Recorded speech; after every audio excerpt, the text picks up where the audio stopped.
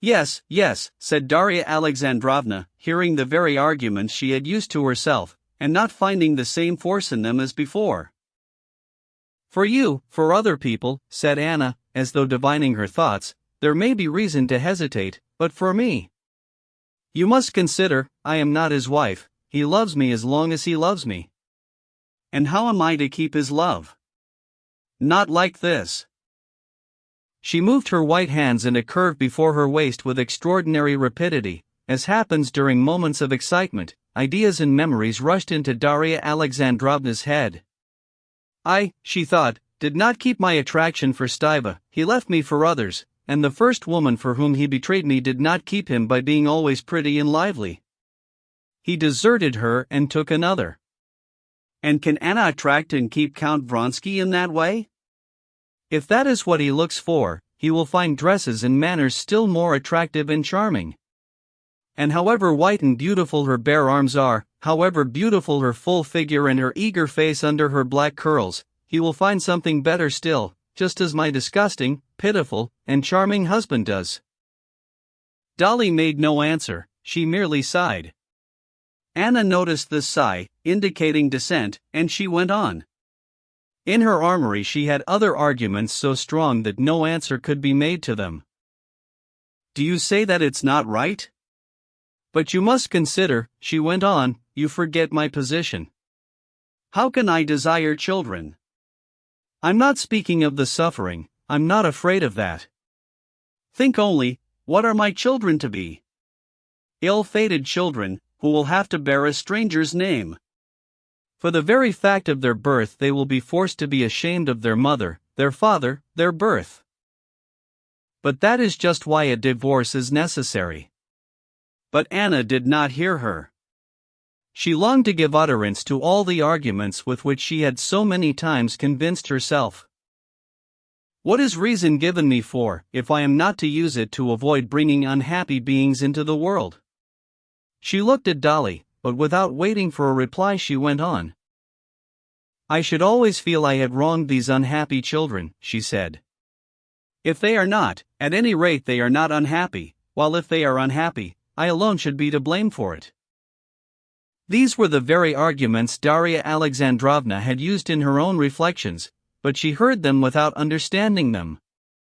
How can one wrong creatures that don't exist? She thought.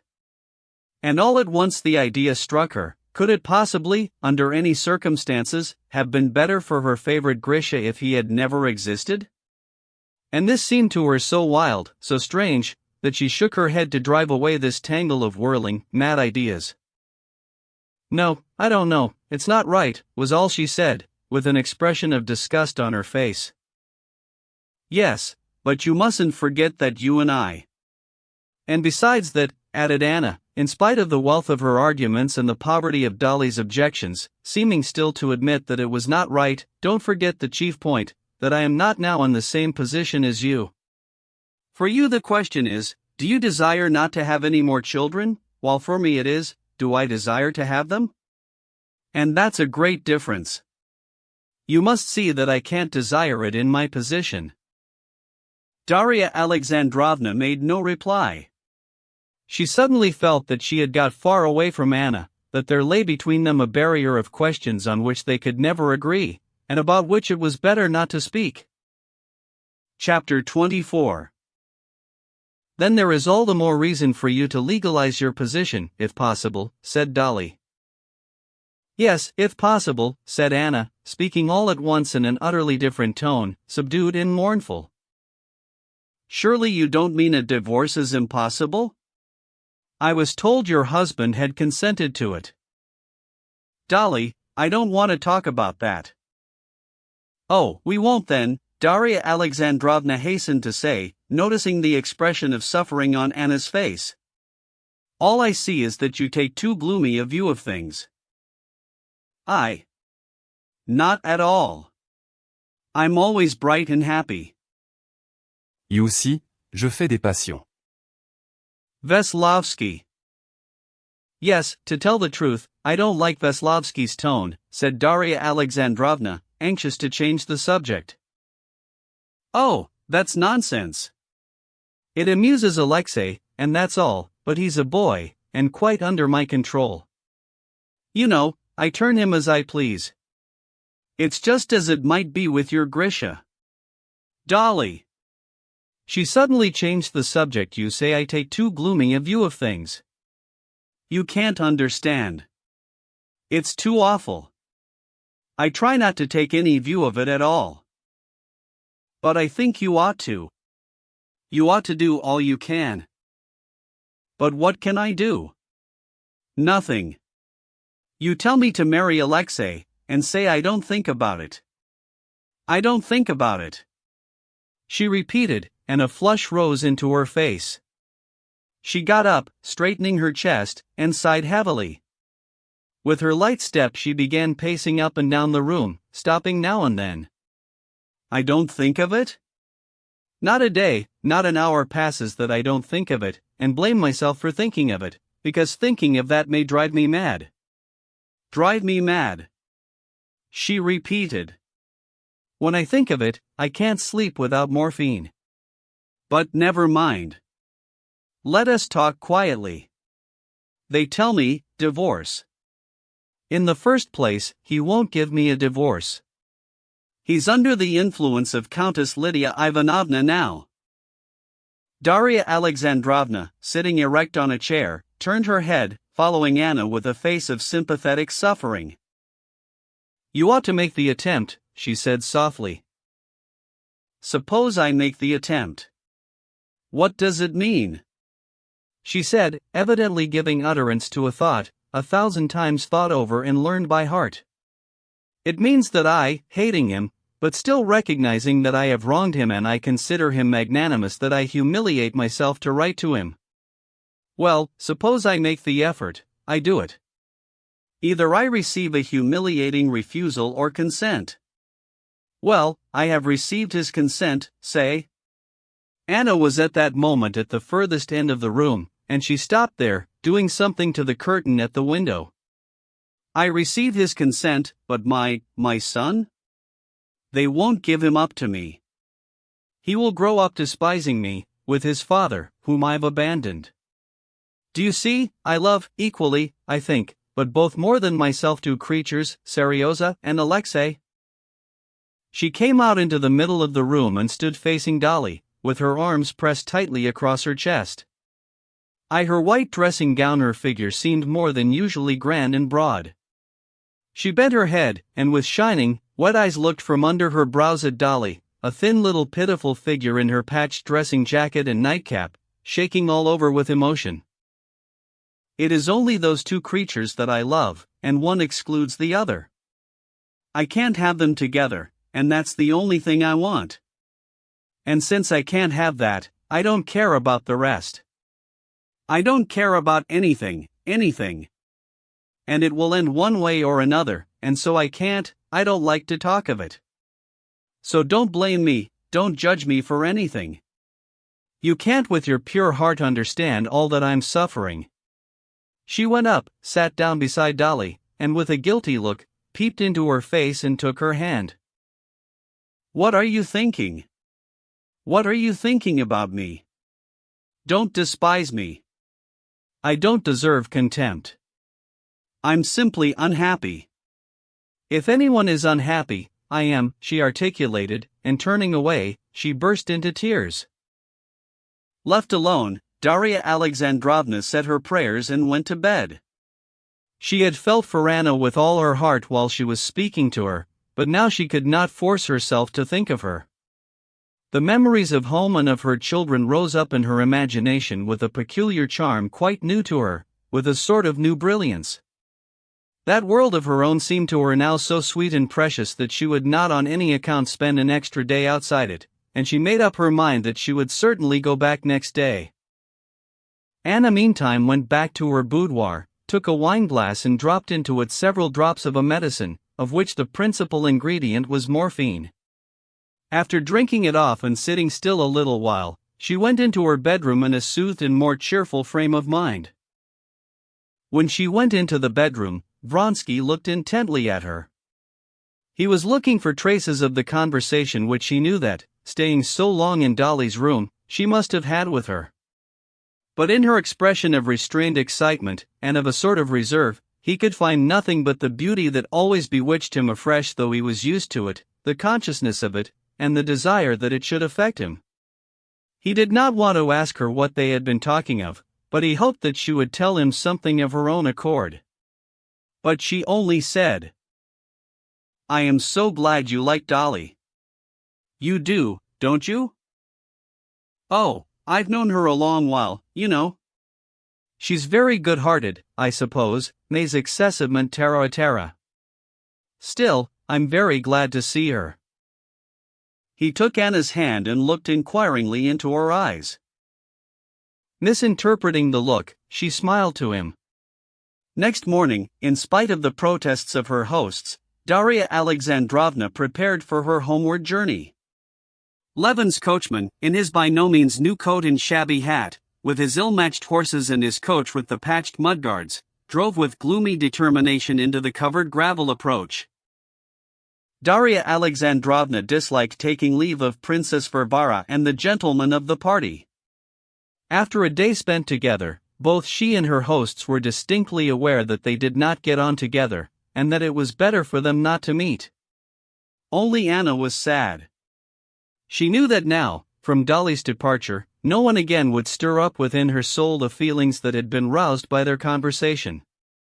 It hurt her to stir up these feelings, but yet she knew that that was the best part of her soul, and that that part of her soul would quickly be smothered in the life she was leading. As she drove out into the open country, Darya Alexandrovna had a delightful sense of relief, and she felt tempted to ask the two men how they had liked being at Vronsky's, when suddenly the coachman, Philip, expressed himself unasked. "Rolling in wealth they may be, but 3 pots of oats was all they gave us. Everything cleared up till there wasn't a grain left by cockcrow." "What are 3 pots?" "A mere mouthful. And oats now down to 45 kopecks. At our place, no fear, all comers may have as much as they can eat."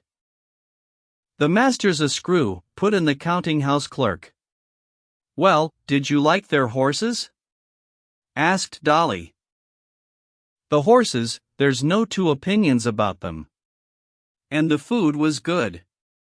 But it seemed to me sort of dreary there, Darya Alexandrovna." "I don't know what you thought," he said, turning his handsome, good-natured face to her. "I thought so too. Well, shall we get home by evening?" We must." On reaching home and finding everyone entirely satisfactory and particularly charming, Darya Alexandrovna began with great liveliness telling them how she had arrived, how warmly they had received her, of the luxury and good taste in which the Vronskys lived, and of their recreations, and she would not allow a word to be said against them. "One has to know Anna and Vronsky. I have got to know him better now to see how nice they are, and how touching," she said, speaking now with perfect sincerity, and forgetting the vague feeling of dissatisfaction and awkwardness she had experienced there. Chapter 25. Vronsky and Anna spent the whole summer and part of the winter in the country, living in just the same condition, and still taking no steps to obtain a divorce. It was an understood thing between them that they should not go away anywhere, but both felt, the longer they lived alone, especially in the autumn, without guests in the house, that they could not stand this existence, and that they would have to alter it. Their life was apparently such that nothing better could be desired. They had the fullest abundance of everything, they had a child, and both had occupation. Anna devoted just as much care to her appearance when they had no visitors, and she did a great deal of reading, both of novels and of what serious literature was in fashion. She ordered all the books that were praised in the foreign papers and reviews she received, and read them with that concentrated attention which is only given to what is read in seclusion. Moreover, every subject that was of interest to Vronsky, she studied in books and special journals, so that he often went straight to her with questions relating to agriculture or architecture, sometimes even with questions relating to horse breeding or sport. He was amazed at her knowledge, her memory, and at first was disposed to doubt it, to ask for confirmation of her facts, and she would find what he asked for in some book, and show it to him. The building of the hospital, too, interested her. She did not merely assist, but planned and suggested a great deal herself. But her chief thought was still of herself, how far she was dear to Vronsky, how far she could make up to him for all he had given up. Vronsky appreciated this desire not only to please, but to serve him, which had become the sole aim of her existence, but at the same time he wearied of the loving snares in which she tried to hold him fast. As time went on, and he saw himself more and more often held fast in these snares, he had an ever-growing desire, not so much to escape from them, as to try whether they hindered his freedom. Had it not been for this growing desire to be free, not to have scenes every time he wanted to go to the town to a meeting or a race, Vronsky would have been perfectly satisfied with his life. The role he had taken up, the role of a wealthy landowner, one of that class which ought to be the very heart of the Russian aristocracy, was entirely to his taste, and now, after spending 6 months in that character, he derived even greater satisfaction from it. And his management of his estate, which occupied and absorbed him more and more, was most successful. In spite of the immense sums cost him by the hospital, by machinery, by cows ordered from Switzerland, and many other things, he was convinced that he was not wasting, but increasing his substance. In all matters affecting income, the sales of timber, wheat, and wool, the letting of lands, Vronsky was hard as a rock, and knew well how to keep up prices. In all operations on a large scale on this and his other estates, he kept to the simplest methods involving no risk, and in trifling details he was careful and exacting to an extreme degree. In spite of all the cunning and ingenuity of the German steward, who would try to tempt him into purchases by making his original estimate always far larger than really required, and then representing to Vronsky that he might get the thing cheaper, and so make a profit, Vronsky did not give in. He listened to his steward, cross-examined him, and only agreed to his suggestions when the implement to be ordered or constructed was the very newest, not yet known in Russia, and likely to excite wonder. Apart from such exceptions, he resolved upon an increased outlay only where there was a surplus, and in making such an outlay he went into the minutest details, and insisted on getting the very best for his money, so that by the method on which he managed his affairs, it was clear that he was not wasting, but increasing his substance.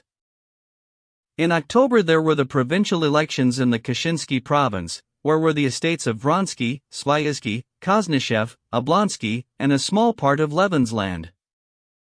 These elections were attracting public attention from several circumstances connected with them, and also from the people taking part in them. There had been a great deal of talk about them, and great preparations were being made for them. Persons who never attended the elections were coming from Moscow, from Petersburg, and from abroad to attend these.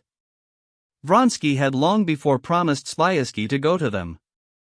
Before the elections Sviazhsky, who often visited Vozdvizhensko, drove over to fetch Vronsky. On the day before there had been almost a quarrel between Vronsky and Anna over this proposed expedition. It was the very dullest autumn weather, which is so dreary in the country, and so, preparing himself for a struggle, Vronsky, with a hard and cold expression, informed Anna of his departure as he had never spoken to her before. But, to his surprise, Anna accepted the information with great composure, and merely asked when he would be back. He looked intently at her, at a loss to explain this composure. She smiled at his look. He knew that way she had of withdrawing into herself, and knew that it only happened when she had determined upon something without letting him know her plans. He was afraid of this, but he was so anxious to avoid a scene that he kept up appearances, and half sincerely believed in what he longed to believe in her reasonableness. "I hope you won't be dull?" "I hope not," said Anna. "I got a box of books yesterday from Gautier's." "No, I shan't be dull." She's trying to take that tone, and so much the better, he thought, or else it would be the same thing over and over again. And he set off for the elections without appealing to her for a candid explanation. It was the first time since the beginning of their intimacy that he had parted from her without a full explanation. From one point of view this troubled him, but on the other side he felt that it was better so. At first there will be, as this time, something undefined kept back, and then she will get used to it. In any case I can give up anything for her, but not my masculine independence, he thought. Chapter 26.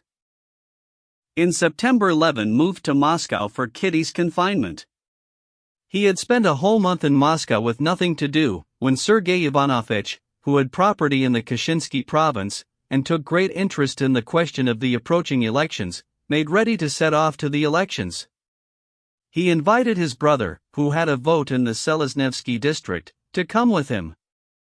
Levin had, moreover, to transact in Kashin some extremely important business relating to the wardship of land and to the receiving of certain redemption money for his sister, who was abroad. Levin still hesitated, but Kitty, who saw that he was bored in Moscow, and urged him to go, on her own authority ordered him the proper nobleman's uniform, costing £7. And that £7 paid for the uniform was the chief cause that finally decided Levin to go. He went to Kashin. Levin had been 6 days in Kashin, visiting the assembly each day, and busily engaged about his sister's business, which still dragged on. The district marshals of nobility were all occupied with the elections, and it was impossible to get the simplest thing done that depended upon the court of wardship. The other matter, the payment of the sums due, was met too by difficulties. After long negotiations over the legal details, the money was at last ready to be paid, but the notary, a most obliging person, could not hand over the order, because it must have the signature of the president, and the president, though he had not given over his duties to a deputy, was at the elections. All these worrying negotiations, this endless going from place to place, and talking with pleasant and excellent people, who quite saw the unpleasantness of the petitioner's position, but were powerless to assist him. All these efforts that yielded no result, led to a feeling of misery in Levin akin to the mortifying helplessness one experiences in dreams when one tries to use physical force. He felt this frequently as he talked to his most good-natured solicitor. This solicitor did, it seemed, everything possible, and strained every nerve to get him out of his difficulties. "I tell you what you might try," he said more than once, "go to so-and-so and so-and-so," and the solicitor drew up a regular plan for getting round the fatal point that hindered everything. But he would add immediately, "It'll mean some delay, anyway, but you might try it." And Levin did try, and did go. Everyone was kind and civil, but the point evaded seemed to crop up again in the end, and again to bar the way. What was particularly trying was that Levin could not make out with whom he was struggling, to whose interest it was that his business should not be done. That no one seemed to know, the solicitor certainly did not know. If Levin could have understood why, just as he saw why one can only approach the booking office of a railway station in single file, it would not have been so vexatious and tiresome to him. But with the hindrances that confronted him in his business, no one could explain why they existed. But Levin had changed a good deal since his marriage. He was patient, and if he could not see why it was all arranged like this, he told himself that he could not judge without knowing all about it, and that most likely it must be so, and he tried not to fret. In attending the elections, too, and taking part in them, he tried now not to judge, not to fall foul of them, but to comprehend as fully as he could the question which was so earnestly and ardently absorbing honest and excellent men whom he respected. Since his marriage there had been revealed to Levin so many new and serious aspects of life that had previously, through his frivolous attitude to them, seemed of no importance, that in the question of the elections too he assumed and tried to find some serious significance. Sergei Ivanovich explained to him the meaning and object of the proposed revolution at the elections. The marshal of the province in whose hands the law had placed the control of so many important public functions. The guardianship of wards, the very department which was giving Levin so much trouble just now, the disposal of large sums subscribed by the nobility of the province, the high schools, female, male, and military, and popular instruction on the new model, and finally, the district council. The marshal of the province, Snetkov, was a nobleman of the old school, dissipating an immense fortune, a good-hearted man, honest after his own fashion, but utterly without any comprehension of the needs of modern days. He always took, in every question, the side of the nobility. He was positively antagonistic to the spread of popular education, and he succeeded in giving a purely party character to the district council which ought by rights to be of such an immense importance. What was needed was to put in his place a fresh, capable, perfectly modern man, of contemporary ideas, and to frame their policy so as from the rights conferred upon the nobles, not as the nobility, but as an element of the district council, to extract all the powers of self-government that could possibly be derived from them. In the wealthy Kashinsky province, which always took the lead of other provinces in everything, there was now such a preponderance of forces that this policy, once carried through properly there, might serve as a model for other provinces for all Russia. And hence the whole question was of the greatest importance. It was proposed to elect as marshal in place of Snetkov either Sviazhsky, or, better still, Nevidovsky, a former university professor, a man of remarkable intelligence and a great friend of Sergei Ivanovitch. The meeting was opened by the governor, who made a speech to the nobles, urging them to elect the public functionaries, not from regard for persons, but for the service and welfare of their fatherland, and hoping that the honorable nobility of the Kashinsky province would, as at all former elections, hold their duty as sacred, and vindicate the exalted confidence of the monarch. When he had finished with his speech, the governor walked out of the hall, and the noblemen noisily and eagerly, some even enthusiastically, followed him and thronged round him while he put on his fur coat and conversed amicably with the marshal of the province. Levin, anxious to see into everything and not to miss anything, stood there too in the crowd, and heard the governor say, "Please tell Maria Ivanovna my wife is very sorry she couldn't come to the home." And thereupon the nobles in high good humor sorted out their fur coats and all drove off to the cathedral. In the cathedral Levin, lifting his hand like the rest and repeating the words of the archdeacon, swore with most terrible oaths to do all the governor had hoped they would do. Church services always affected Levin, and as he uttered the words "I kiss the cross," and glanced round at the crowd of young and old men repeating the same, he felt touched. On the second and third days there was business relating to the finances of the nobility in the female high school, of no importance whatever, as Sergei Ivanovitch explained, and Levin, busy seeing after his own affairs, did not attend the meetings. On the fourth day the auditing of the marshal's accounts took place at the high table of the marshal of the province. And then there occurred the first skirmish between the new party and the old. The committee who had been deputed to verify the accounts reported to the meeting that all was in order. The marshal of the province got up, thanked the nobility for their confidence, and shed tears. The nobles gave him a loud welcome, and shook hands with him. But at that instant a nobleman of Sergei Ivanovitch's party said that he had heard that the committee had not verified the accounts, considering such a verification an insult to the marshal of the province. One of the members of the committee incautiously admitted this. Then a small gentleman, very young-looking but very malignant, began to say that it would probably be agreeable to the marshal of the province to give an account of his expenditures of the public moneys, and that the misplaced delicacy of the members of the committee was depriving him of this moral satisfaction. Then the members of the committee tried to withdraw their admission, and Sergei Ivanovitch began to prove that they must logically admit either that they had verified the accounts or that they had not, and he developed this dilemma in detail. Sergei Ivanovitch was answered by the spokesman of the opposite party. Then Sviazhsky spoke, and then the malignant gentleman again. The discussion lasted a long time and ended in nothing. Levin was surprised that they should dispute upon this subject so long, especially as, when he asked Sergei Ivanovitch whether he supposed that money had been misappropriated, Sergei Ivanovitch answered, "Oh, no. He's an honest man. But those old-fashioned methods of paternal family arrangements in the management of provincial affairs must be broken down." On the fifth day came the elections of the district marshals. It was rather a stormy day in several districts. In the Seleznevsky district Sviazhsky was elected unanimously without a ballot, and he gave a dinner that evening. Chapter 27. The sixth day was fixed for the election of the marshal of the province. The rooms, large and small, were full of noblemen in all sorts of uniforms.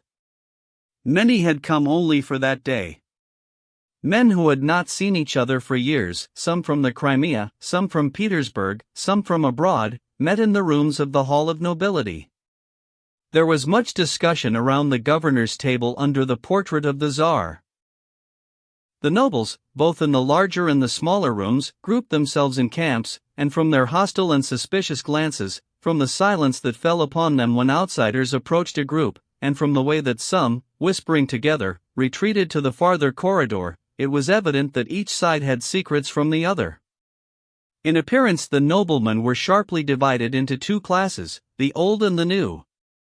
The old were for the most part either in old uniforms of the nobility, buttoned up closely, with spurs and hats, or in their own special naval, cavalry, infantry, or official uniforms. The uniforms of the older men were embroidered in the old-fashioned way with epaulettes on their shoulders. They were unmistakably tight and short in the waist, as though their wearers had grown out of them. The younger men wore the uniform of the nobility with long waists and broad shoulders, unbuttoned over white waistcoats, or uniforms with black collars and with the embroidered badges of justices of the peace. To the younger men belonged the court uniforms that here and there brightened up the crowd. But the division into young and old did not correspond with the division of parties.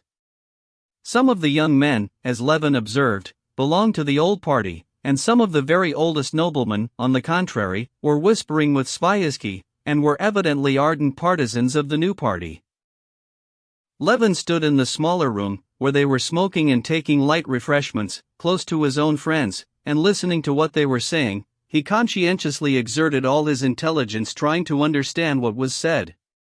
Sergei Ivanovich was the center round which the others grouped themselves. He was listening at that moment to Sviazhsky and Hlyastov, the marshal of another district, who belonged to their party. Hlyastov would not agree to go with his district to ask Snetkov to stand, while Sviazhsky was persuading him to do so, and Sergei Ivanovich was approving of the plan. Levin could not make out why the opposition was to ask the marshal to stand whom they wanted to supersede. Stepan Arkadyevitch, who had just been drinking and taking some lunch, came up to them in his uniform of a gentleman of the bedchamber, wiping his lips with a perfumed handkerchief of bordered batiste. "We are placing our forces," he said, pulling out his whiskers, Sergei Ivanovich. And listening to the conversation, he supported Sviazhsky's contention. "One district's enough, and Sviazhsky's obviously of the opposition," he said, words evidently intelligible to all except Levin. "Why, Kostya, you here too? I suppose you're converted, eh?" he added, turning to Levin and drawing his arm through his. Levin would have been glad indeed to be converted, but could not make out what the point was, and retreating a few steps from the speakers, he explained to Stepan Arkadyevitch his inability to understand why the marshal of the province should be asked to stand. Said Stepan Arkadyevitch, and briefly and clearly he explained it to Levin. If, as at previous elections, all the districts asked the marshal of the province to stand, then he would be elected without a ballot. That must not be. Now 8 districts had agreed to call upon him. If 2 refused to do so, Snetkov might decline to stand at all, and then the old party might choose another of their party, which would throw them completely out in their reckoning. But if only one district, Sviazhsky's, did not call upon him to stand, Snetkov would let himself be balloted for. They were even, some of them, going to vote for him, and purposely to let him get a good many votes, so that the enemy might be thrown off the scent, and when a candidate of the other side was put up, they too might give him some votes. Levin understood to some extent, but not fully, and would have put a few more questions, when suddenly everyone began talking and making a noise and they moved towards the big room. "What is it?" "Eh? Whom? No guarantee? Whose? What? They won't pass him? No guarantee? They won't let Flerov in?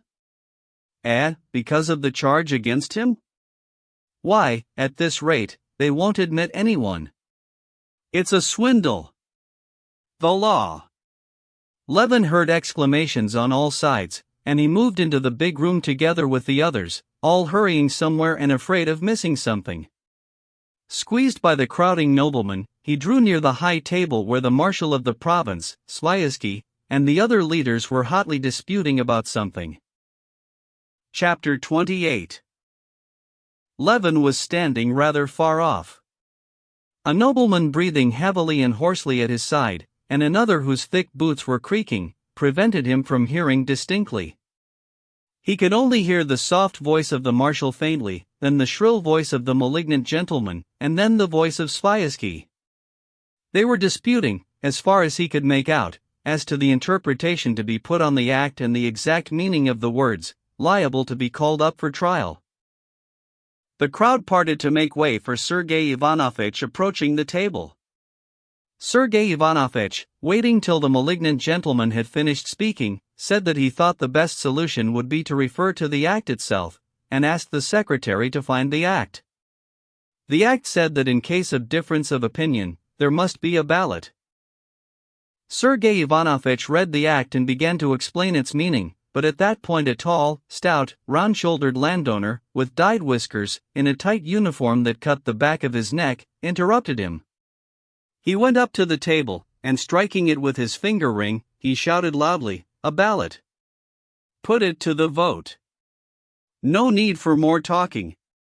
Then several voices began to talk all at once, and the tall nobleman with the ring, getting more and more exasperated, shouted more and more loudly. But it was impossible to make out what he said. He was shouting for the very course Sergei Ivanovitch had proposed, but it was evident that he hated him and all his party, and this feeling of hatred spread through the whole party and roused in opposition to it the same vindictiveness, though in a more seemly form, on the other side. Shouts were raised, and for a moment all was confusion, so that the marshal of the province had to call for order. "A ballot! A ballot! Every nobleman sees it. We shed our blood for our country. The confidence of the monarch. No checking the accounts of the marshal, he's not a cashier. But that's not the point. Votes, please. Beastly!" shouted furious and violent voices on all sides. Looks and faces were even more violent and furious than their words. They expressed the most implacable hatred. Levin did not in the least understand what was the matter, and he marveled at the passion with which it was disputed whether or not the decision about Flerov should be put to the vote. He forgot, as Sergei Ivanovitch explained to him afterwards, this syllogism, that it was necessary for the public good to get rid of the marshal of the province, that to get rid of the marshal it was necessary to have a majority of votes, that to get a majority of votes it was necessary to secure Flerov's right to vote, that to secure the recognition of Flerov's right to vote they must decide on the interpretation to be put on the act. And one vote may decide the whole question, and one must be serious and consecutive if one wants to be of use in public life, concluded Sergei Ivanovitch. But Levin forgot all that, and it was painful to him to see all these excellent persons, for whom he had a respect, in such an unpleasant and vicious state of excitement. To escape from this painful feeling he went away into the other room where there was nobody except the waiters at the refreshment bar. Seeing the waiters busy over washing up the crockery and setting in order their plates and wineglasses, seeing their calm and cheerful faces, Levin felt an unexpected sense of relief as though he had come out of a stuffy room into the fresh air. He began walking up and down, looking with pleasure at the waiters. He particularly liked the way one grey-whiskered waiter, who showed his scorn for the other younger ones and was jeered at by them, was teaching them how to fold up napkins properly. Levin was just about to enter into conversation with the old waiter, when the secretary of the court of wardship, a little old man whose specialty it was to know all the noblemen of the province by name and patronymic, drew him away. "Please come, Konstantin Dmitrievich," he said, "your brother's looking for you. They are voting on the legal point." Levin walked into the room, received a white ball, and followed his brother, Sergei Ivanovitch, to the table where Sviazhsky was standing with a significant and ironical face, holding his beard in his fist and sniffing at it. Sergei Ivanovitch put his hand into the box, put the ball somewhere, and making room for Levin, stopped. Levin advanced, but utterly forgetting what he was to do, and much embarrassed, he turned to Sergei Ivanovitch with the question, "Where am I to put it?" He asked this softly, at a moment when there was talking going on near, so that he had hoped his question would not be overheard. But the person speaking paused, and his improper question was overheard. Sergei Ivanovich frowned. "That is a matter for each man's own decision," he said severely. Several people smiled. Levin crimsoned, hurriedly thrust his hand under the cloth, and put the ball to the right as it was in his right hand. Having put it in, he recollected that he ought to have thrust his left hand too, and so he thrust it in though too late, and, still more overcome with confusion, he beat a hasty retreat into the background. 126 for admission. 98 against. Sang out the voice of the secretary, who could not pronounce the letter R. Then there was a laugh, a button and 2 nuts were found in the box. The nobleman was allowed the right to vote, and the new party had conquered. But the old party did not consider themselves conquered. Levin heard that they were asking Snetkov to stand, and he saw that a crowd of noblemen was surrounding the marshal, who was saying something. Levin went nearer. In reply, Snetkov spoke of the trust the noblemen of the province had placed in him, the affection they had shown him, which he did not deserve, as his only merit had been his attachment to the nobility, to whom he had devoted 12 years of service. Several times he repeated the words, "I have served to the best of my powers with truth and good faith, I value your goodness and thank you," and suddenly he stopped short from the tears that choked him, and went out of the room. Whether these tears came from a sense of the injustice being done him, from his love for the nobility, or from the strain of the position he was placed in, feeling himself surrounded by enemies, his emotion infected the assembly, the majority were touched, and Levin felt a tenderness for Snetkov. In the doorway the marshal of the province jostled against Levin. "Beg pardon, excuse me, please," he said as to a stranger, but recognizing Levin, he smiled timidly. It seemed to Levin that he would have liked to say something, but could not speak for emotion. His face and his whole figure in his uniform with the crosses, and white trousers striped with braid, as he moved hurriedly along, reminded Levin of some hunted beast who sees that he is in evil case. This expression in the marshal's face was particularly touching to Levin, because, only the day before, he had been at his house about his trustee business and had seen him in all his grandeur, a kind-hearted, fatherly man. The big house with the old family furniture, the rather dirty, far from stylish, but respectful footmen, unmistakably old house serfs who had stuck to their master, the stout, good-natured wife in a cap with lace and a Turkish shawl, petting her pretty grandchild, her daughter's daughter, the young son, a sixth-form high school boy, coming home from school, and greeting his father, kissing his big hand, the genuine, cordial words and gestures of the old man. All this had the day before roused an instinctive feeling of respect and sympathy in Levin.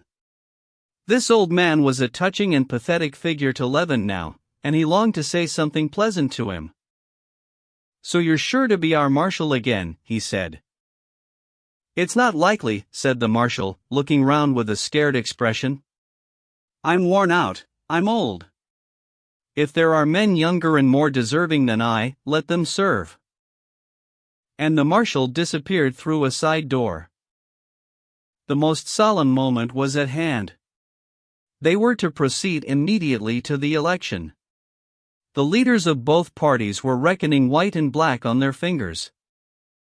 The discussion upon Flarev had given the new party not only Flarev's vote, but had also gained time for them, so that they could send to fetch 3 noblemen who had been rendered unable to take part in the elections by the wiles of the other party. 2 noble gentlemen, who had a weakness for strong drink, had been made drunk by the partisans of Snetkov, and a third had been robbed of his uniform.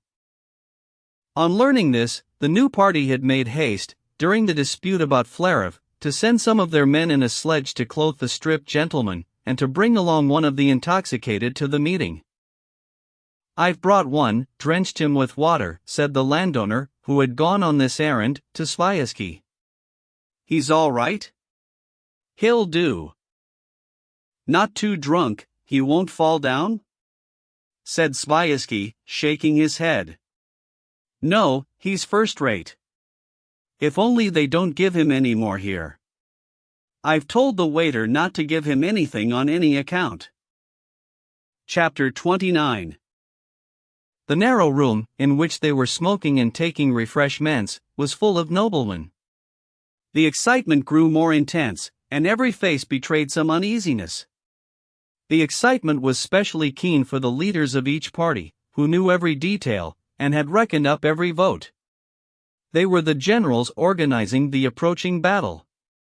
The rest, like the rank and file before an engagement, though they were getting ready for the fight, sought for other distractions in the interval.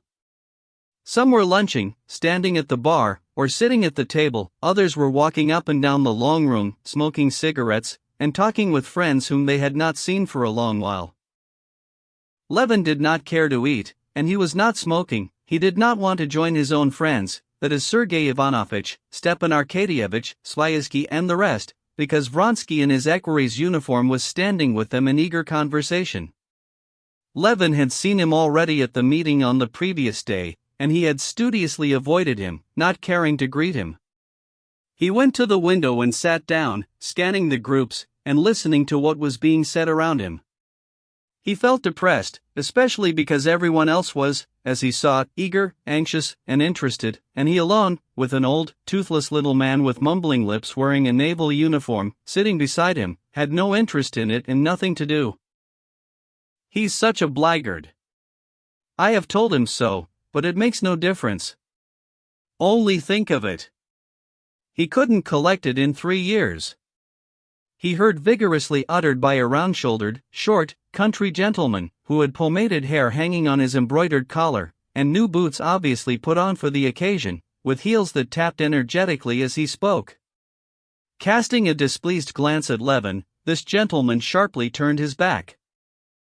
"Yes, it's a dirty business, there's no denying," a small gentleman assented in a high voice. Next, a whole crowd of country gentlemen, surrounding a stout general, hurriedly came near Levin. These persons were unmistakably seeking a place where they could talk without being overheard. "How dare he say I had his breeches stolen? Pawned them for drink, I expect. Damn the fellow, prince indeed. He'd better not say it, the beast.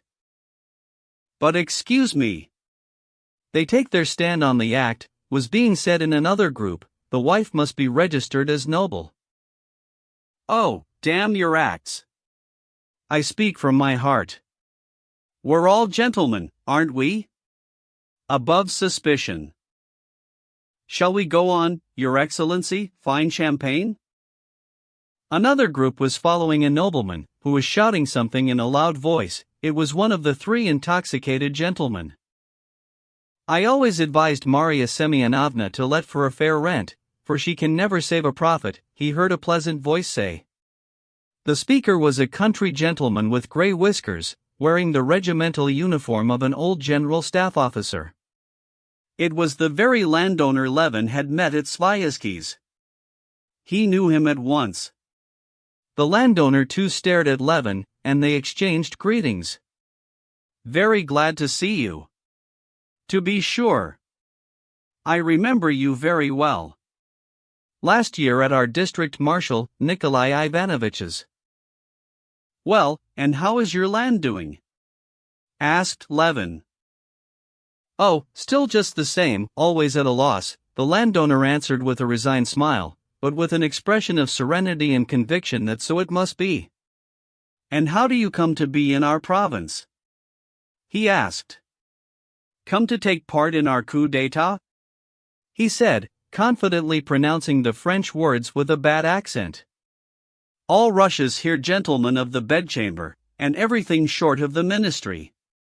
He pointed to the imposing figure of Stepan Arkadyevich in white trousers and his court uniform, walking by with a general. "I ought to own that I don't very well understand the drift of the provincial elections," said Levin. The landowner looked at him. "Why, what is there to understand? There's no meaning in it at all. It's a decaying institution that goes on running only by the force of inertia. Just look, the very uniforms tell you that it's an assembly of justices of the peace, permanent members of the court, and so on, but not of noblemen." "Then why do you come?" asked Levin. "From habit, nothing else. Then, too, one must keep up connections. It's a moral obligation of a sort. And then, to tell the truth, there's one's own interests. My son-in-law wants to stand as a permanent member. They're not rich people, and he must be brought forward. These gentlemen, now, what do they come for? He said, pointing to the malignant gentleman who was talking at the high table. That's the new generation of nobility. New it may be, but nobility it isn't. They're proprietors of a sort, but we're the landowners. As noblemen, they're cutting their own throats. But you say it's an institution that's served its time. That it may be, but still it ought to be treated a little more respectfully. Snetkov, now, we may be of use, or we may not, but we're the growth of 1,000 years. If we're laying out a garden, planting one before the house, you know, and there you've a tree that's stood for centuries in the very spot. Old and gnarled it may be, and yet you don't cut down the old fellow to make room for the flower beds, but lay out your beds so as to take advantage of the tree. You won't grow him again in a year, he said cautiously, and he immediately changed the conversation. Well, and how is your land doing? Oh, not very well. I make 5%. Yes, but you don't reckon your own work. Aren't you worth something too? I'll tell you my own case. Before I took to seeing after the land, I had a salary of £300 from the service. Now I do more work than I did in the service, and like you I get 5% on the land, and thank God for that. But one's work is thrown in for nothing. Then why do you do it, if it's a clear loss? Oh, well, one does it. What would you have? It's habit, and one knows it's how it should be. And what's more, the landowner went on, leaning his elbows on the window and chatting on, my son, I must tell you, has no taste for it. There's no doubt he'll be a scientific man. So there'll be no one to keep it up. And yet one does it. Here this year I've planted an orchard. Yes, said Levin, that's perfectly true. I always feel there's no real balance of gain in my work on the land, and yet one does it. It's a sort of duty one feels to the land.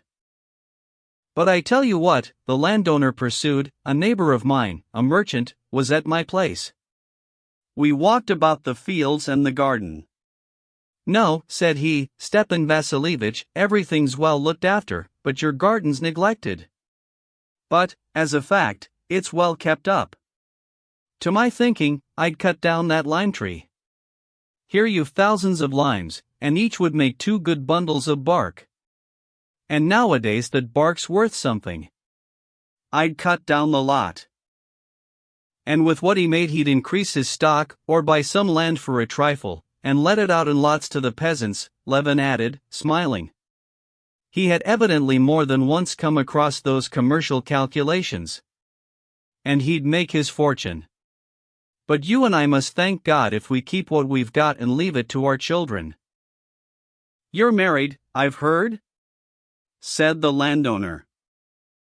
Yes, Levin answered, with proud satisfaction. Yes, it's rather strange, he went on. So we live without making anything, as though we were ancient vestals set to keep in a fire. The landowner chuckled under his white mustaches. There are some among us, too, like our friend Nikolai Ivanovitch, or Count Vronsky, that's settled here lately, who try to carry on their husbandry as though it were a factory, but so far it leads to nothing but making away with capital on it. But why is it we don't do like the merchants? Why don't we cut down our parks for timber? Said Levin, returning to a thought that had struck him. Why, as you said, to keep the fire in. Besides, that's not work for a nobleman.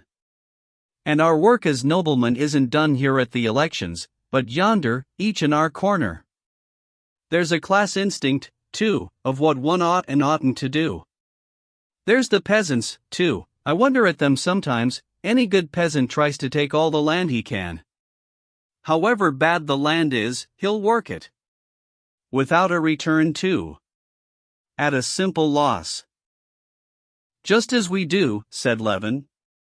Very, very glad to have met you, he added, seeing Sviazhsky approaching him. And here we've met for the first time since we met at your place, said the landowner to Sviazhsky, and we've had a good talk too. Well, have you been attacking the new order of things? Said Sviazhsky with a smile. That we're bound to do. You've relieved your feelings? Chapter 30. Sviazhsky took Levin's arm, and went with him to his own friends. This time there was no avoiding Vronsky. He was standing with Stepan Arkadyevitch and Sergei Ivanovitch, and looking straight at Levin as he drew near. Delighted. I believe I've had the pleasure of meeting you, at Princess Shcherbatatsky's, he said, giving Levin his hand. Yes, I quite remember our meeting, said Levin, and blushing crimson, he turned away immediately, and began talking to his brother. With a slight smile Vronsky went on talking to Sviazhsky, obviously without the slightest inclination to enter into conversation with Levin. But Levin, as he talked to his brother, was continually looking round at Vronsky, trying to think of something to say to him to gloss over his rudeness. What are we waiting for now? Asked Levin, looking at Sviazhsky and Vronsky. For Snetkov. He has to refuse or to consent to stand, answered Sviazhsky. Well, and what has he done, consented or not? That's the point, that he's done neither, said Vronsky. And if he refuses, who will stand then? Asked Levin, looking at Vronsky. Whoever chooses to, said Sviazhsky. Shall you? Asked Levin. Certainly not I, said Sviazhsky, looking confused, and turning an alarmed glance at the malignant gentleman, who was standing beside Sergei Ivanovitch. Who then? Nevidovsky? Said Levin, feeling he was putting his foot into it. But this was worse still. Nevidovsky and Sviazhsky were the two candidates. I certainly shall not, under any circumstances, answered the malignant gentleman. This was Nevidovsky himself. Sviazhsky introduced him to Levin. Well, you find it exciting too? Said Stepan Arkadyevitch, winking at Vronsky. It's something like a race. One might bet on it. Yes, it is keenly exciting, said Vronsky. And once taking the thing up, one's eager to see it through. It's a fight, he said, scowling and setting his powerful jaws. What a capable fellow Sviazhsky is. Sees it all so clearly. Oh, yes. Vronsky assented indifferently. A silence followed, during which Vronsky, since he had to look at something, looked at Levin, at his feet, at his uniform, then at his face, and noticing his gloomy eyes fixed upon him, he said, in order to say something. How is it that you, living constantly in the country, are not a justice of the peace? You are not in the uniform of one. It's because I consider that the justice of the peace is a silly institution, Levin answered gloomily. He had been all the time looking for an opportunity to enter into conversation with Vronsky, so as to smooth over his rudeness at their first meeting. I don't think so, quite the contrary, Vronsky said, with quiet surprise. It's a plaything, Levin cut him short. We don't want justices of the peace. I've never had a single thing to do with them during 8 years. And what I have had was decided wrongly by them. The justice of the peace is over 30 miles from me. For some matter of 2 rubles I should have to send a lawyer, who costs me 15. And he related how a peasant had stolen some flour from the miller, and when the miller told him of it, had lodged a complaint for slander. All this was utterly uncalled for and stupid, and Levin felt it himself as he said it. Oh, this is such an original fellow, said Stepan Arkadyevitch with his most soothing, almond oil smile. But come along, I think they're voting. And they separated. I can't understand, said Sergei Ivanovitch, who had observed his brother's clumsiness, "I can't understand how anyone can be so absolutely devoid of political tact. That's where we Russians are so deficient. The marshal of the province is our opponent, and with him your amico shown, and you beg him to stand. Count Vronsky, now, I'm not making a friend of him, he's asked me to dinner, and I'm not going, but he's one of our side, why make an enemy of him? Then you ask Nevidovsky if he's going to stand. That's not a thing to do. Oh, I don't understand it at all. And it's all such nonsense," Levin answered gloomily. "You say it's all such nonsense, but as soon as you have anything to do with it, you make a muddle." Levin did not answer, and they walked together into the big room. The marshal of the province, though he was vaguely conscious in the air of some trap being prepared for him, and though he had not been called upon by all to stand, had still made up his mind to stand. All was silence in the room. The secretary announced in a loud voice that the captain of the guards, Mikhail Stepanovich Snetkov, would now be balloted for as marshal of the province. The district marshals walked carrying plates, on which were balls, from their tables to the high table, and the election began. "Put it in the right side," whispered Stepan Arkadyevich, as with his brother Levin followed the marshal of his district to the table. But Levin had forgotten by now the calculations that had been explained to him, and was afraid Stepan Arkadyevich might be mistaken in saying the right side. Surely Snetkov was the enemy. As he went up, he held the ball in his right hand, but thinking he was wrong, just at the box he changed to the left hand, and undoubtedly put the ball to the left. An adept in the business, standing at the box and seeing by the mere action of the elbow where each put his ball, scowled with annoyance. It was no good for him to use his insight. Everything was still, and the counting of the balls was heard. Then a single voice rose and proclaimed the numbers for and against. The marshal had been voted for by a considerable majority. All was noise and eager movement towards the doors. Snetkov came in, and the nobles thronged round him, congratulating him. "Well, now is it over?" Levin asked Sergei Ivanovich. "It's only just beginning," Sviazhsky said, replying for Sergei Ivanovich with a smile. "Some other candidate may receive more votes than the marshal." Levin had quite forgotten about that. Now he could only remember that there was some sort of trickery in it, but he was too bored to think what it was exactly. He felt depressed, and longed to get out of the crowd. As no one was paying any attention to him, and no one apparently needed him, he quietly slipped away into the little room where the refreshments were, and again had a great sense of comfort when he saw the waiters. The little old waiter pressed him to have something, and Levin agreed. After eating a cutlet with beans and talking to the waiters of their former masters, Levin, not wishing to go back to the hall, where it was also distasteful to him, proceeded to walk through the galleries. The galleries were full of fashionably dressed ladies, leaning over the balustrade and trying not to lose a single word of what was being said below. With the ladies were sitting and standing smart lawyers, high school teachers in spectacles, and officers.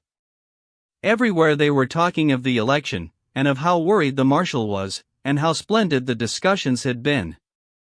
In one group Levin heard his brother's praises. One lady was telling a lawyer, "How glad I am I heard Koznishev. It's worth losing one's dinner. He's exquisite. So clear and distinct all of it. There's not one of you in the law courts that speaks like that. The only one is Maydell, and he's not so eloquent by a long way." Finding a free place, Levin leaned over the balustrade and began looking and listening. All the noblemen were sitting railed off behind barriers according to their districts. In the middle of the room stood a man in a uniform, who shouted in a loud, high voice, "As a candidate for the marshalship of the nobility of the province we call upon Staff Captain Yevgeny Ivanovich Aputin." A dead silence followed, and then a weak old voice was heard, "Declined." "We call upon the Privy Councillor Pyotr Petrovich Bol," the voice began again. "Declined." A high boyish voice replied, Again it began, and again declined. And so it went on for about an hour. Levin, with his elbows on the balustrade, looked and listened.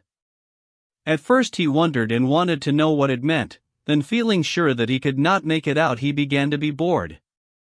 Then recalling all the excitement and vindictiveness he had seen on all the faces, he felt sad. He made up his mind to go, and went downstairs. As he passed through the entry to the galleries he met a dejected high school boy walking up and down with tired-looking eyes. On the stairs he met a lady running quickly on her high heels and the jaunty deputy prosecutor. "I told you weren't late," the deputy prosecutor was saying at the moment when Levin moved aside to let the lady pass. Levin was on the stairs to the way out, and was just feeling in his waistcoat pocket for the number of his overcoat, when the secretary overtook him. "This way, please, Konstantin Dmitrievich, they are voting." The candidate who was being voted on was Nevidovsky, who had so stoutly denied all idea of standing. Levin went up to the door of the room. It was locked. The secretary knocked, the door opened, and Levin was met by two red-faced gentlemen, who darted out. "I can't stand any more of it," said one red-faced gentleman. After them the face of the marshal of the province was poked out. His face was dreadful looking from exhaustion and dismay. "I told you not to let anyone out," he cried to the doorkeeper. "I let someone in, Your Excellency." "Mercy on us." And with a heavy sigh the marshal of the province walked with downcast head to the high table in the middle of the room, his legs staggering in his white trousers. Nevidovsky had scored a higher majority, as they had planned, and he was the new marshal of the province. Many people were amused, many were pleased and happy, many were in ecstasies, many were disgusted and unhappy. The former marshal of the province was in a state of despair, which he could not conceal. When Nevidovsky went out of the room, the crowd thronged round him and followed him enthusiastically, just as they had followed the governor who had opened the meetings, and just as they had followed Snetkov when he was elected. Chapter 31. The newly elected marshal and many of the successful party dined that day with Vronsky. Vronsky had come to the elections partly because he was bored in the country and wanted to show Anna his right to independence, and also to repay Sviazhsky by his support at the election for all the trouble he had taken for Vronsky at the district council election, but chiefly in order strictly to perform all those duties of a nobleman and landowner which he had taken upon himself. But he had not in the least expected that the election would so interest him, so keenly excite him, and that he would be so good at this kind of thing. He was quite a new man in the circle of the nobility of the province, but his success was unmistakable, and he was not wrong in supposing that he had already obtained a certain influence. This influence was due to his wealth and reputation. The capital house in the town lent him by his old friend Shirkov, who had a post in the Department of Finances and was director of a nourishing bank in Kashin, the excellent cook Vronsky had brought from the country, and his friendship with the governor, who was a schoolfellow of Vronsky's, a schoolfellow he had patronized and protected indeed. But what contributed more than all to his success was his direct, equable manner with everyone, which very quickly made the majority of the noblemen reverse the current opinion of his supposed haughtiness. He was himself conscious that, except that whimsical gentleman married to Kitty Shcherbátskia, who had a propos de bottes poured out a stream of irrelevant absurdities with such spiteful fury, every nobleman with whom he had made acquaintance had become his adherent. He saw clearly, and other people recognized it, too, that he had done a great deal to secure the success of Nevidovsky. And now at his own table, celebrating Nevidovsky's election, he was experiencing an agreeable sense of triumph over the success of his candidate. The election itself had so fascinated him that, if he could succeed in getting married during the next 3 years, he began to think of standing himself, much as after winning a race ridden by a jockey, he had longed to ride a race himself. Today he was celebrating the success of his jockey. Vronsky sat at the head of the table. On his right hand sat the young governor, a general of high rank. To all the rest he was the chief man in the province, who had solemnly opened the elections with his speech, and aroused a feeling of respect and even of awe in many people, as Vronsky saw, To Vronsky he was little Katka Maslov, that had been his nickname in the pages' corps, whom he felt to be shy and tried to mettre a son ace. On the left hand sat Nevidovsky with his youthful, stubborn, and malignant face. With him Vronsky was simple and deferential. Sviazhsky took his failure very light-heartedly. It was indeed no failure in his eyes, as he said himself, turning, glass in hand, to Nevidovsky. They could not have found a better representative of the new movement, which the nobility ought to follow. And so every honest person, as he said, was on the side of today's success and was rejoicing over it. Stepan Arkadyevitch was glad, too, that he was having a good time, and that everyone was pleased. The episode of the elections served as a good occasion for a capital dinner. Sviazhsky comically imitated the tearful discourse of the marshal, and observed, addressing Nevidovsky, that His Excellency would have to select another more complicated method of auditing the accounts than tears. Another nobleman jocosely described how footmen in stockings had been ordered for the marshal's ball, and how now they would have to be sent back unless the new marshal would give a ball with footmen in stockings. Continually during dinner they said of Nevidovsky, "Our Marshal, and Your Excellency." This was said with the same pleasure with which a bride is called Madam and her husband's name. Nevidovsky affected to be not merely indifferent but scornful of this appellation, but it was obvious that he was highly delighted, and had to keep a curb on himself not to betray the triumph which was unsuitable to their new liberal tone. After dinner several telegrams were sent to people interested in the result of the election. And Stepan Arkadyevitch, who was in high good humor, sent Darya Alexandrovna a telegram, "Nevidovsky elected by 20 votes. Congratulations. Tell people." He dictated it aloud, saying, "We must let them share our rejoicing." Darya Alexandrovna, getting the message, simply sighed over the ruble wasted on it, and understood that it was an after-dinner affair. She knew Stiva had a weakness after dining for fair Jorlu telegraph. Everything, together with the excellent dinner and the wine, not from Russian merchants, but imported direct from abroad, was extremely dignified, simple, and enjoyable. The party, some 20, had been selected by Sviazhsky from among the more active new liberals, all of the same way of thinking, who were at the same time clever and well-bred.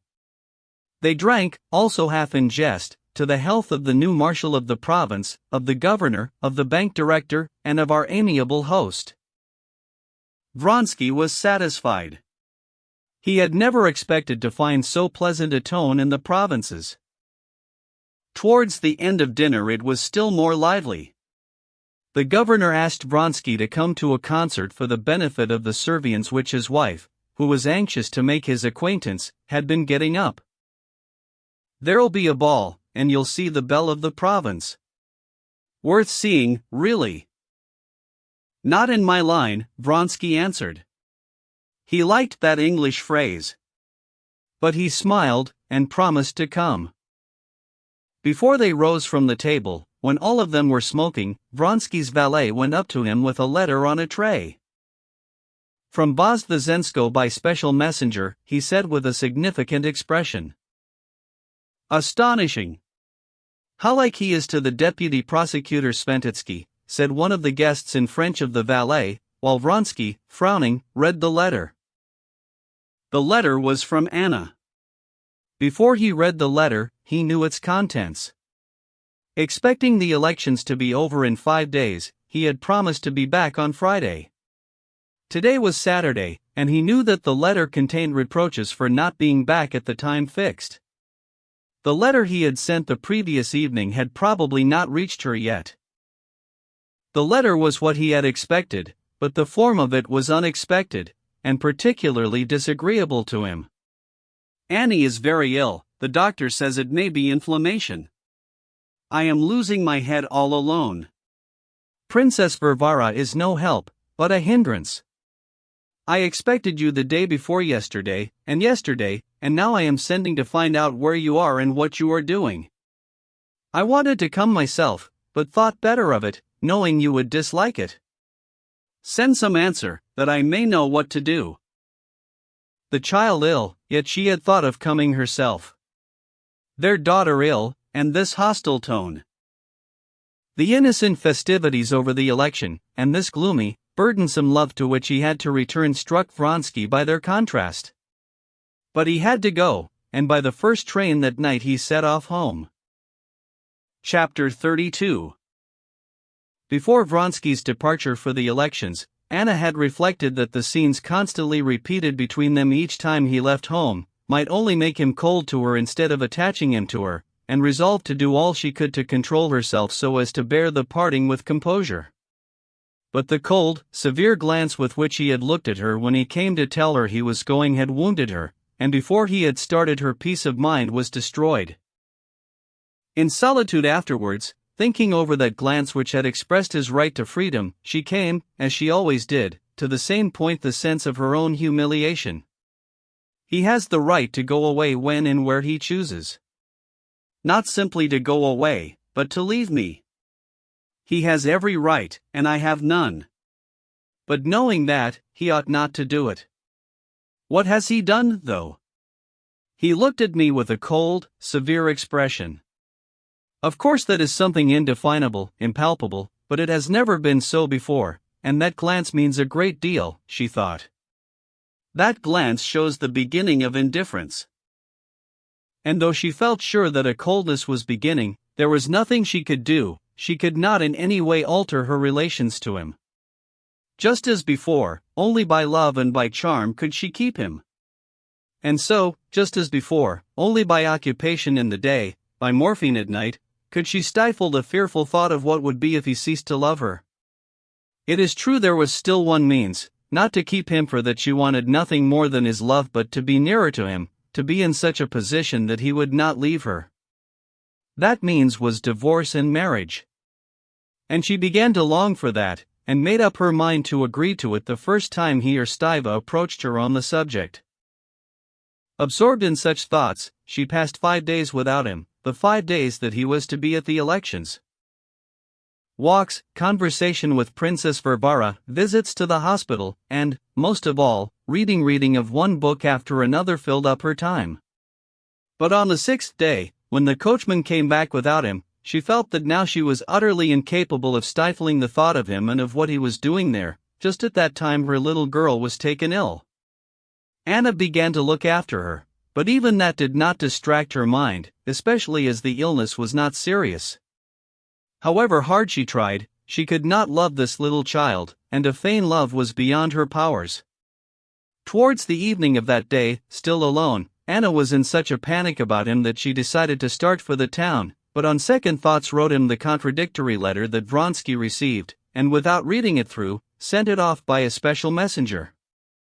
The next morning she received his letter and regretted her own. She dreaded a repetition of the severe look he had flung at her at parting, especially when he knew that the baby was not dangerously ill.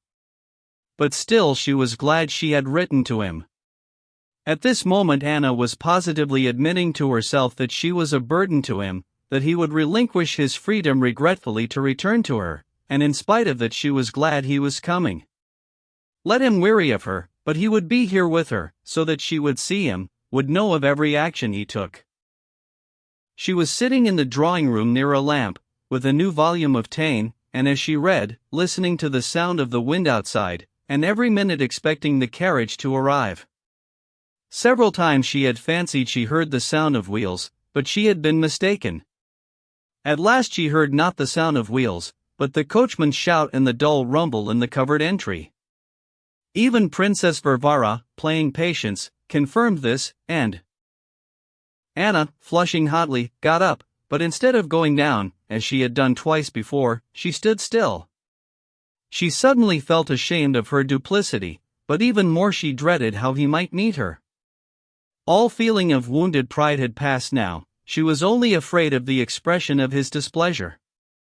She remembered that her child had been perfectly well again for the last 2 days. She felt positively vexed with her for getting better from the very moment her letter was sent off. Then she thought of him, that he was here, all of him, with his hands, his eyes. She heard his voice. And forgetting everything, she ran joyfully to meet him. "Well, how is Annie?" he said timidly from below, looking up to Anna as she ran down to him. He was sitting on a chair, and a footman was pulling off his warm overboot. "Oh, she is better." "And you?" he said, shaking himself. She took his hand in both of hers, and drew it to her waist, never taking her eyes off him. "Well, I'm glad," he said, coldly scanning her hair, her dress, which he knew she had put on for him. All was charming, but how many times it had charmed him! And the stern, stony expression that she so dreaded settled upon his face. "Well, I'm glad. And are you well?" he said, wiping his damp beard with his handkerchief and kissing her hand. Never mind, she thought, only let him be here, and so long as he's here he dare not, cease to love me. The evening was spent happily and gaily in the presence of Princess Varvara, who complained to him that Anna had been taking morphine in his absence. "What am I to do? I couldn't sleep. My thoughts prevented me. When he's here I never take it, hardly ever." He told her about the election, and Anna knew how by adroit questions to bring him to what gave him most pleasure, his own success. She told him of everything that interested him at home, and all that she told him was of the most cheerful description. But late in the evening, when they were alone, Anna, seeing that she had regained complete possession of him, wanted to erase the painful impression of the glance he had given her for her letter. She said, "Tell me frankly, you were vexed at getting my letter, and you didn't believe me?" As soon as she had said it, she felt that however warm his feelings were to her, he had not forgiven her for that. "Yes," he said, "the letter was so strange. First, Annie ill, and then you thought of coming yourself. It was all the truth." "Oh, I don't doubt it." "Yes, you do doubt it. You are vexed, I see." "Not for one moment. I'm only vexed, that's true, that you seem somehow unwilling to admit that there are duties. The duty of going to a concert. But we won't talk about it," he said. "Why not talk about it?" she said. "I only meant to say that matters of real importance may turn up. Now, for instance, I shall have to go to Moscow to arrange about the house." "Oh, Anna, why are you so irritable? Don't you know that I can't live without you?" "If so," said Anna, her voice suddenly changing, "it means that you are sick of this life. Yes, you will come for a day and go away, as men do." "Anna, that's cruel. I am ready to give up my whole life." But she did not hear him. "If you go to Moscow, I will go too. I will not stay here. Either we must separate or else live together. Why, you know, that's my one desire.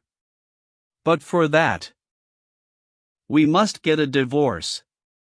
I will write to him. I see I cannot go on like this. But I will come with you to Moscow." "You talk as if you were threatening me." "But I desire nothing so much as never to be parted from you," said Vronsky, smiling. But as he said these words there gleamed in his eyes not merely a cold look, but the vindictive look of a man persecuted and made cruel. She saw the look and correctly divined its meaning. If so, it's a calamity. That glance told her. It was a moment's impression, but she never forgot it. Anna wrote to her husband asking him about a divorce, and towards the end of November, taking leave of Princess Varvara, who wanted to go to Petersburg, she went with Vronsky to Moscow. Expecting every day an answer from Alexei Alexandrovich, and after that the divorce, they now established themselves together like married people. Part 7. Chapter 1. The Levins had been 3 months in Moscow. The date had long passed on which, according to the most trustworthy calculations of people learned in such matters, Kitty should have been confined.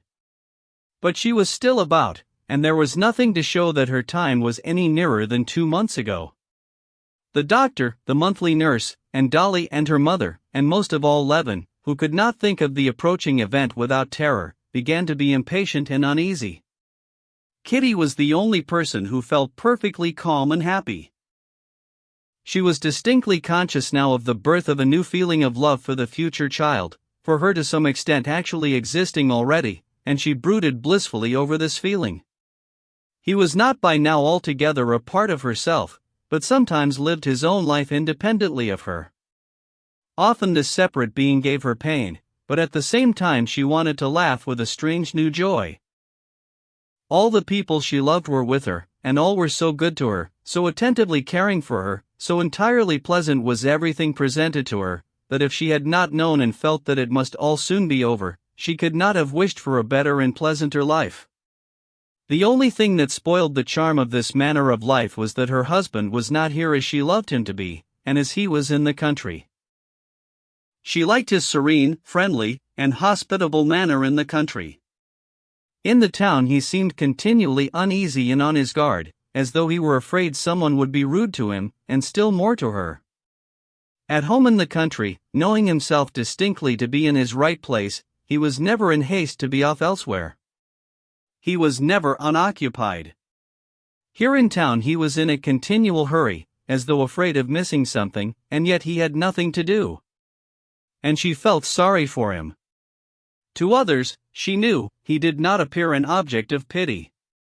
On the contrary, when Kitty looked at him in society, as one sometimes looks at those one loves, trying to see him as if he were a stranger, so as to catch the impression he must make on others, she saw with a panic even of jealous fear that he was far indeed from being a pitiable figure, that he was very attractive with his fine breeding, his rather old-fashioned, reserved courtesy with women, his powerful figure, and striking, as she thought, an expressive face.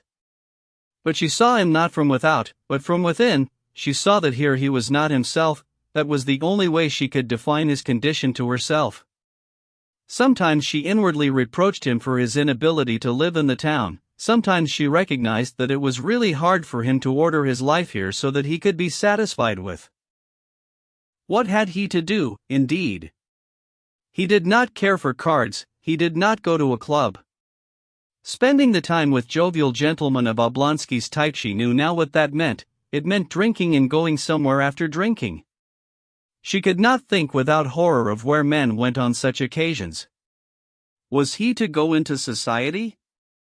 But she knew he could only find satisfaction in that if he took pleasure in the society of young women, and that she could not wish for.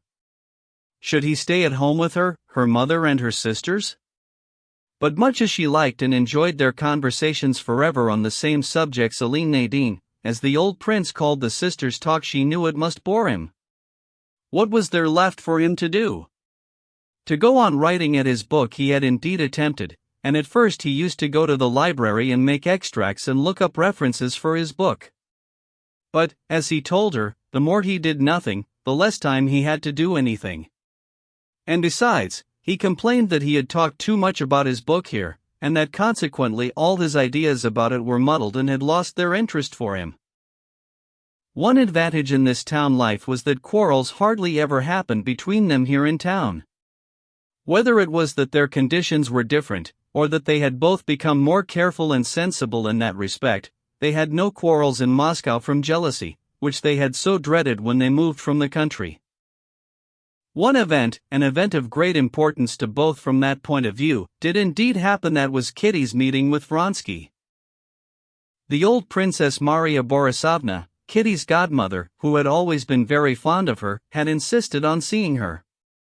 Kitty, though she did not go into society at all on account of her condition, went with her father to see the venerable old lady, and there met Vronsky. The only thing Kitty could reproach herself for at this meeting was that at the instant when she recognized in his civilian dress the features once so familiar to her, her breath failed her, the blood rushed to her heart, and a vivid blush she felt it overspread her face. But this lasted only a few seconds. Before her father, who purposely began talking in a loud voice to Vronsky, had finished, she was perfectly ready to look at Vronsky, to speak to him, if necessary, exactly as she spoke to Princess Maria Borisovna, and more than that, to do so in such a way that everything to the faintest intonation and smile would have been approved by her husband, whose unseen presence she seemed to feel about her at that instant. She said a few words to him, even smiled serenely at his joke about the elections, which he called our parliament. She had to smile to show she saw the joke. But she turned away immediately to Princess Maria Borisovna, and did not once glance at him till he got up to go. Then she looked at him, but evidently only because it would be uncivil not to look at a man when he is saying goodbye. She was grateful to her father for saying nothing to her about their meeting Vronsky, but she saw by his special warmth to her after the visit during their usual walk that he was pleased with her. She was pleased with herself. She had not expected she would have had the power, while keeping somewhere in the bottom of her heart all the memories of her old feeling for Vronsky, not only to seem but to be perfectly indifferent and composed with him. Levin flushed a great deal more than she when she told him she had met Vronsky at Princess Maria Borisovna's. It was very hard for her to tell him this, but still harder to go on speaking of the details of the meeting, as he did not question her, but simply gazed at her with a frown. "I am very sorry you weren't there," she said. "Not that you weren't in the room, I couldn't have been so natural in your presence. I am blushing now much more, much more," she said, blushing till the tears came into her eyes. "But that you couldn't see through a crack." The truthful eyes told Levin that she was satisfied with herself, and in spite of her blushing he was quickly reassured and began questioning her, which was all she wanted. When he had heard everything, even to the detail that for the first second she could not help flushing, but that afterwards she was just as direct and as much at her ease as with any chance acquaintance, Levin was quite happy again and said he was glad of it, and would not now behave as stupidly as he had done at the election, but would try the first time he met Vronsky to be as friendly as possible. "It's so wretched to feel that there's a man almost an enemy whom it's painful to meet," said Levin. "I'm very, very glad." Chapter 2. "Go, please, go then and call on the Bulls," Kitty said to her husband, when he came in to see her at 11 o'clock before going out. "I know you are dining at the club, Papa put down your name. But what are you going to do in the morning?" "I am only going to Katavasov," answered Levin. "Why so early?" "He promised to introduce me to Metrov. I wanted to talk to him about my work. He's a distinguished scientific man from Petersburg," said Levin. "Yes, wasn't it his article you were praising so?" "Well, and after that?" said Kitty. "I shall go to the court, perhaps, about my sister's business."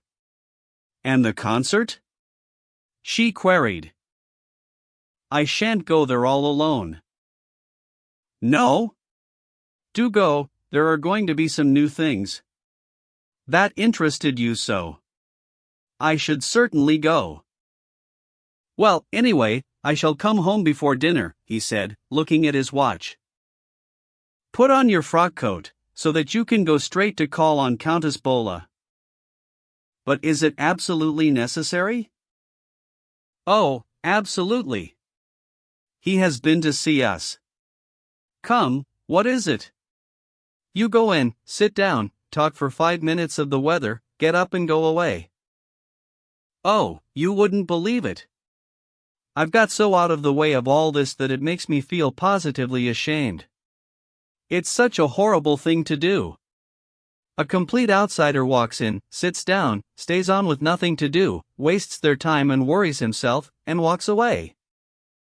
Kitty laughed. "Why, I suppose you used to pay calls before you were married, didn't you?"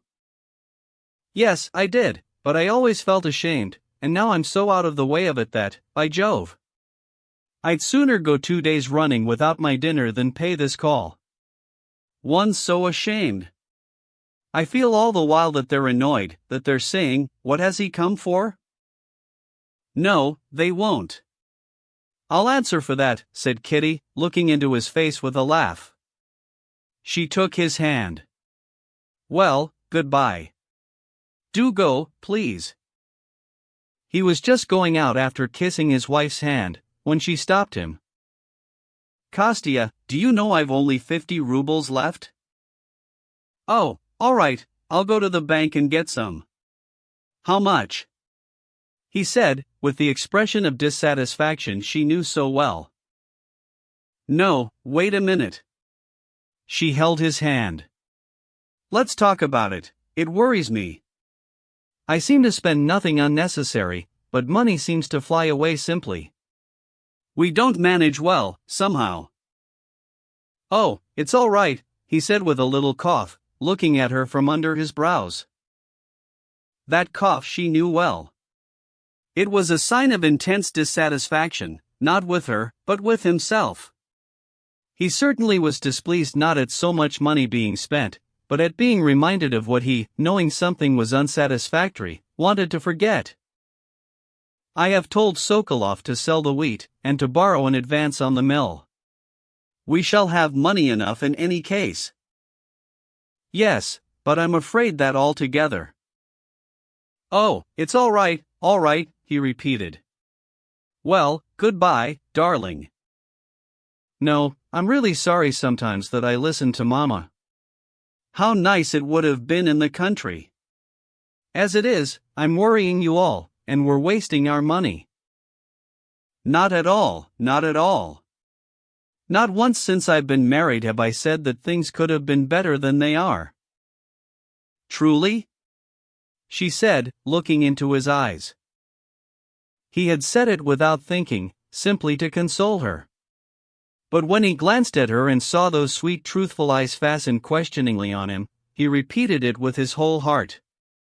I was positively forgetting her, he thought. And he remembered what was before them, so soon to come. Will it be soon? How do you feel? He whispered, taking her two hands. I have so often thought so, that now I don't think about it or know anything about it. And you're not frightened? She smiled contemptuously. Not the least little bit, she said. Well, if anything happens, I shall be at Katavasov's. No, nothing will happen, and don't think about it. I'm going for a walk on the boulevard with Papa. We're going to see Dolly. I shall expect you before dinner. Oh, yes. Do you know that Dolly's position is becoming utterly impossible? She's in debt all round, she hasn't a penny. We were talking yesterday with Mama and Arseny, this was her sister's husband Lvov, and we determined to send you with him to talk to Stiva. It's really unbearable. One can't speak to Papa about it. But if you and he... Why, what can we do? Said Levin. You'll be at Arseny's, anyway, talk to him, he will tell what we decided. Oh, I agree to everything Arseny thinks beforehand. I'll go and see him. By the way, if I do go to the concert, I'll go with Natalia. Well, goodbye. On the steps Levin was stopped by his old servant Kuzma, who had been with him before his marriage, and now looked after their household in town. Beauty, that was the left shaft horse brought up from the country, has been badly shod and is quite lame, he said. What does your honor wish to be done? During the first part of their stay in Moscow, Levin had used his own horses brought up from the country. He had tried to arrange this part of their expenses in the best and cheapest way possible, but it appeared that their own horses came dearer than hired horses, and they still hired too. Send for the veterinary, there may be a bruise. And for Katerina Alexandrovna? Asked Kuzma. Levin was not by now struck as he had been at first by the fact that to get from one end of Moscow to the other he had to have two powerful horses put into a heavy carriage, to take the carriage 3 miles through the snowy slush and to keep it standing there 4 hours, paying 5 rubles every time. Now it seemed quite natural. Hire a pair for our carriage from the jobmaster, said he. Yes, sir. And so, simply and easily, thanks to the facilities of town life, Levin settled a question which, in the country, would have called for so much personal trouble and exertion, and going out onto the steps, he called a sledge, sat down, and drove to Nikitsky. On the way he thought no more of money, but mused on the introduction that awaited him to the Petersburg savant, a writer on sociology, and what he would say to him about his book. Only during the first days of his stay in Moscow Levin had been struck by the expenditure, strange to one living in the country, unproductive but inevitable, that was expected of him on every side. But by now he had grown used to it. That had happened to him in this matter which is said to happen to drunkards: the first glass sticks in the throat, the second flies down like a hawk, but after the third they're like tiny little birds. When Levin had changed his first 100-ruble note to pay for liveries for his footman and hall porter, he could not help reflecting that these liveries were of no use to anyone, but they were indubitably necessary, to judge by the amazement of the princess and Kitty when he suggested that they might do without liveries, that these liveries would cost the wages of 2 laborers for the summer, that is, would pay for about 300 working days from Easter to Ash Wednesday, and each a day of hard work from early morning to late evening, and that 100-ruble note did stick in his throat. But the next note, changed to pay for providing a dinner for their relations, that cost 28 rubles, though it did excite in Levin the reflection that 28 rubles meant 9 measures of oats, which men would with groans and sweat have reaped and bound and thrashed and winnowed and sifted and sown. This next one he parted with more easily. And now the notes he changed no longer aroused such reflections, and they flew off like little birds. Whether the labor devoted to obtaining the money corresponded to the pleasure given by what was bought with it, was a consideration he had long ago dismissed. His business calculation that there was a certain price below which he could not sell certain grain was forgotten too. The rye, for the price of which he had so long held out, had been sold for 50 kopecks, a measure cheaper than it had been fetching a month ago. Even the consideration that with such an expenditure he could not go on living for a year without debt, that even had no force. Only one thing was essential: to have money in the bank, without inquiring where it came from, so as to know that one had the wherewithal to buy meat for tomorrow. And this condition had hitherto been fulfilled. He had always had the money in the bank. But now the money in the bank had gone, and he could not quite tell where to get the next installment. And this it was which, at the moment when Kitty had mentioned money, had disturbed him, but he had no time to think about it. He drove off, thinking of Katavasov and the meeting with Metrov that was before him. Chapter 3. Levin had on this visit to town seen a great deal of his old friend at the university, Professor Katavasov, whom he had not seen since his marriage.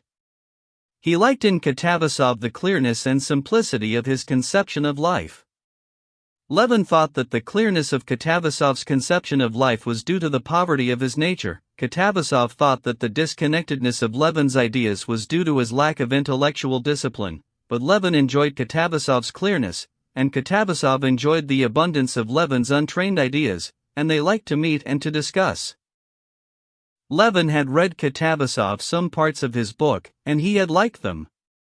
On the previous day Katavasov had met Levin at a public lecture and told him that the celebrated Metrov, whose article Levin had so much liked, was in Moscow, that he had been much interested by what Katavasov had told him about Levin's work, and that he was coming to see him tomorrow at 11, and would be very glad to make Levin's acquaintance.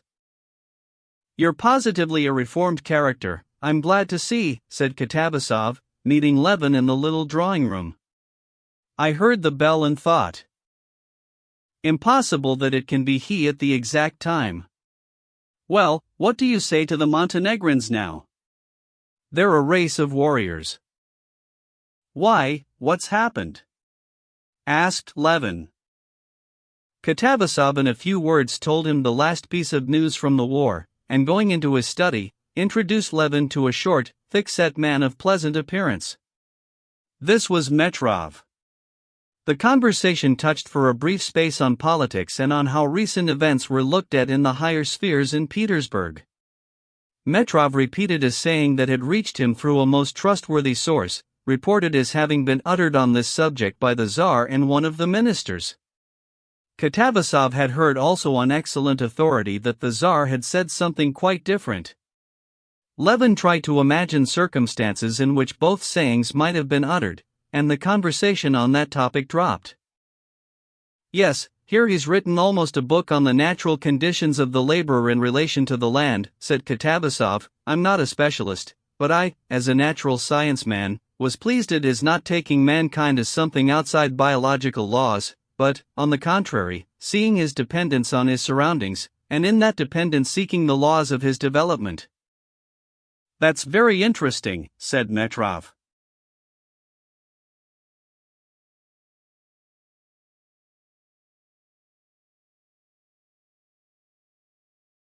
What I began precisely was to write a book on agriculture, but studying the chief instrument of agriculture, the laborer, said Levin, reddening, I could not help coming to quite unexpected results.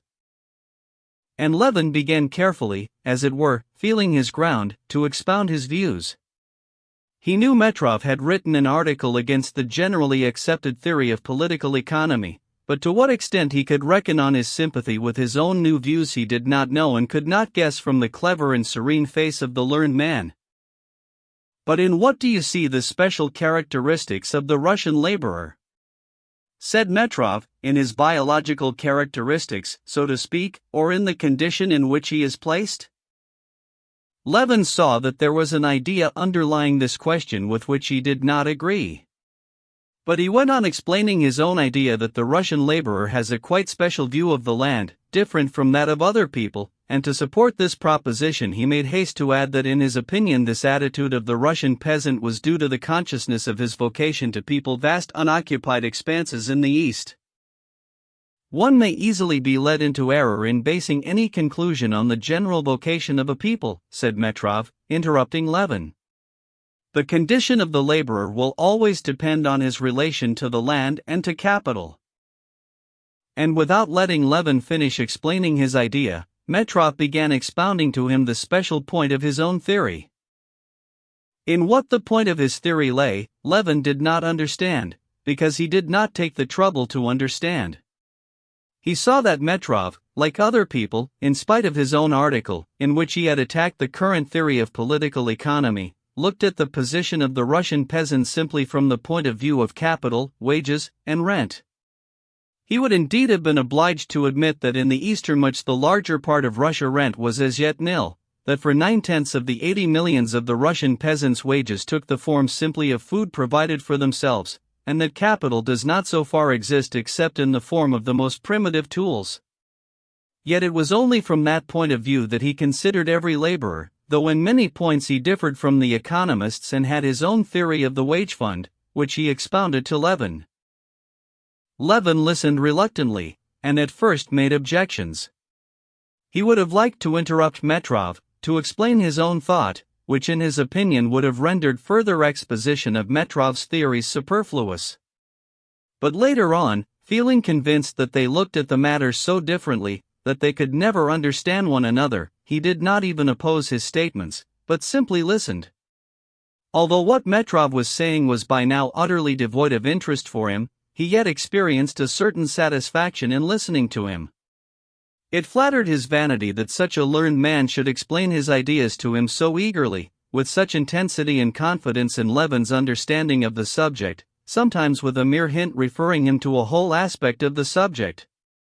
He put this down to his own credit, unaware that Metrov, who had already discussed his theory over and over again with all his intimate friends, talked of it with special eagerness to every new person, and in general was eager to talk to anyone of any subject that interested him, even if still obscure to himself. "We are late though," said Katavasov, looking at his watch directly Metrov had finished his discourse. "Yes, there's a meeting of the Society of Amateurs today in commemoration of the Jubilee of Svintage," said Katavasov in answer to Levin's inquiry. "Pyotr Ivanovitch and I were going. I've promised to deliver an address on his labors in zoology. Come along with us, it's very interesting." "Yes, and indeed it's time to start," said Metrov. "Come with us, and from there, if you care to, come to my place. I should very much like to hear your work." "Oh, no. It's no good yet, it's unfinished. But I shall be very glad to go to the meeting. I say, friends, have you heard? He has handed in the separate report, Katavasov called from the other room, where he was putting on his frock coat. And a conversation sprang up upon the university question, which was a very important event that winter in Moscow. 3 old professors in the council had not accepted the opinion of the younger professors. The young ones had registered a separate resolution. This, in the judgment of some people, was monstrous, in the judgment of others it was the simplest and most just thing to do, and the professors were split up into 2 parties. One party, to which Katavasov belonged, saw in the opposite party a scoundrelly betrayal and treachery, while the opposite party saw in them childishness and lack of respect for the authorities. Levin, though he did not belong to the university, had several times already during his stay in Moscow heard and talked about this matter, and had his own opinion on the subject. He took part in the conversation that was continued in the street, as they all 3 walked to the buildings of the old university. The meeting had already begun. Round the cloth-covered table, at which Katavasov and Metrov seated themselves, there were some half-dozen persons, and one of these was bending close over a manuscript, reading something aloud. Levin sat down in one of the empty chairs that were standing round the table, and in a whisper asked a student sitting near what was being read. The student, eyeing Levin with displeasure, said, "Biography."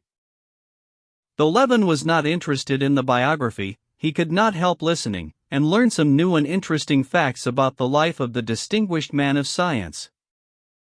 When the reader had finished, the chairman thanked him and read some verses of the poet men sent him on the Jubilee, and said a few words by way of thanks to the poet.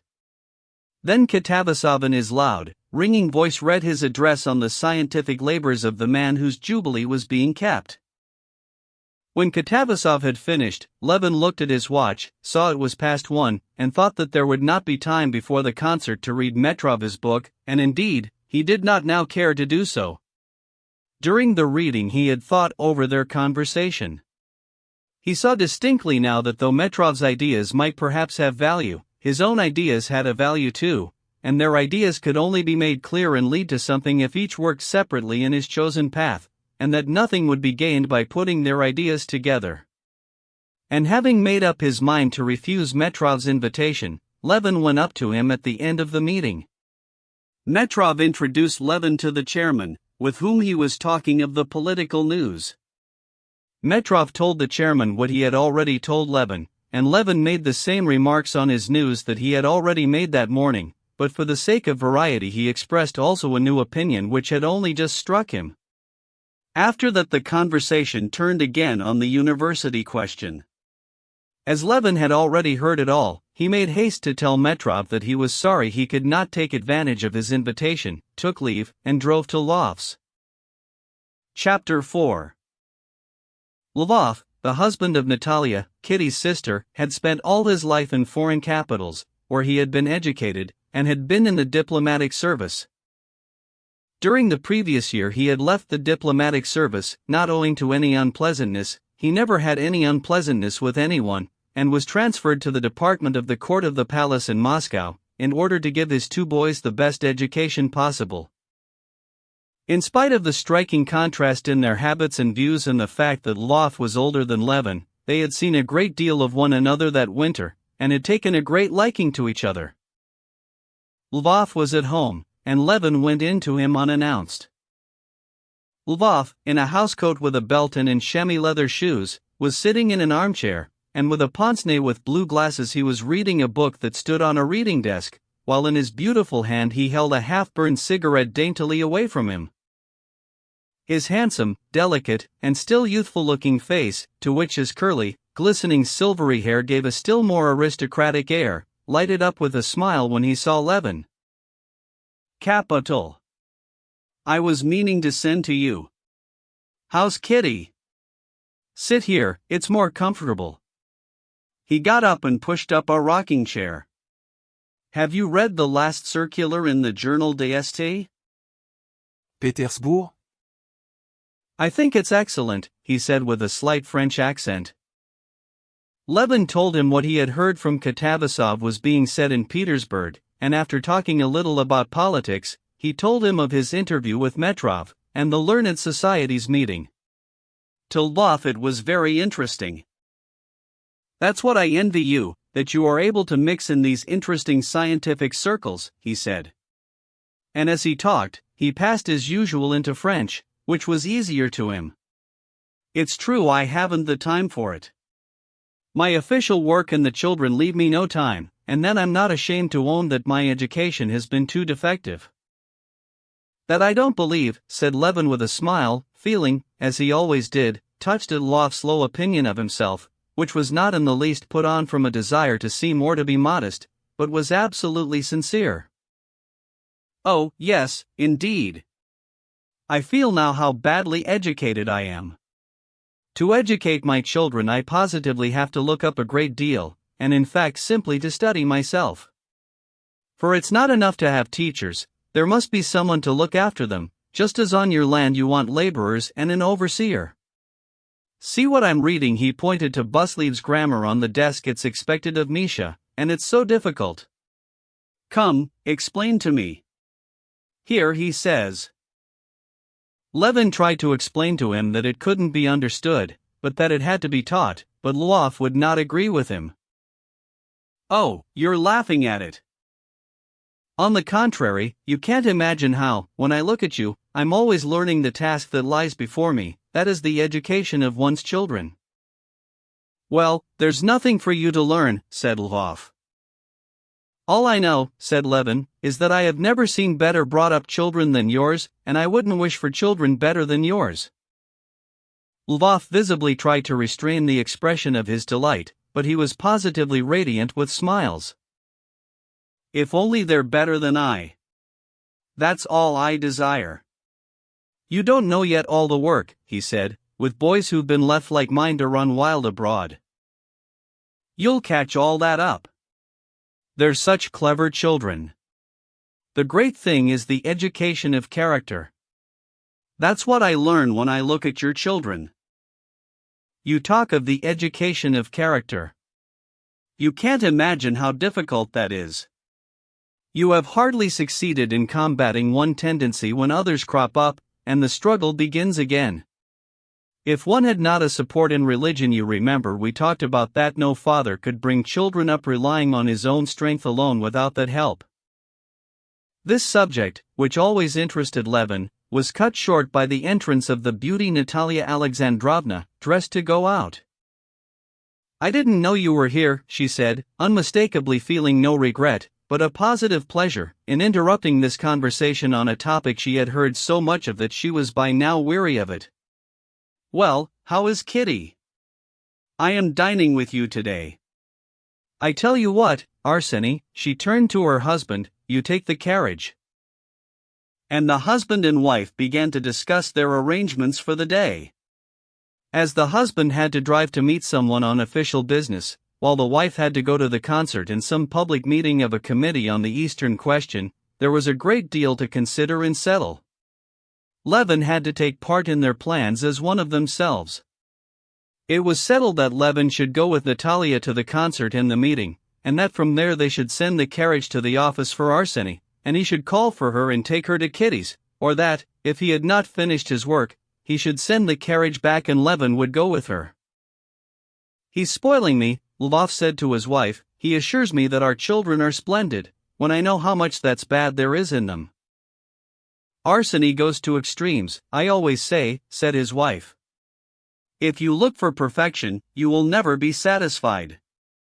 And it's true, as Papa says, that when we were brought up there was one extreme: we were kept in the basement, while our parents lived in the best rooms. Now it's just the other way: the parents are in the wash house, while the children are in the best rooms.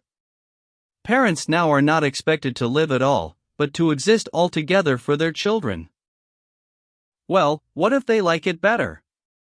Lvov said, with his beautiful smile, touching her hand. "Anyone who didn't know you would think you were a stepmother, not a true mother."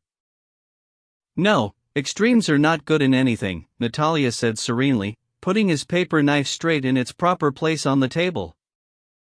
"Well, come here, you perfect children," Lvov said to the two handsome boys who came in, and after bowing to Levin, went up to their father, obviously wishing to ask him about something.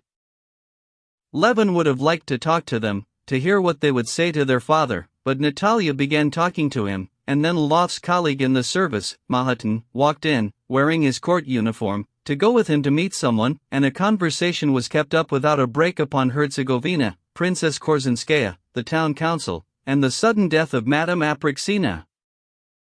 Levin even forgot the commission entrusted to him. He recollected it as he was going into the hall. "Oh, Kitty told me to talk to you about Oblonsky," he said, as Lvov was standing on the stairs, seeing his wife and Levin off.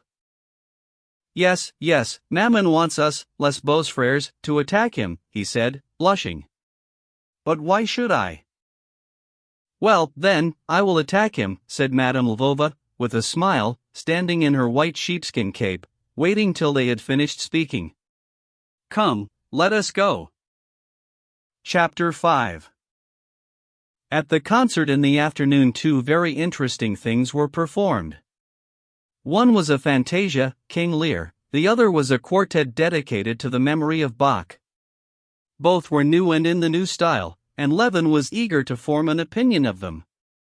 After escorting his sister-in-law to her stall, he stood against a column and tried to listen as attentively and conscientiously as possible.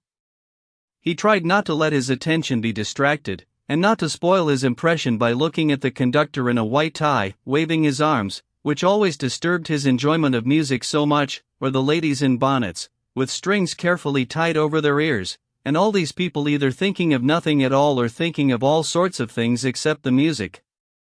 He tried to avoid meeting musical connoisseurs or talkative acquaintances, and stood looking at the floor straight before him, listening.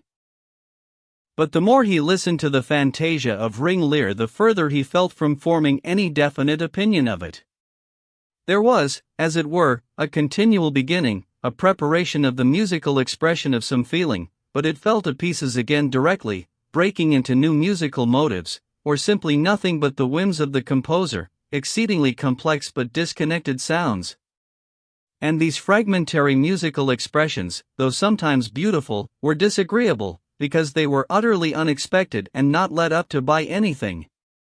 Gaiety and grief and despair and tenderness and triumph followed one another without any connection, like the emotions of a madman. And those emotions, like a madman's, sprang up quite unexpectedly.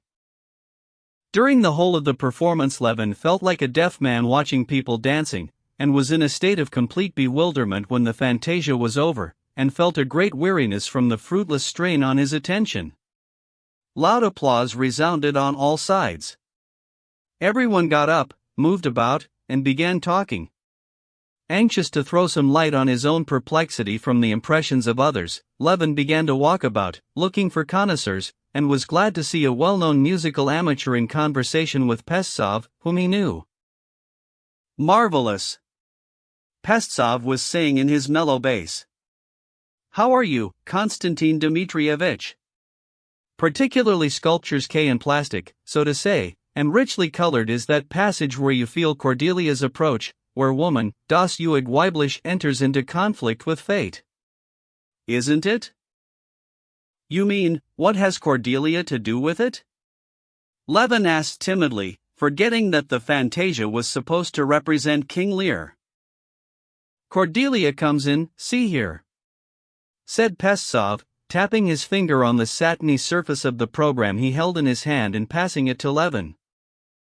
Only then Levin recollected the title of the fantasia, and made haste to read in the Russian translation the lines from Shakespeare that were printed on the back of the program. "You can't follow it without that," said Pestsov, addressing Levin, as the person he had been speaking to had gone away, and he had no one to talk to. In the entr'acte Levin and Pestsov fell into an argument upon the merits and defects of music of the Wagner school. Levin maintained that the mistake of Wagner and all his followers lay in their trying to take music into the sphere of another art, just as poetry goes wrong when it tries to paint a face as the art of painting ought to do, and as an instance of this mistake he cited the sculptor who carved in marble certain poetic phantasms flitting round the figure of the poet on the pedestal. These phantoms were so far from being phantoms that they were positively clinging on the ladder, said Levin. The comparison pleased him, but he could not remember whether he had not used the same phrase before, and to Pestsov, too, and as he said it he felt confused. Pestsov maintained that art is one, and that it can attain its highest manifestations only by conjunction with all kinds of art. The second piece that was performed Levin could not hear. Pestsov, who was standing beside him, was talking to him almost all the time, condemning the music for its excessive affected assumption of simplicity, and comparing it with the simplicity of the pre-Raphaelites in painting. As he went out Levin met many more acquaintances, with whom he talked of politics, of music, and of common acquaintances. Among others he met Count Bol, whom he had utterly forgotten to call upon. "Well, go at once then," Madame Lvova said, when he told her, "perhaps they'll not be at home, and then you can come to the meeting to fetch me. You'll find me still there." Chapter 6. "Perhaps they're not at home?" said Levin, as he went into the hall of Countess Bola's house. "At home, please walk in," said the porter, resolutely removing his overcoat. "How annoying!" thought Levin with a sigh, taking off one glove and stroking his hat. "What did I come for? What have I to say to them?" As he passed through the first drawing room Levin met in the doorway Countess Bola, giving some order to a servant with a careworn and severe face. On seeing Levin she smiled, and asked him to come into the little drawing room, where he heard voices. In this room there were sitting in armchairs the two daughters of the countess, and a Moscow colonel, whom Levin knew. Levin went up, greeted them, and sat down beside the sofa with his hat on his knees. "How is your wife? Have you been at the concert?" "We couldn't go. Mama had to be at the funeral service."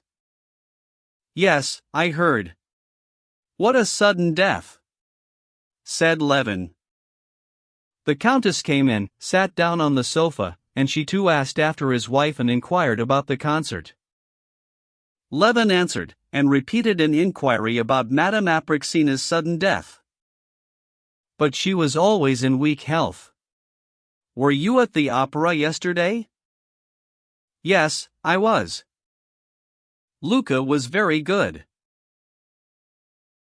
"Yes, very good," he said, and as it was utterly of no consequence to him what they thought of him, he began repeating what they had heard 100 times about the characteristics of the singer's talent. Countess Bola pretended to be listening. Then, when he had said enough and paused, the colonel, who had been silent till then, began to talk. The colonel too talked of the opera, and about culture. At last, after speaking of the proposed fall journey at Turin's, the colonel laughed, got up noisily, and went away. Levin too rose, but he saw by the face of the countess that it was not yet time for him to go. He must stay 2 minutes longer. He sat down. But as he was thinking all the while how stupid it was, he could not find a subject for conversation, and sat silent. "You are not going to the public meeting? They say it will be very interesting," began the countess. "No, I promised my Belsir to fetch her from it," said Levin. A silence followed. The mother once more exchanged glances with the daughter. "Well, now I think the time has come," thought Levin, and he got up.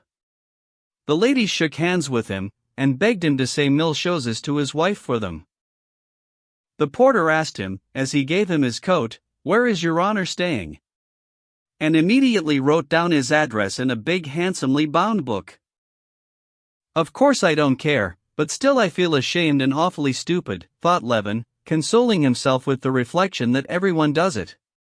He drove to the public meeting, where he was to find his sister-in-law, so as to drive home with her. At the public meeting of the committee there were a great many people, and almost all the highest society. Levin was in time for the report which, as everyone said, was very interesting. When the reading of the report was over, people moved about, and Levin met Sviazhsky, who invited him very pressingly to come that evening to a meeting of the Society of Agriculture, where a celebrated lecture was to be delivered, and Stepan Arkadyevitch, who had only just come from the races, and many other acquaintances, and Levin heard and uttered various criticisms on the meeting, on the new fantasia, and on a public trial. But, probably from the mental fatigue he was beginning to feel, he made a blunder in speaking of the trial, and this blunder he recalled several times with vexation. Speaking of the sentence upon a foreigner who had been condemned in Russia, and of how unfair it would be to punish him by exile abroad, Levin repeated what he had heard the day before in conversation from an acquaintance. "I think sending him abroad is much the same as punishing a carp by putting it into the water," said Levin. Then he recollected that this idea, which he had heard from an acquaintance and uttered as his own, came from a fable of Krylov's, and that the acquaintance had picked it up from a newspaper article. After driving home with his sister-in-law, and finding Kitty in good spirits and quite well, Levin drove to the club. Chapter 7. Levin reached the club just at the right time. Members and visitors were driving up as he arrived. Levin had not been at the club for a very long while, not since he lived in Moscow, when he was leaving the university and going into society. He remembered the club, the external details of its arrangement, but he had completely forgotten the impression it had made on him in old days. But as soon as, driving into the wide semicircular court and getting out of the sledge, he mounted the steps, and the hall porter, adorned with a crossway scarf, noiselessly opened the door to him with a bow, as soon as he saw in the porter's room the cloaks and galoshes of members who thought it less trouble to take them off downstairs, as soon as he heard the mysterious ringing bell that preceded him as he ascended the easy, carpeted staircase, and saw the statue on the landing, and the third porter at the top doors, a familiar figure grown older, in the club livery, opening the door without haste or delay, and scanning the visitors as they passed in. Levin felt the old impression of the club come back in a rush, an impression of repose, comfort, and propriety. "Your hat, please," the porter said to Levin, who forgot the club rule to leave his hat in the porter's room. "Long time since you've been. The prince put your name down yesterday. Prince Stepan Arkadyevitch is not here yet." The porter did not only know Levin, but also all his ties and relationships, and so immediately mentioned his intimate friends.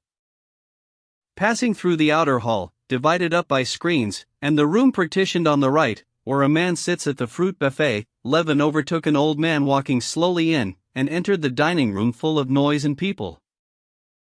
He walked along the tables, almost all full, and looked at the visitors. He saw people of all sorts, old and young, some he knew a little, some intimate friends. There was not a single cross or worried-looking face.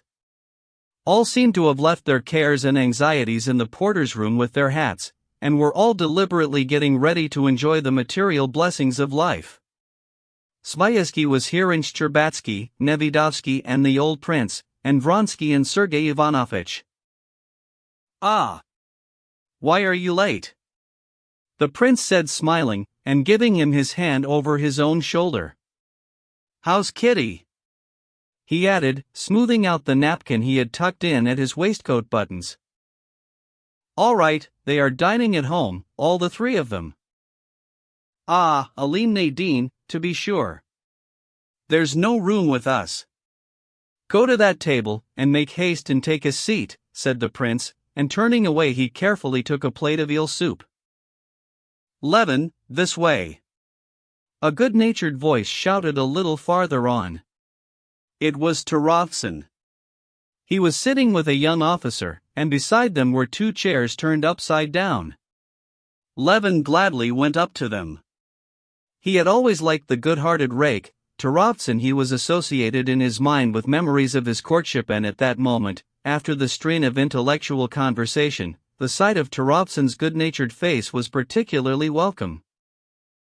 "For you and Oblonsky.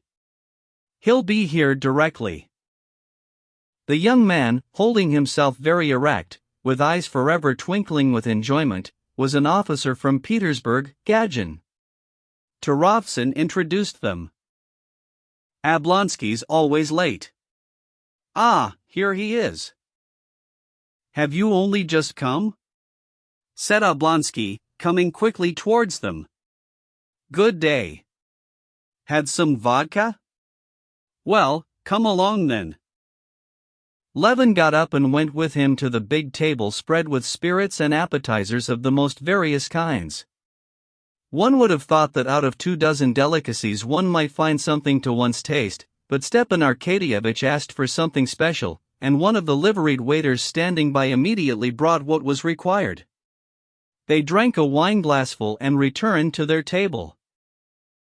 At once, while they were still at the soup, Gadjin was served with champagne, and told the waiter to fill 4 glasses.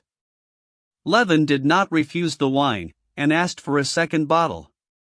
He was very hungry, and ate and drank with great enjoyment, and with still greater enjoyment took part in the lively and simple conversation of his companions. Gadjin, dropping his voice, told the last good story from Petersburg, and the story, though improper and stupid, was so ludicrous that Levin broke into roars of laughter so loud that those near looked round. "That's in the same style as, 'That's a thing I can't endure.'" "You know the story?" said Stepan Arkadyevitch. "Ah, that's exquisite." "Another bottle," he said to the waiter, and he began to relate his good story. "Pyotr Ilyitch Vanovsky invites you to drink with him," a little old waiter interrupted Stepan Arkadyevitch, bringing 2 delicate glasses of sparkling champagne, and addressing Stepan Arkadyevitch and Levin. Stepan Arkadyevitch took the glass, and looking towards a bald man with red mustaches at the other end of the table, he nodded to him, smiling.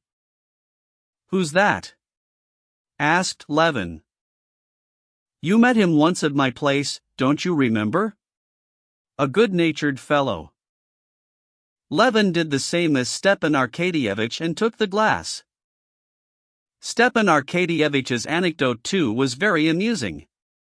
Levin told his story, and that too was successful. Then they talked of horses, of the races, of what they had been doing that day, and of how smartly Vronsky's atlas had won the first prize. Levin did not notice how the time passed at dinner. "Ah! And here they are," Stepan Arkadyevitch said towards the end of dinner, leaning over the back of his chair and holding out his hand to Vronsky, who came up with a tall officer of the guards. Vronsky's face too beamed with the look of good-humored enjoyment that was general in the club. He propped his elbow playfully on Stepan Arkadyevitch's shoulder, whispering something to him, and he held out his hand to Levin with the same good-humored smile. "Very glad to meet you," he said. "I looked out for you at the election, but I was told you had gone away." "Yes, I left the same day. We've just been talking of your horse." "I congratulate you," said Levin. "It was very rapidly run." "Yes, you've racehorses too, haven't you?" "No, my father had, but I remember and know something about it." "Where have you dined?" asked Stepan Arkadyevitch. "We were at the second table, behind the columns." "We've been celebrating his success," said the tall colonel.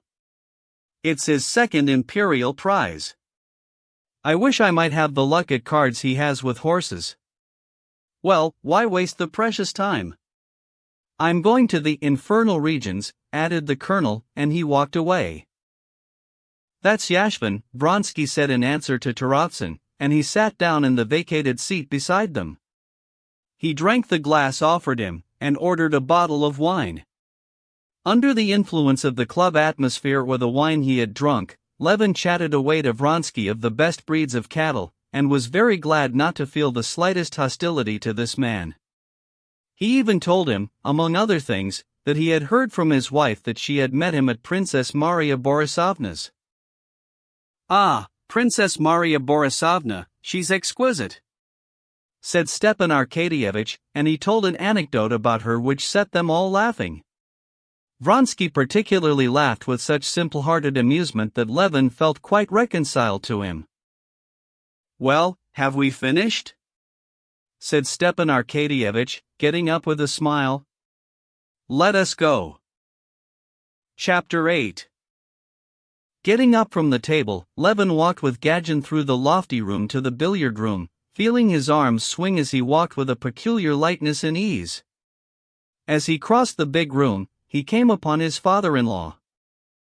"Well, how do you like our temple of idolence?" said the prince, taking his arm. Come along, come along." "Yes, I wanted to walk about and look at everything. It's interesting. Yes, it's interesting for you. But its interest for me is quite different.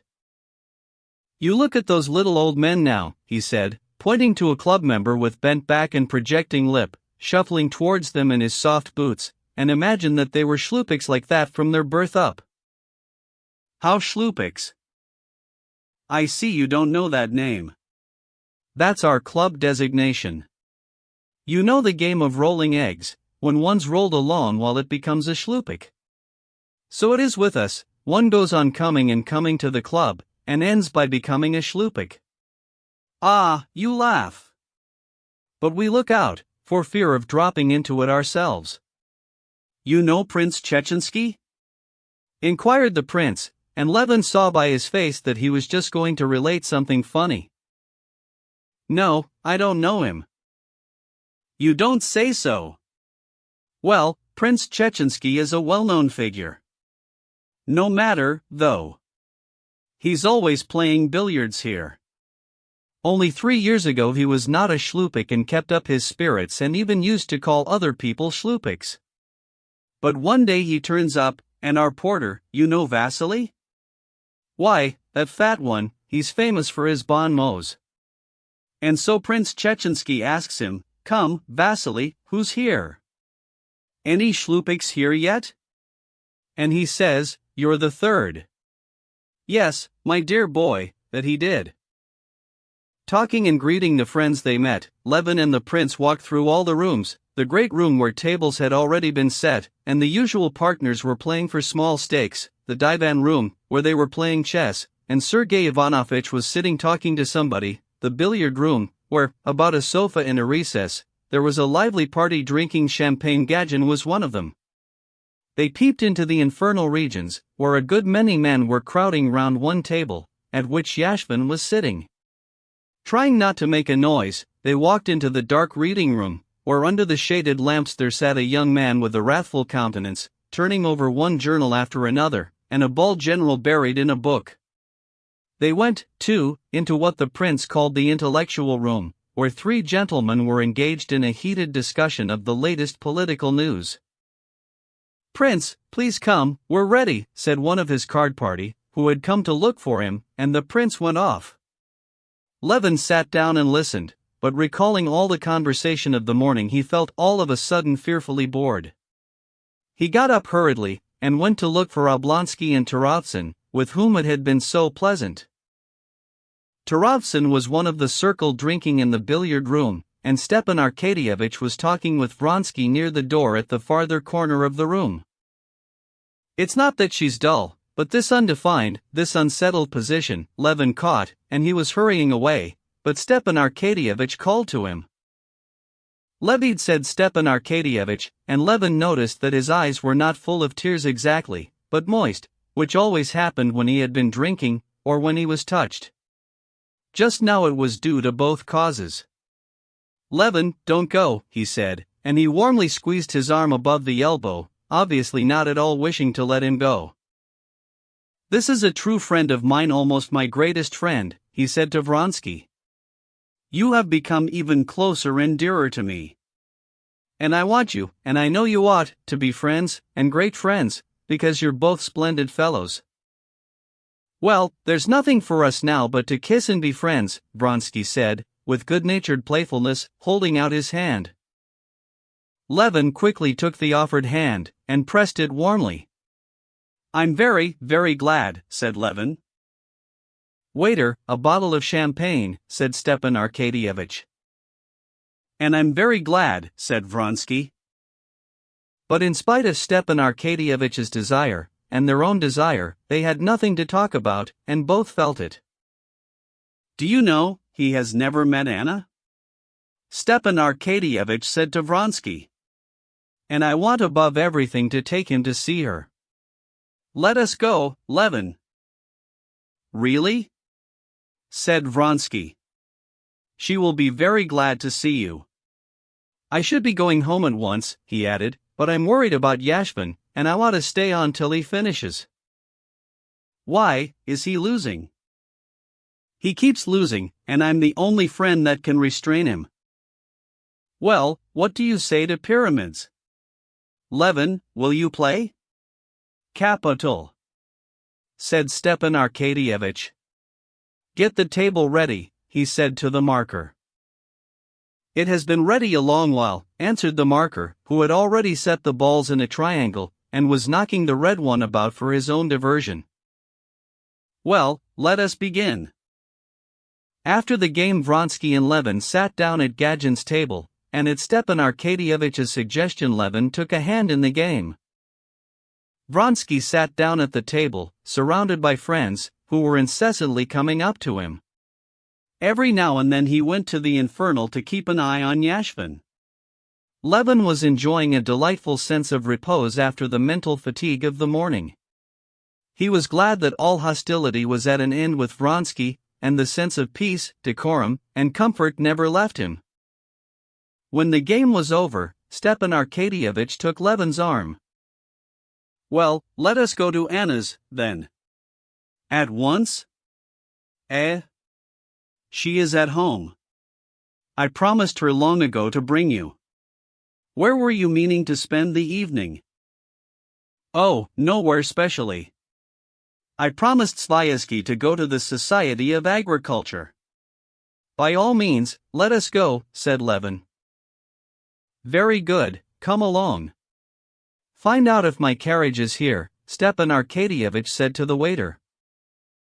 Levin went up to the table, paid the 40 rubles he had lost, paid his bill, the amount of which was in some mysterious way ascertained by the little old waiter who stood at the counter, and swinging his arms he walked through all the rooms to the way out.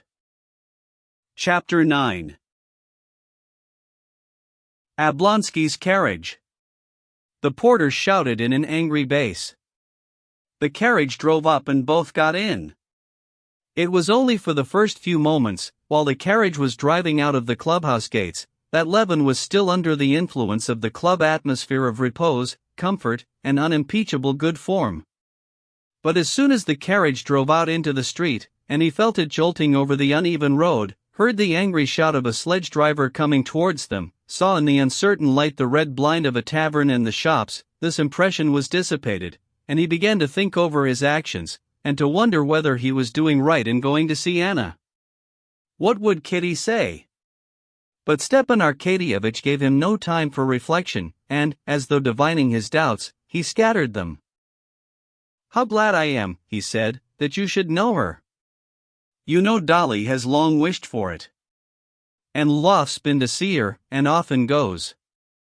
Though she is my sister, Stepan Arkadyevitch pursued, I don't hesitate to say that she's a remarkable woman. But you will see. Her position is very painful, especially now. Why especially now? We are carrying on negotiations with her husband about a divorce. And he's agreed, but there are difficulties in regard to the son, and the business, which ought to have been arranged long ago, has been dragging on for 3 months past. As soon as the divorce is over, she will marry Vronsky. How stupid these old ceremonies are, that no one believes in, and which only prevent people being comfortable. Stepan Arkadyevitch put in. Well, then their position will be as regular as mine, as yours. What is the difficulty? Said Levin. Oh, it's a long and tedious story. The whole business is in such an anomalous position with us. But the point is she has been for 3 months in Moscow, where everyone knows her, waiting for the divorce. She goes out nowhere, sees no woman except Dolly, because, do you understand, she doesn't care to have people come as a favor. That fool Princess Varvara, even she has left her, considering this a breach of propriety. Well, you see, in such a position any other woman would not have found resources in herself. But you'll see how she has arranged her life, how calm, how dignified she is. To the left, in the crescent opposite the church, shouted Stepan Arkadyevitch, leaning out of the window. Phew! How hot it is! He said, in spite of 12 degrees of frost, flinging his open overcoat still wider open.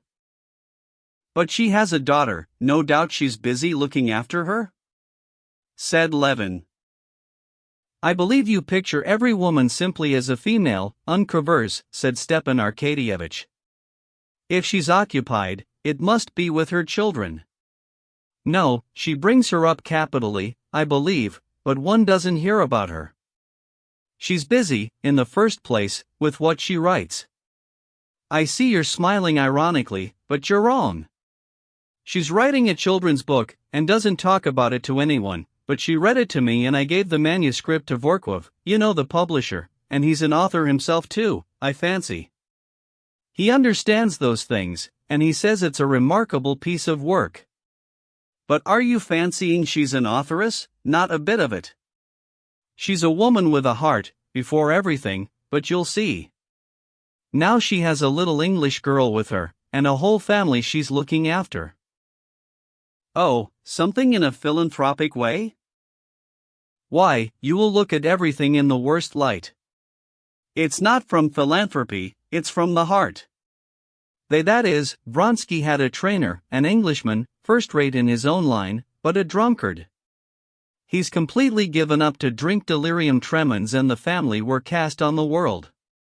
She saw them, helped them, got more and more interested in them, and now the whole family is on her hands. But not by way of patronage, you know, helping with money. She's herself preparing the boys in Russian for the high school, and she's taken the little girl to live with her. But you'll see her for yourself. The carriage drove into the courtyard, and Stepan Arkadyevitch rang loudly at the entrance where sledges were standing. And without asking the servant who opened the door whether the lady were at home, Stepan Arkadyevitch walked into the hall. Levin followed him, more and more doubtful whether he was doing right or wrong. Looking at himself in the glass, Levin noticed that he was red in the face, but he felt certain he was not drunk, and he followed Stepan Arkadyevitch up the carpeted stairs. At the top Stepan Arkadyevitch inquired of the footman, who bowed to him as to an intimate friend, who was with Anna Arkadyevna, and received the answer that it was M. Vorkov. Where are they? In the study. Passing through the dining room, a room not very large, with dark, paneled walls, Stepan Arkadyevitch and Levin walked over the soft carpet to the half-dark study, lighted up by a single lamp with a big dark shade. Another lamp with a reflector was hanging on the wall, lighting up a big full-length portrait of a woman, which Levin could not help looking at. It was the portrait of Anna, painted in Italy by Mihailov. While Stepan Arkadyevitch went behind the trailage, and the man's voice which had been speaking paused, Levin gazed at the portrait, which stood out from the frame and the brilliant light thrown on it, and he could not tear himself away from it. He positively forgot where he was, and not even hearing what was said, he could not take his eyes off the marvelous portrait. It was not a picture, but a living, charming woman, with black curling hair, with bare arms and shoulders, with a pensive smile on the lips, covered with soft down. Triumphantly and softly she looked at him with eyes that baffled him. She was not living only because she was more beautiful than a living woman can be. I am delighted. He heard suddenly near him a voice, unmistakably addressing him, the voice of the very woman he had been admiring in the portrait. Anna had come from behind the trailage to meet him, and Levin saw in the dim light of the study the very woman of the portrait, in a dark blue shot gown, not in the same position nor with the same expression, but with the same perfection of beauty which the artist had caught in the portrait. She was less dazzling in reality, but, on the other hand, there was something fresh and seductive in the living woman which was not in the portrait. Chapter 10. She had risen to meet him, not concealing her pleasure at seeing him, and in the quiet ease with which she held out her little vigorous hand, introduced him to Vorkov and indicated a red-haired, pretty little girl who was sitting at work, calling her her pupil. Levin recognized and liked the manners of a woman of the great world, always self-possessed and natural. I am delighted, she repeated, and on her lips these simple words took for Levin's ears a special significance. I have known you and liked you for a long while, both from your friendship with Stiva and for your wife's sake. I knew her for a very short time, but she left on me the impression of an exquisite flower, simply a flower. And to think she will soon be a mother. She spoke easily and without haste, looking now and then from Levin to her brother, and Levin felt that the impression he was making was good, and he felt immediately at home, simple and happy with her, as though he had known her from childhood. "Ivan Petrovitch and I settled in Alexei's study," she said in answer to Stepan Arkadyevitch's question whether he might smoke, just so as to be able to smoke, and glancing at Levin, instead of asking whether he would smoke, she pulled closer a tortoiseshell cigar case and took a cigarette. "How are you feeling today?" her brother asked her. "Oh, nothing. Nerves, as usual." "Yes, isn't it extraordinarily fine?"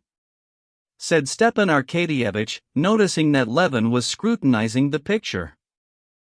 "I have never seen a better portrait." "And extraordinarily like, isn't it?" said Vorkov. Levin looked from the portrait to the original. A peculiar brilliance lighted up Anna's face when she felt his eyes on her. Levin flushed, and to cover his confusion would have asked whether she had seen Darya Alexandrovna lately, but at that moment Anna spoke. "We were just talking, Ivan Petrovitch and I, of Vashchenkov's last pictures." "Have you seen them?" "Yes, I have seen them," answered Levin. "But, I beg your pardon, I interrupted you, you were saying?" Levin asked if she had seen Dolly lately. "She was here yesterday. She was very indignant with the high school people on Grisha's account. The Latin teacher, it seems, had been unfair to him." "Yes, I have seen his pictures. I didn't care for them very much." Levin went back to the subject she had started. Levin talked now not at all with that purely businesslike attitude to the subject with which he had been talking all the morning. Every word in his conversation with her had a special significance. And talking to her was pleasant, still pleasanter it was to listen to her. Anna talked not merely naturally and cleverly, but cleverly and carelessly, attaching no value to her own ideas and giving great weight to the ideas of the person she was talking to. The conversation turned on the new movement in art, on the new illustrations of the Bible by a French artist. Vorkov attacked the artist for a realism carried to the point of coarseness. Levin said that the French had carried conventionality further than anyone, and that consequently they see a great merit in the return to realism. In the fact of not lying they see poetry. Never had anything clever said by Levin given him so much pleasure as this remark. Anna's face lighted up at once, as at once she appreciated the thought. She laughed. "I laugh," she said, "as one laughs when one sees a very true portrait. What you said so perfectly hits off French art now, painting and literature too, indeed Zola, Daudet. But perhaps it is always so, that men form their conceptions from fictitious, conventional types, and then all the combinaisons made they are tired of the fictitious figures and begin to invent more natural, true figures." "That's perfectly true," said Vornev. "So you've been at the club?" she said to her brother. Yes, this is a woman." Levin thought, forgetting himself and staring persistently at her lovely, mobile face, which at that moment was all at once completely transformed. Levin did not hear what she was talking of as she leaned over to her brother, but he was struck by the change of her expression. Her face, so handsome a moment before in its repose, suddenly wore a look of strange curiosity, anger, and pride. But this lasted only an instant. She dropped her eyelids, as though recollecting something. "Oh, well, but that's of no interest to anyone," she said, and she turned to the English girl. "Please order the tea in the drawing room," she said in English. The girl got up and went out. "Well, how did she get through her examination?" asked Stepan Arkadyevitch. "Splendidly. She's a very gifted child and a sweet character. It will end in your loving her more than your own." There a man speaks. In love there's no more nor less. I love my daughter with one love, and her with another. "I was just telling Anna Arkadyevna," said Vorkov, that if she were to put 100th part of the energy she devotes to this English girl to the public question of the education of Russian children, she would be doing a great and useful work. Yes, but I can't help it, I couldn't do it. Count Alexei Kirillovich urged me very much. As she uttered the words Count Alexei Kirillovich, she glanced with appealing timidity at Levin, and he unconsciously responded with a respectful and reassuring look. He urged me to take up the school in the village. I visited it several times. The children were very nice, but I could not feel drawn to the work. You speak of energy. Energy rests upon love, and come as it will, there's no forcing it. I took to this child, I could not myself say why. And she glanced again at Levin. And her smile and her glance all told him that it was to him only she was addressing her words, valuing his good opinion, and at the same time sure beforehand that they understood each other. I quite understand that, Levin answered. It's impossible to give one's heart to a school or such institutions in general, and I believe that's just why philanthropic institutions always give such poor results. She was silent for a while, then she smiled. Yes, she agreed, I never could. Je n'ai pas le cœur as large to love a whole asylum of horrid little girls. Cela ne m'a jamais réussi. There are so many women who have made themselves and positioned socially in that way. And now more than ever, she said with a mournful, confiding expression, ostensibly addressing her brother, but unmistakably intending her words only for Levin, now when I have such need of some occupation, I cannot. And suddenly frowning, Levin saw that she was frowning at herself for talking about herself. She changed the subject. I know about you, she said to Levin, that you're not a public-spirited citizen, and I have defended you to the best of my ability. How have you defended me? Oh, according to the attacks made on you. But won't you have some tea? She rose and took up a book bound in morocco. Give it to me, Anna Arkadyevna, said Vorkov, indicating the book. It's well worth taking up. Oh, no, it's all so sketchy. I told him about it, Stepan Arkadyevich said to his sister, nodding at Levin. You shouldn't have. My writing is something after the fashion of those little baskets in carving which Liza Mertzalova used to sell me from the prisons. She had the direction of the prison department in that society. She turned to Levin, and they were miracles of patience, the work of those poor wretches. And Levin saw a new trait in this woman, who attracted him so extraordinarily. Besides wit, grace, and beauty, she had truth. She had no wish to hide from him all the bitterness of her position. As she said that she sighed, and her face suddenly taking a hard expression, looked as it were turned to stone.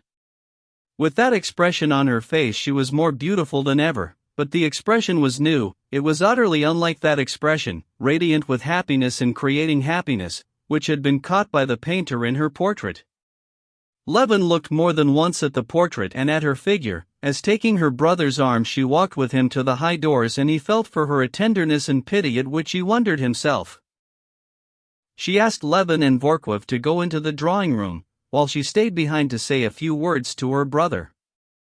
About her divorce, about Vronsky, and what he's doing at the club, about me. Wondered Levin. And he was so keenly interested by the question of what she was saying to Stepan Arkadyevich, that he scarcely heard what Vorkov was telling him of the qualities of the story for children Anna Arkadyevna had written. At tea the same pleasant sort of talk, full of interesting matter, continued. There was not a single instant when a subject for conversation was to seek, on the contrary, it was felt that one had hardly time to say what one had to say, and eagerly held back to hear what the others were saying. And all that was said, not only by her, but by Vorkov and Stepan Arkadyevich, all, so it seemed to Levin, gained peculiar significance from her appreciation and her criticism. While he followed this interesting conversation, Levin was all the time admiring her beauty, her intelligence, her culture, and at the same time her directness and genuine depth of feeling. He listened and talked, and all the while he was thinking of her inner life, trying to divine her feelings. And though he had judged her so severely hitherto, now by some strange chain of reasoning he was justifying her and was also sorry for her, and afraid that Vronsky did not fully understand her. At 11 o'clock, when Stepan Arkadyevitch got up to go, Vorkov had left earlier. It seemed to Levin that he had only just come. Regretfully, Levin too rose. "Goodbye," she said, holding his hand and glancing into his face with a winning look. I am very glad que la glace est rompue. She dropped his hand, and half closed her eyes. "Tell your wife that I love her as before, and that if she cannot pardon me my position, then my wish for her is that she may never pardon it. To pardon it, one must go through what I have gone through, and may God spare her that." "Certainly, yes, I will tell her," Levin said, blushing. Chapter 11. What a marvelous, sweet, and unhappy woman!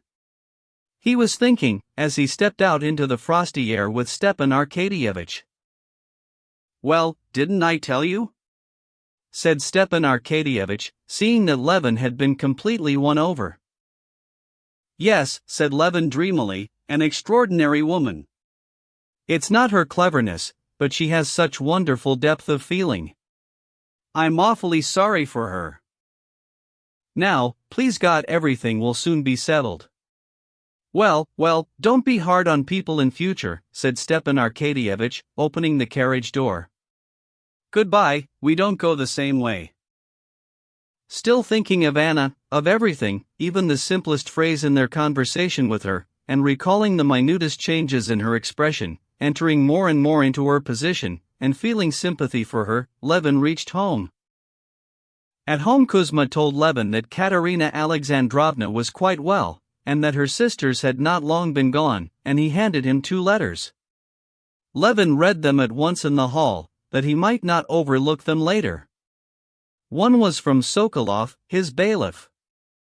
Sokolov wrote that the corn could not be sold, that it was fetching only 5.5 rubles, and that more than that could not be got for it. The other letter was from his sister. She scolded him for her business being still unsettled.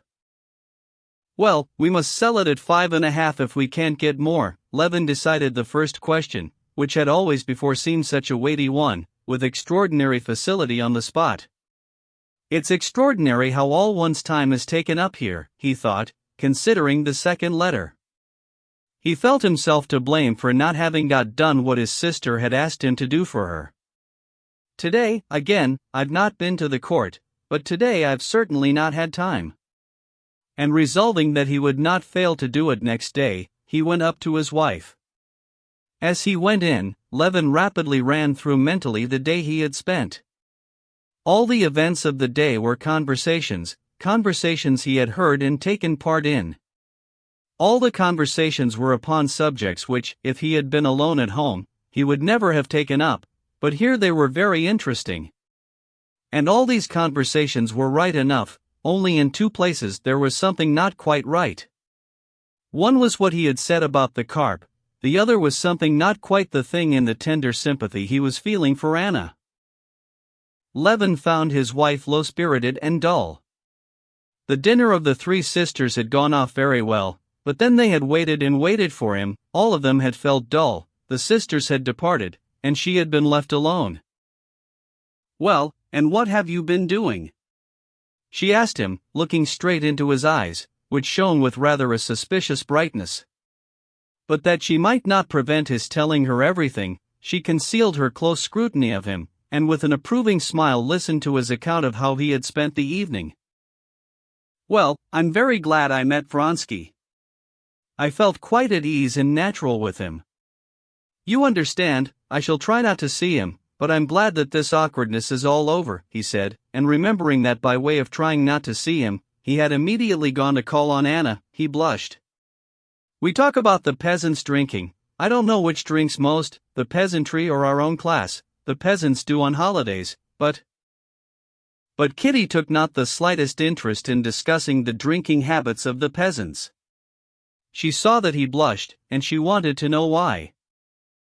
"Well, and then where did you go?" "Stiva urged me awfully to go and see Anna Arkadyevna." And as he said this, Levin blushed even more, and his doubts as to whether he had done right in going to see Anna were settled once for all. He knew now that he ought not to have done so. Kitty's eyes opened in a curious way and gleamed at Anna's name, but controlling herself with an effort, she concealed her emotion and deceived him. "Oh," was all she said. "I'm sure you won't be angry at my going. Stiva begged me to, and Dolly wished it," Levin went on. "Oh, no," she said, but he saw in her eyes a constraint that boded him no good. "She is a very sweet, very, very unhappy, good woman," he said, telling her about Anna, her occupations, and what she had told him to say to her. "Yes, of course, she is very much to be pitied," said Kitty, when he had finished. "Whom was your letter from?" He told her, and believing in her calm tone, he went to change his coat. Coming back, he found Kitty in the same easy chair. When he went up to her, she glanced at him and broke into sobs. "What? What is it?" he asked, knowing beforehand what. "You're in love with that hateful woman, she has bewitched you. I saw it in your eyes." "Yes, yes. What can it all lead to? You were drinking at the club, drinking and gambling, and then you went to her of all people." "No, we must go away. I shall go away tomorrow." It was a long while before Levin could soothe his wife. At last he succeeded in calming her, only by confessing that a feeling of pity, in conjunction with the wine he had drunk, had been too much for him, that he had succumbed to Anna's artful influence, and that he would avoid her. One thing he did with more sincerity confess to was that living so long in Moscow, a life of nothing but conversation, eating and drinking, he was degenerating. They talked till 3 o'clock in the morning. Only at 3 o'clock were they sufficiently reconciled to be able to go to sleep. Chapter 12. After taking leave of her guests, Anna did not sit down, but began walking up and down the room. She had unconsciously the whole evening done her utmost to arouse in Levin a feeling of love as of late she had fallen into doing with all young men, and she knew she had attained her aim, as far as was possible in one evening, with a married and conscientious man. She liked him indeed extremely, and, in spite of the striking difference, from the masculine point of view, between Vronsky and Levin, as a woman she saw something they had in common, which had made Kitty able to love both. Yet as soon as he was out of the room, she ceased to think of him. One thought, and one only, pursued her in different forms, and refused to be shaken off. If I have so much effect on others, on this man, who loves his home and his wife, why is it he is so cold to me? Not cold exactly, he loves me, I know that. But something new is drawing us apart now. Why wasn't he here all the evening? He told Stiva to say he could not leave Yashvin, and must watch over his play. Is Yashvin a child? But supposing it's true. He never tells a lie. But there's something else in it if it's true. He is glad of an opportunity of showing me that he has other duties. I know that, I submit to that. But why prove that to me? He wants to show me that his love for me is not to interfere with his freedom. But I need no proofs, I need love. He ought to understand all the bitterness of this life for me here in Moscow. Is this life? I am not living, but waiting for an event, which is continually put off and put off. No answer again. And Stiva says he cannot go to Alexey Alexandrovich. And I can't write again.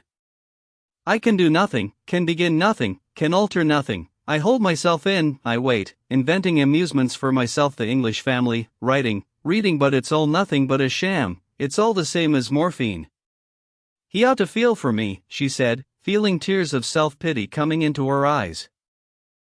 She heard Vronsky's abrupt ring and hurriedly dried her tears, not only dried her tears, but sat down by a lamp and opened a book, affecting composure.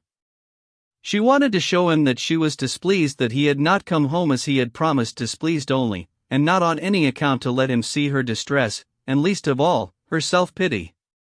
She might pity herself, but he must not pity her. She did not want strife, she blamed him for wanting to quarrel, but unconsciously put herself into an attitude of antagonism. "Well, you've not been dull?" he said, eagerly and good-humoredly, going up to her. "What a terrible passion it is, gambling." "No, I've not been dull, I've learned long ago not to be dull." "Stiva has been here and Levin." "Yes, they meant to come and see you." "Well, how did you like Levin?" he said, sitting down beside her. "Very much. They have not long been gone." "What was Yashvin doing?" "He was winning 17,000. I got him away. He had really started home, but he went back again, and now he's losing." "Then what did you stay for?" she asked, suddenly lifting her eyes to him. The expression of her face was cold and ungracious. "You told Stiva you were staying on to get Yashvin away.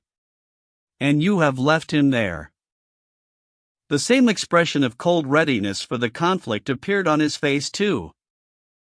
"In the first place, I did not ask him to give you any message, and secondly, I never tell lies. But what's the chief point, I wanted to stay, and I stayed," he said, frowning. "Anna, what is it for, why will you?" he said after a moment's silence, bending over towards her, and he opened his hand, hoping she would lay hers in it. She was glad of this appeal for tenderness. But some strange force of evil would not let her give herself up to her feelings, as though the rules of warfare would not permit her to surrender. "Of course you wanted to stay, and you stayed. You do everything you want to. But what do you tell me that for? With what object?" she said, getting more and more excited. "Does anyone contest your rights? But you want to be right, and you're welcome to be right." His hand closed, he turned away, and his face wore a still more obstinate expression. "For you it's a matter of obstinacy," she said, watching him intently and suddenly finding the right word for that expression that irritated her, simply obstinacy. "For you it's a question of whether you keep the upper hand of me, while for me—" Again she felt sorry for herself, and she almost burst into tears. "If you knew what it is for me. When I feel as I do now that you are hostile, yes, hostile to me, if you knew what this means for me. If you knew how I feel on the brink of calamity at this instant, how afraid I am of myself." And she turned away, hiding her sobs. "But what are you talking about?" he said, horrified at her expression of despair, and again bending over her, he took her hand and kissed it. "What is it for? Do I seek amusements outside our home? Don't I avoid the society of women?" "Well, yes. If that were all," she said. "Come, tell me what I ought to do to give you peace of mind?" "I am ready to do anything to make you happy," he said, touched by her expression of despair. "What wouldn't I do to save you from distress of any sort, as now, Anna?" he said. "It's nothing, nothing," she said. "I don't know myself whether it's the solitary life, my nerves. Come, don't let us talk of it. What about the race? You haven't told me," she inquired, trying to conceal her triumph at the victory, which had anyway been on her side. He asked for supper, and began telling her about the races, but in his tone, in his eyes, which became more and more cold, she saw that he did not forgive her for her victory, that the feeling of obstinacy with which she had been struggling had asserted itself again in him. He was colder to her than before, as though he were regretting his surrender. And she, remembering the words that had given her the victory, "How I feel on the brink of calamity, how afraid I am of myself," saw that this weapon was a dangerous one, and that it could not be used a second time. And she felt that beside the love that bound them together there had grown up between them some evil spirit of strife, which she could not exorcise from his, and still less from her own heart. Chapter 13. There are no conditions to which a man cannot become used, especially if he sees that all around him are living in the same way. Levin could not have believed 3 months before that he could have gone quietly to sleep in the condition in which he was that day, that leading an aimless irrational life, living too beyond his means, after drinking to excess, he could not call what happened at the club anything else, forming inappropriately friendly relations with a man with whom his wife had once been in love, and a still more inappropriate call upon a woman who could only be called a lost woman, after being fascinated by that woman in causing his wife distress. He could still go quietly to sleep. But under the influence of fatigue, a sleepless night, and the wine he had drunk, his sleep was sound and untroubled. At 5 o'clock the creak of a door opening waked him. He jumped up and looked round. Kitty was not in bed beside him. But there was a light moving behind the screen, and he heard her steps. "What is it? What is it?" he said, half asleep. "Kitty! What is it?" "Nothing," she said, coming from behind the screen with a candle in her hand. "I felt unwell," she said, smiling a particularly sweet and meaning smile. "What? Has it begun?" he said in terror. "We ought to send," and hurriedly he reached after his clothes. "No, no," she said, smiling and holding his hand. "It's sure to be nothing. I was rather unwell, only a little. It's all over now." And getting into bed, she blew out the candle, lay down and was still. Though he thought her stillness suspicious, as though she were holding her breath, and still more suspicious the expression of peculiar tenderness and excitement with which, as she came from behind the screen, she said nothing, he was so sleepy that he fell asleep at once.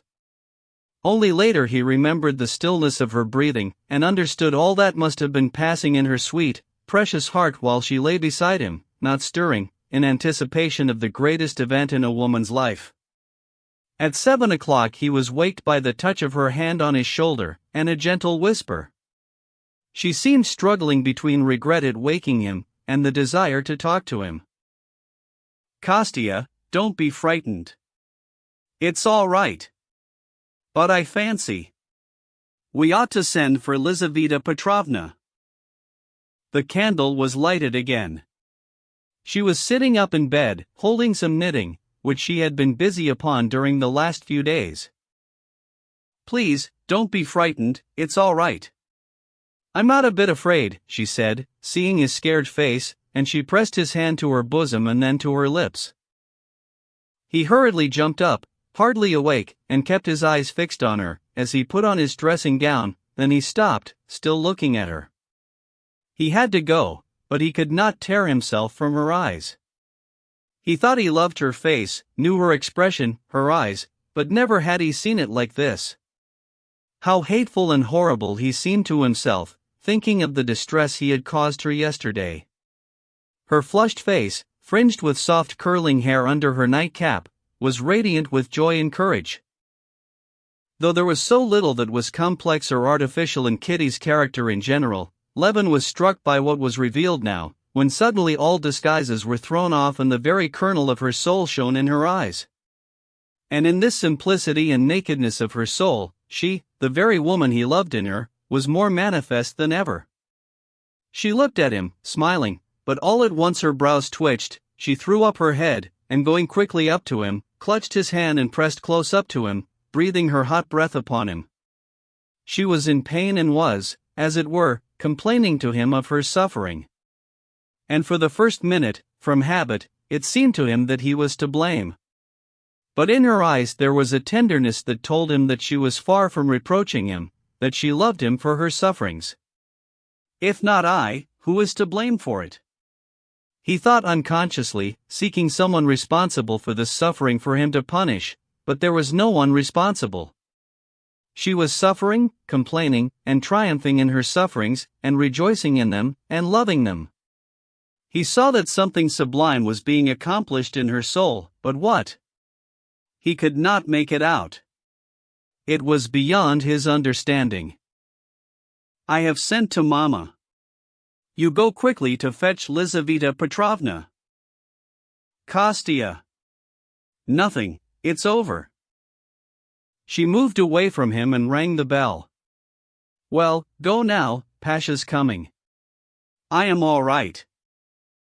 And Levin saw with astonishment that she had taken up the knitting she had brought in the night and begun working at it again.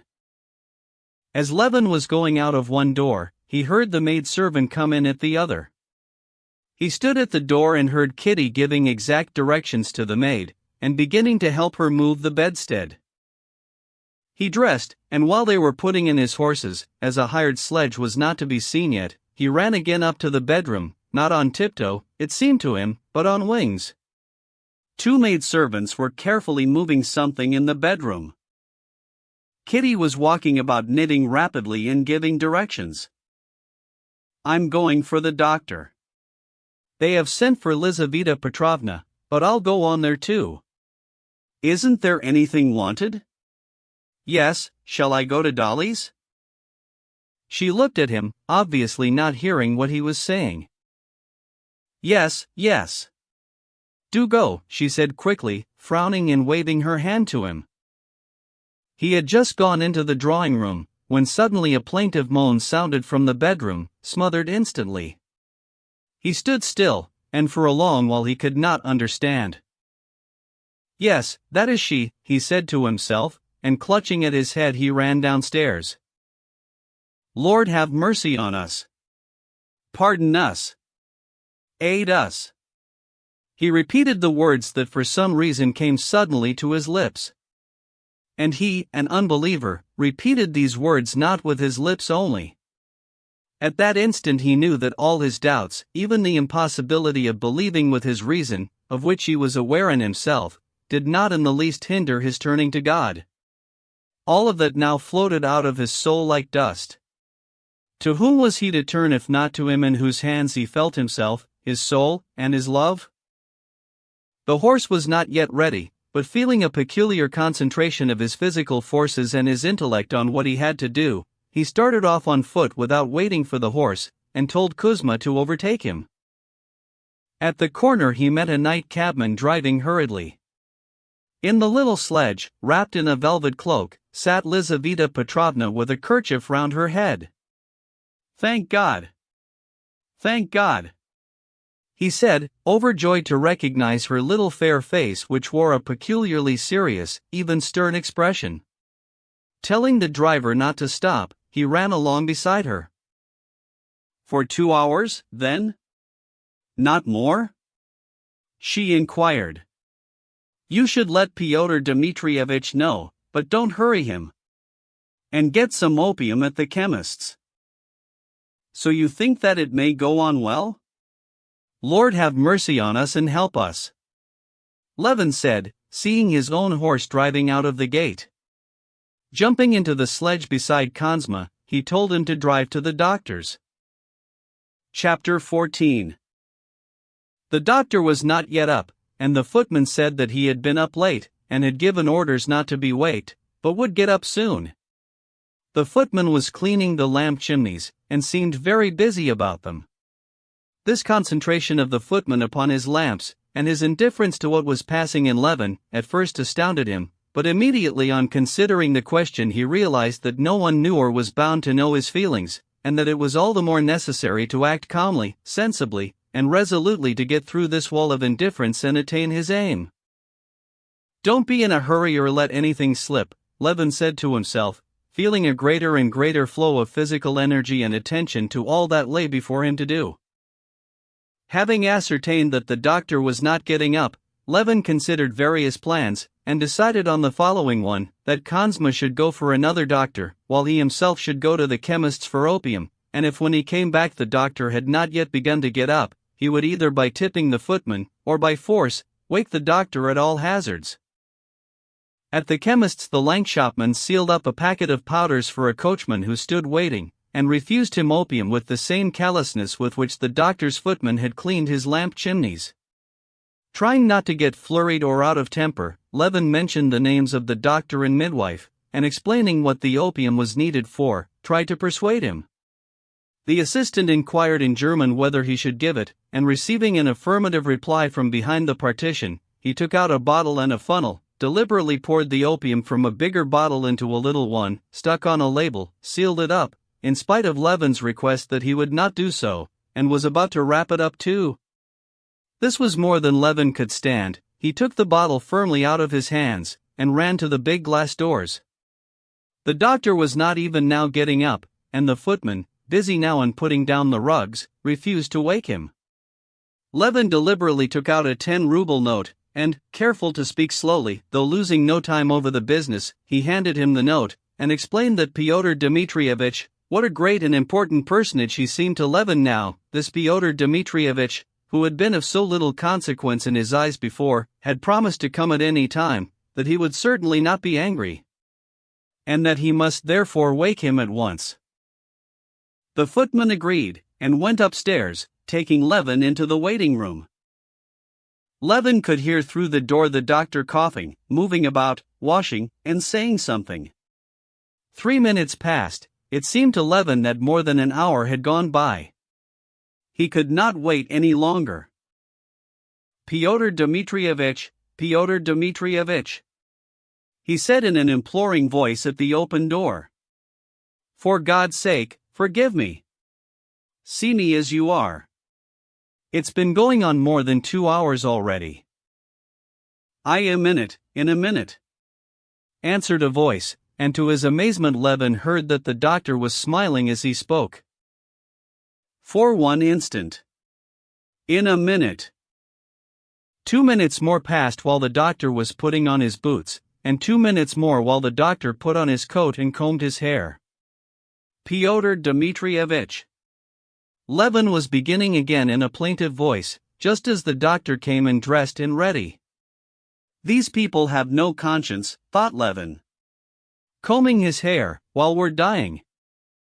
Good morning, the doctor said to him, shaking hands, and, as it were, teasing him with his composure. There's no hurry. Well now. Trying to be as accurate as possible, Levin began to tell him every unnecessary detail of his wife's condition, interrupting his account repeatedly with entreaties that the doctor would come with him at once. Oh, you needn't be in any hurry. You don't understand, you know. I'm certain I'm not wanted, still I've promised, and if you like, I'll come. But there's no hurry. Please sit down, won't you have some coffee? Levin stared at him with eyes that asked whether he was laughing at him, but the doctor had no notion of making fun of him. I know, the doctor said, smiling, I'm a married man myself, and at these moments we husbands are very much to be pitied. I've a patient whose husband always takes refuge in the stables on such occasions. But what do you think, Pyotr Dmitrievich? Do you suppose it may go all right? Everything points to a favorable issue.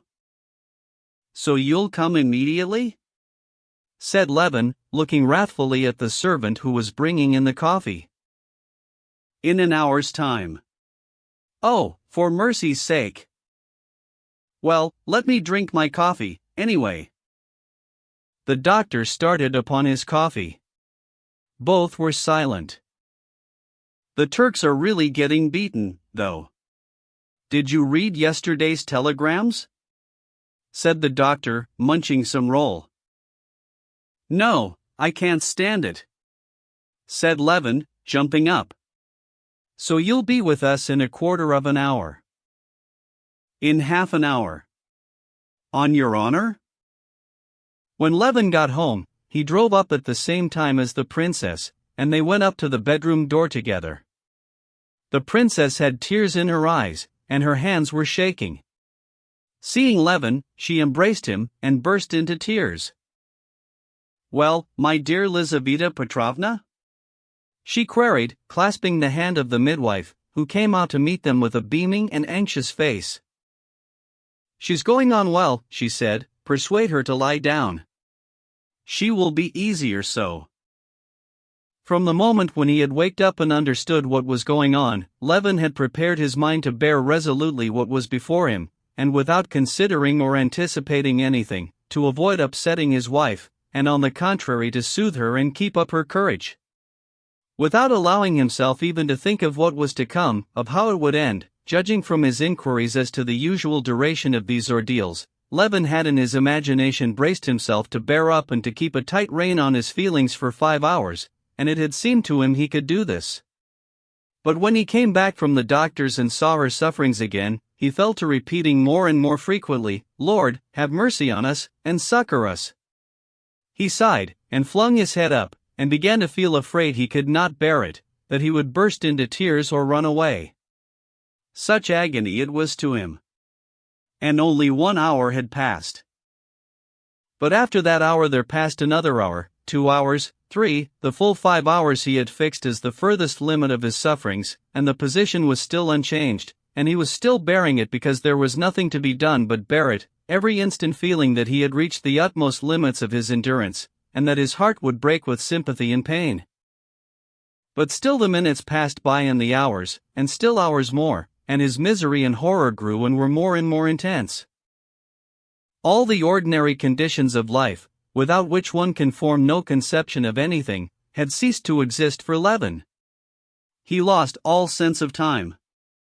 Minutes, those minutes when she sent for him and he held her moist hand, that would squeeze his hand with extraordinary violence and then push it away, seemed to him hours, and hours seemed to him minutes. He was surprised when Lizaveta Petrovna asked him to light a candle behind a screen, and he found that it was 5 o'clock in the afternoon. If he had been told it was only 10 o'clock in the morning, he would not have been more surprised. Where he was all this time, he knew as little as the time of anything.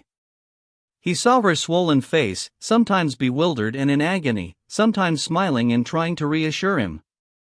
He saw the old princess too, flushed and overwrought, with her grey curls in disorder, forcing herself to gulp down her tears, biting her lips. He saw Dolly too and the doctor, smoking fat cigarettes, and Lizaveta Petrovna with a firm, resolute, reassuring face, and the old prince walking up and down the hall with a frowning face. But why they came in and went out, where they were, he did not know. The princess was with the doctor in the bedroom, then in the study, where a table set for dinner suddenly appeared, then she was not there, but Dolly was. Then Levin remembered he had been sent somewhere. Once he had been sent to move a table and sofa. He had done this eagerly, thinking it had to be done for her sake, and only later on he found it was his own bed he had been getting ready. Then he had been sent to the study to ask the doctor something. The doctor had answered and then had said something about the irregularities in the municipal council. Then he had been sent to the bedroom to help the old princess to move the holy picture in its silver and gold setting, and with the princess's old waiting maid he had clambered on a shelf to reach it and had broken the little lamp, and the old servant had tried to reassure him about the lamp and about his wife, and he carried the holy picture and set it at Kitty's head, carefully tucking it in behind the pillow. But where, when, and why all this had happened, he could not tell. He did not understand why the old princess took his hand, and looking compassionately at him, begged him not to worry himself, and Dolly persuaded him to eat something and let him out of the room, and even the doctor looked seriously and with commiseration at him and offered him a drop of something. All he knew and felt was that what was happening was what had happened nearly a year before in the hotel of the country town at the deathbed of his brother Nikolai. But that had been grief, this was joy. Yet that grief and this joy were alike outside all the ordinary conditions of life. They were loopholes, as it were, in that ordinary life through which there came glimpses of something sublime. And in the contemplation of this sublime something the soul was exalted to inconceivable heights of which it had before had no conception, while reason lagged behind, unable to keep up with it. "Lord, have mercy on us, and succor us," he repeated to himself incessantly, feeling, in spite of his long and, as it seemed, complete alienation from religion, that he turned to God just as trustfully and simply as he had in his childhood and first youth. All this time he had two distinct spiritual conditions. One was away from her, with the doctor, who kept smoking one fat cigarette after another and extinguishing them on the edge of a full ashtray, with Dolly, and with the old prince, where there was talk about dinner, about politics, about Maria Petrovna's illness, and where Levin suddenly forgot for a minute what was happening, and felt as though he had waked up from sleep. The other was in her presence, at her pillow, where his heart seemed breaking and still did not break from sympathetic suffering, and he prayed to God without ceasing. And every time he was brought back from a moment of oblivion by a scream reaching him from the bedroom, he fell into the same strange terror that had come upon him the first minute. Every time he heard a shriek, he jumped up, ran to justify himself, remembered on the way that he was not to blame, and he longed to defend her, to help her. But as he looked at her, he saw again that help was impossible, and he was filled with terror and prayed, "Lord, have mercy on us, and help us."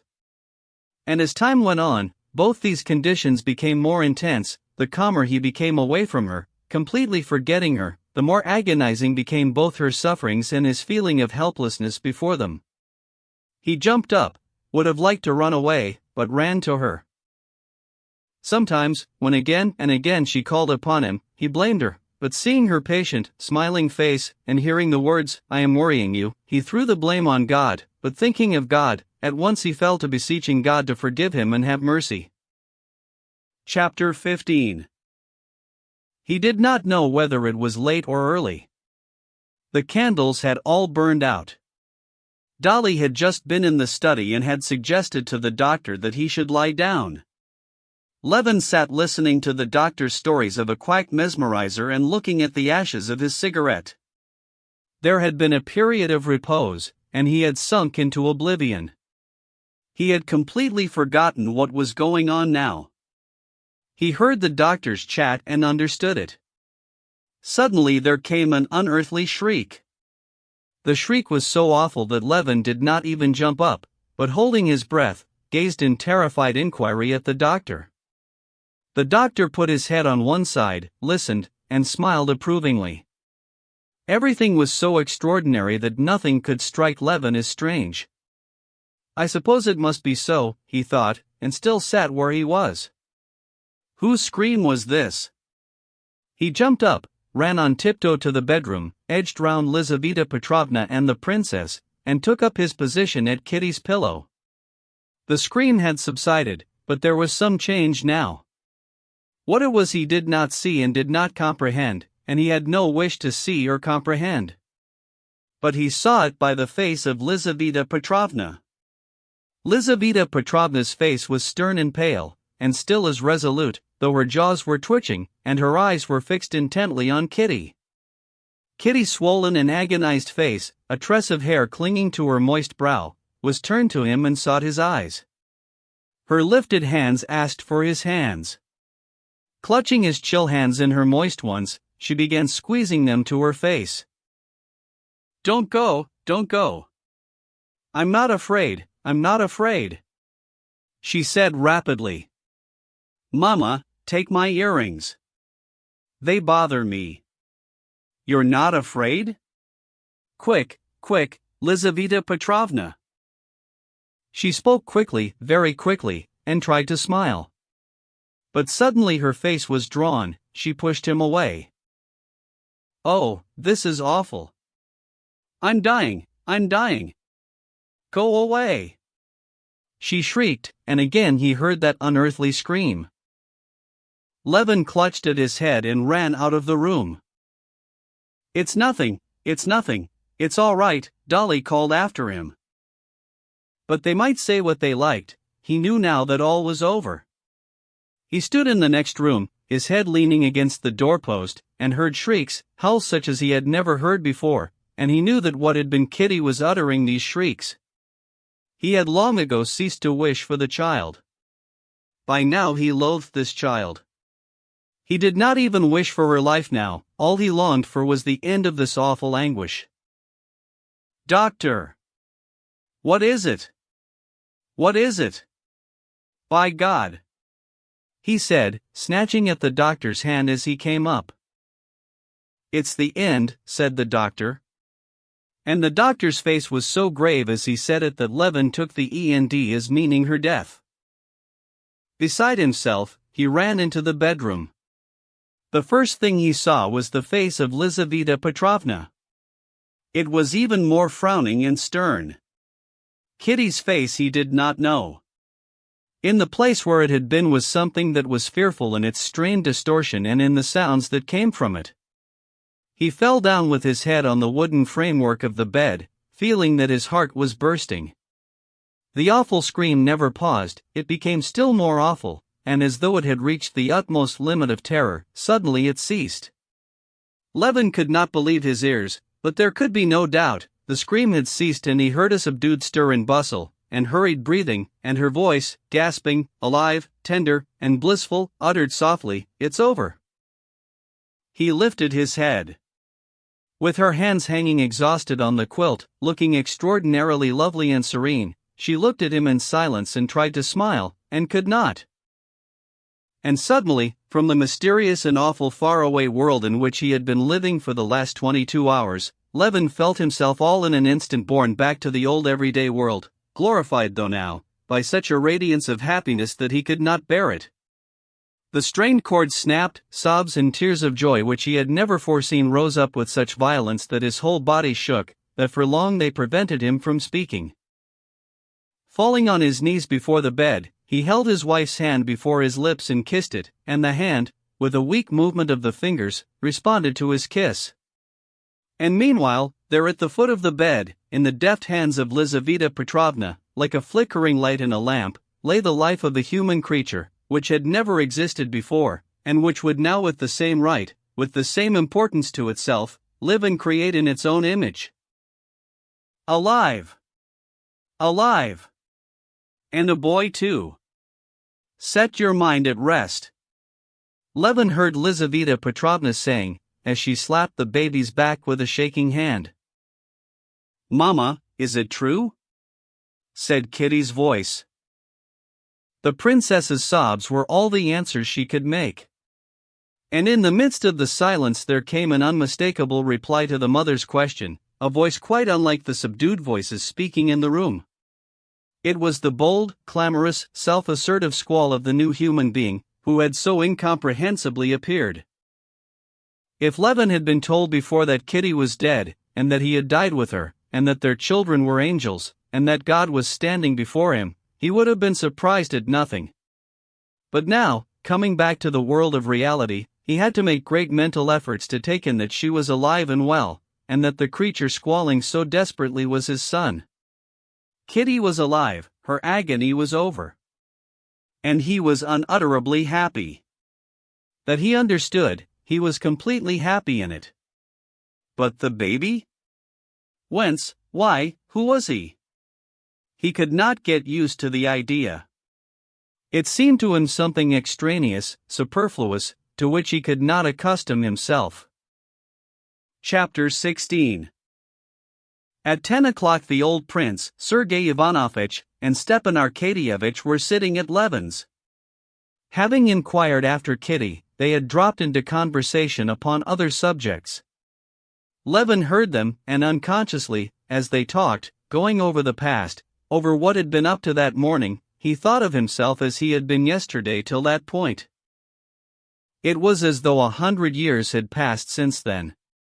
He felt himself exalted to unattainable heights, from which he studiously lowered himself so as not to wound the people he was talking to. He talked, and was all the time thinking of his wife, of her condition now, of his son, in whose existence he tried to school himself into believing. The whole world of woman, which had taken for him since his marriage a new value he had never suspected before, was now so exalted that he could not take it in his imagination. He heard them talk of yesterday's dinner at the club, and thought, what is happening with her now? Is she asleep? How is she? What is she thinking of? Is he crying, my son Dmitri? And in the middle of the conversation, in the middle of a sentence, he jumped up and went out of the room. Send me word if I can see her, said the prince. Very well, in a minute, answered Levin, and without stopping, he went to her room. She was not asleep, she was talking gently with her mother, making plans about the christening.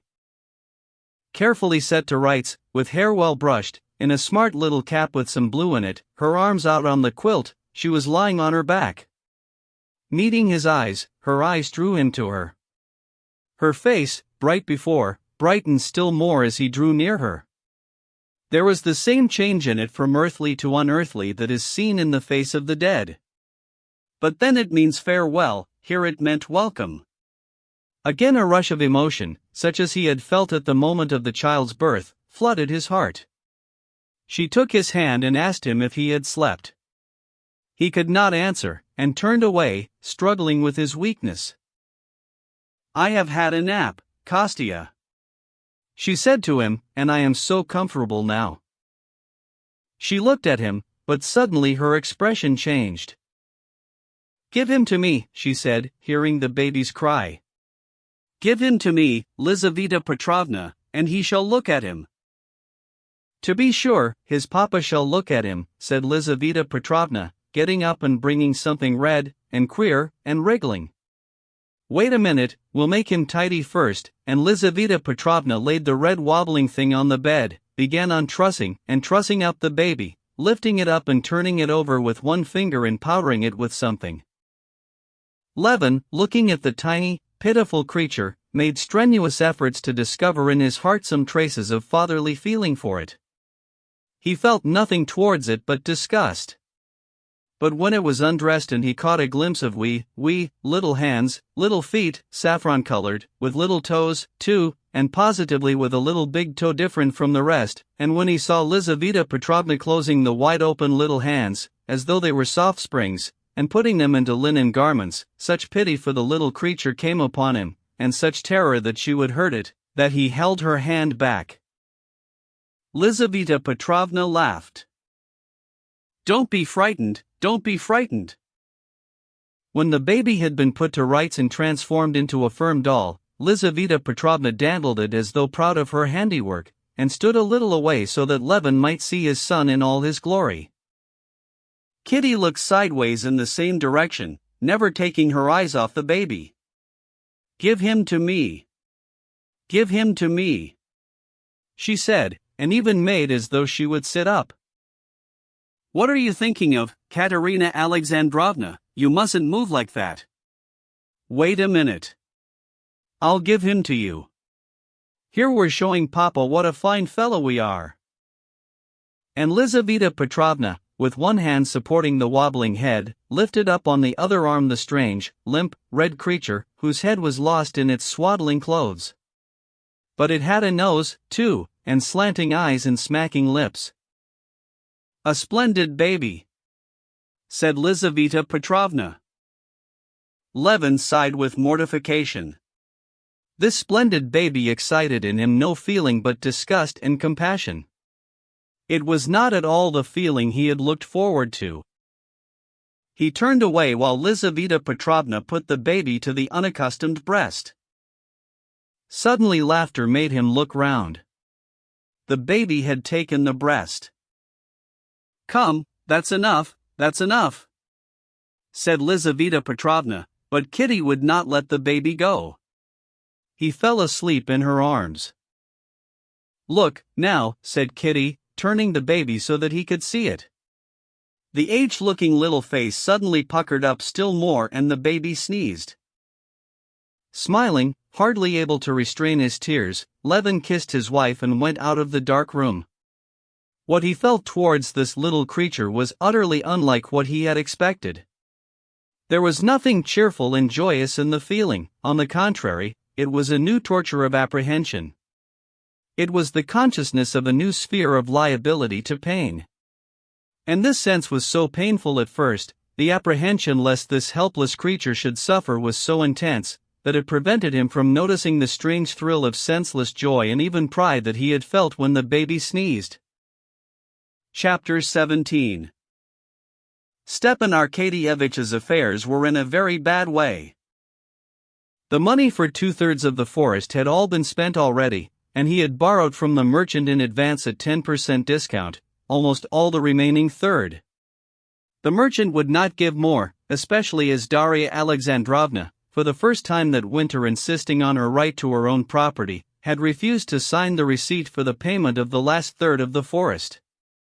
All his salary went on household expenses and in payment of petty debts that could not be put off.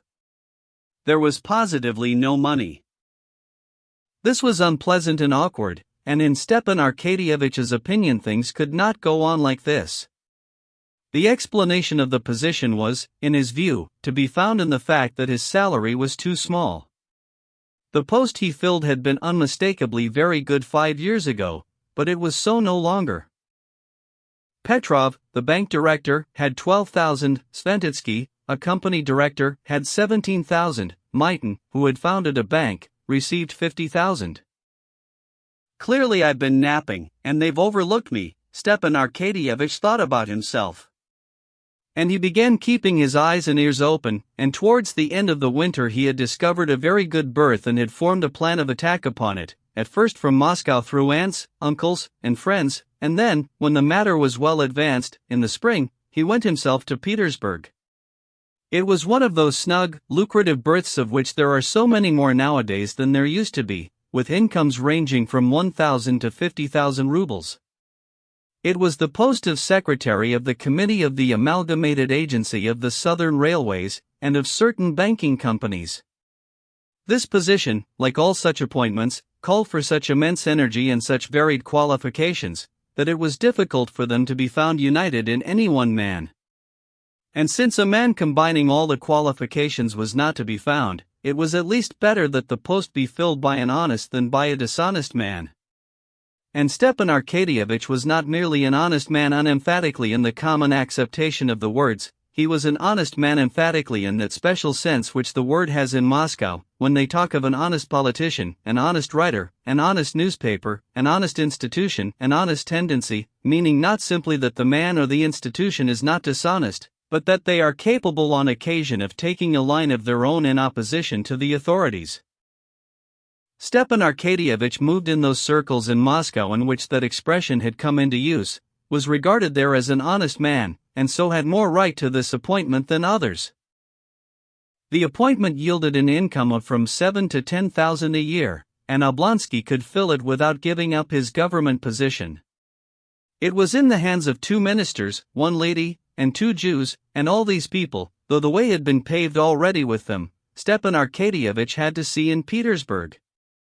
Besides this business, Stepan Arkadyevich had promised his sister Anna to obtain from Karenin a definite answer on the question of divorce.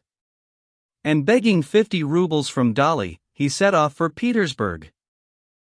Stepan Arkadyevich sat in Karenin's study listening to his report on the causes of the unsatisfactory position of Russian finance, and only waiting for the moment when he would finish to speak about his own business or about Anna.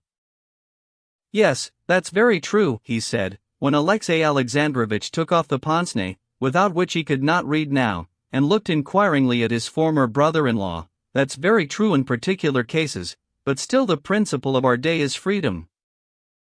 "Yes, but I lay down another principle, embracing the principle of freedom," said Alexey Alexandrovich, with emphasis on the word embracing, and he put on his pince-nez again, so as to read the passage in which this statement was made.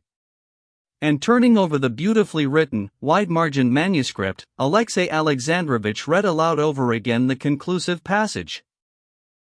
"I don't advocate protection for the sake of private interests, but for the public weal, and for the lower and upper classes equally," he said, looking over his pince-nez at Oblonsky. "But they cannot grasp that. They are taken up now with personal interests, and carried away by phrases." Stepan Arkadyevich knew that when Karenin began to talk of what they were doing and thinking, the persons who would not accept his report and were the cause of everything wrong in Russia, that it was coming near the end. And so now he eagerly abandoned the principle of free trade, and fully agreed. Alexey Alexandrovich paused, thoughtfully turning over the pages of his manuscript. "Oh, by the way," said Stepan Arkadyevich, "I wanted to ask you, sometime when you see Pomorsky, to drop him a hint that I should be very glad to get that new appointment of secretary of the committee of the Amalgamated Agency of the Southern Railways and Banking Companies." Stepan Arkadyevich was familiar by now with the title of the post he coveted, and he brought it out rapidly without mistake. Alexey Alexandrovich questioned him as to the duties of this new committee, and pondered. He was considering whether the new committee would not be acting in some way contrary to the views he had been advocating. But as the influence of the new committee was of a very complex nature, and his views were of very wide application, he could not decide this straight off, and taking off his pince-nez, he said, "Of course, I can mention it to him, but what is your reason precisely for wishing to obtain the appointment?" It's a good salary, rising to 9,000, and my means. 9,000. Repeated Alexei Alexandrovich, and he frowned. The high figure of the salary made him reflect that on that side Stepan Arkadyevitch's proposed position ran counter to the main tendency of his own projects of reform, which always leaned towards economy. I consider, and I have embodied my views in a note on the subject, that in our day these immense salaries are evidence of the unsound economic assiette of our finances. But what's to be done? Said Stepan Arkadyevitch. Suppose a bank director gets 10,000, well, he's worth it, or an engineer gets 20,000 after all, it's a growing thing, you know. I assume that a salary is the price paid for a commodity, and it ought to conform with the law of supply and demand. If the salary is fixed without any regard for that law, as, for instance, when I see two engineers leaving college together, both equally well trained and efficient, and one getting 40,000 while the other is satisfied with 2, or when I see lawyers and hussars, having no special qualifications, appointed directors of banking companies with immense salaries, I conclude that the salary is not fixed in accordance with the law of supply and demand, but simply through personal interest. And this is an abuse of great gravity in itself, and one that reacts injuriously on the government service. I consider. Stepan Arkadyevitch made haste to interrupt his brother-in-law. Yes, but you must agree that it's a new institution of undoubted utility that's being started. After all, you know, it's a growing thing. What they lay particular stress on is the thing being carried on honestly, said Stepan Arkadyevitch with emphasis. But the Moscow significance of the word honest was lost on Alexei Alexandrovich. Honesty is only a negative qualification, he said. Well, you'll do me a great service, anyway, said Stepan Arkadyevitch, by putting in a word to Pomorsky just in the way of conversation. But I fancy it's more in Volgarinov's hands, said Alexei Alexandrovich. Volgarinov has fully assented, as far as he's concerned, said Stepan Arkadyevitch, turning red. Stepan Arkadyevitch reddened at the mention of that name, because he had been that morning at the Jew Volgarinov's, and the visit had left an unpleasant recollection. Stepan Arkadyevitch believed most positively that the committee in which he was trying to get an appointment was a new, genuine, and honest public body, but that morning when Volgarinov had intentionally, beyond a doubt, kept him 2 hours waiting with other petitioners in his waiting room, he had suddenly felt uneasy. Whether he was uncomfortable that he, a descendant of Rurik, Prince Oblonsky, had been kept for 2 hours waiting to see a Jew, or that for the first time in his life he was not following the example of his ancestors in serving the government, but was turning off into a new career, anyway he was very uncomfortable. During those 2 hours in Volgarinov's waiting room, Stepan Arkadyevitch, stepping jauntily about the room, pulling his whiskers, entering into conversation with the other petitioners, and inventing an epigram on his position, assiduously concealed from others, and even from himself, the feeling he was experiencing. But all the time he was uncomfortable and angry. He could not have said why, whether because he could not get his epigram just right, or from some other reason. When at last Volgarinov had received him with exaggerated politeness and unmistakable triumph at his humiliation, and had all but refused the favor asked of him, Stepan Arkadyevitch had made haste to forget it all as soon as possible. And now, at the mere recollection, he blushed. Chapter 18. Now there is something I want to talk about, and you know what it is. About Anna, Stepan Arkadyevitch said, pausing for a brief space, and shaking off the unpleasant impression. As soon as Oblonsky uttered Anna's name, the face of Alexei Alexandrovich was completely transformed, all the life was gone out of it, and it looked weary and dead. What is it exactly that you want from me? He said, moving in his chair and snapping his pince-nez. A definite settlement, Alexei Alexandrovich, some settlement of the position. I'm appealing to you, not as an injured husband, Stepan Arkadyevitch was going to say, but afraid of wrecking his negotiation by this, he changed the words, not as a statesman, which did not sound apropos, but simply as a man, and a good-hearted man and a Christian. You must have pity on her, he said. That is, in what way precisely? Karenin said softly. Yes, pity on her. If you had seen her as I have been spending all the winter with her, you would have pity on her. Her position is awful, simply awful. I had imagined, answered Alexey Alexandrovich in a higher, almost shrill voice, that Anna Arkadyevna had everything she had desired for herself. Oh, Alexey Alexandrovich, for heaven's sake, don't let us indulge in recriminations. What is past, and you know what she wants and is waiting for divorce. But I believe Anna Arkadyevna refuses a divorce, if I make it a condition to leave me my son. I replied in that sense, and supposed that the matter was ended. I consider it at an end, shrieked Alexey Alexandrovich. But, for heaven's sake, don't get hot, said Stepan Arkadyevich, touching his brother-in-law's knee. The matter is not ended. If you will allow me to recapitulate, it was like this: when you parted, you were as magnanimous as could possibly be, you were ready to give her everything, freedom, divorce even. She appreciated that. No, don't think that. She did appreciate it to such a degree that at the first moment, feeling how she had wronged you, she did not consider and could not consider everything. She gave up everything. But experience, time, have shown that her position is unbearable, impossible.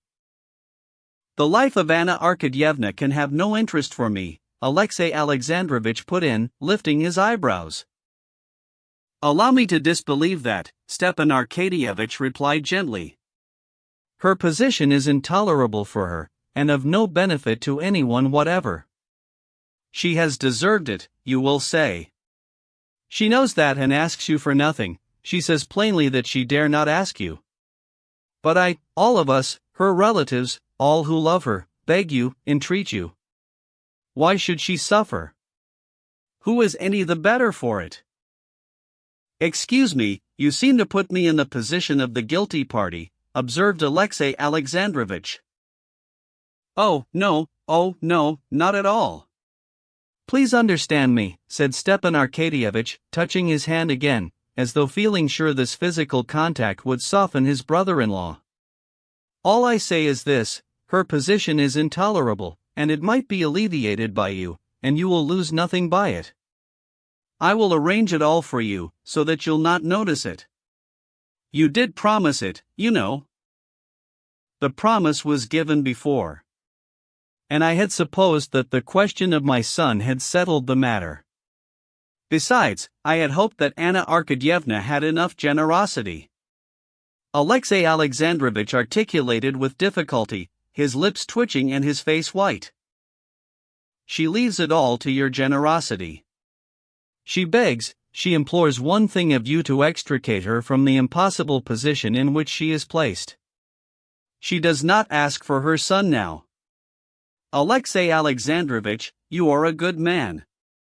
Put yourself in her position for a minute. The question of divorce for her in her position is a question of life and death. If you had not promised it once, she would have reconciled herself to her position, she would have gone on living in the country. But you promised it, and she wrote to you, and moved to Moscow. And here she's been for 6 months in Moscow, where every chance meeting cuts her to the heart, every day expecting an answer. Why, it's like keeping a condemned criminal for 6 months with the rope round his neck, promising him perhaps death, perhaps mercy. Have pity on her, and I will undertake to arrange everything. Vos scrupules.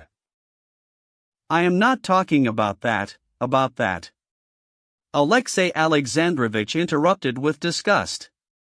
But, perhaps, I promised what I had no right to promise. So you go back from your promise? I have never refused to do all that is possible, but I want time to consider how much of what I promised is possible. No, Alexey Alexandrovich, cried Oblonsky, jumping up, I won't believe that. She's unhappy as only an unhappy woman can be, and you cannot refuse in such. As much of what I promised as is possible. Vous professez d'être libre penseur. But I as a believer cannot, in a matter of such gravity, act in opposition to the Christian law.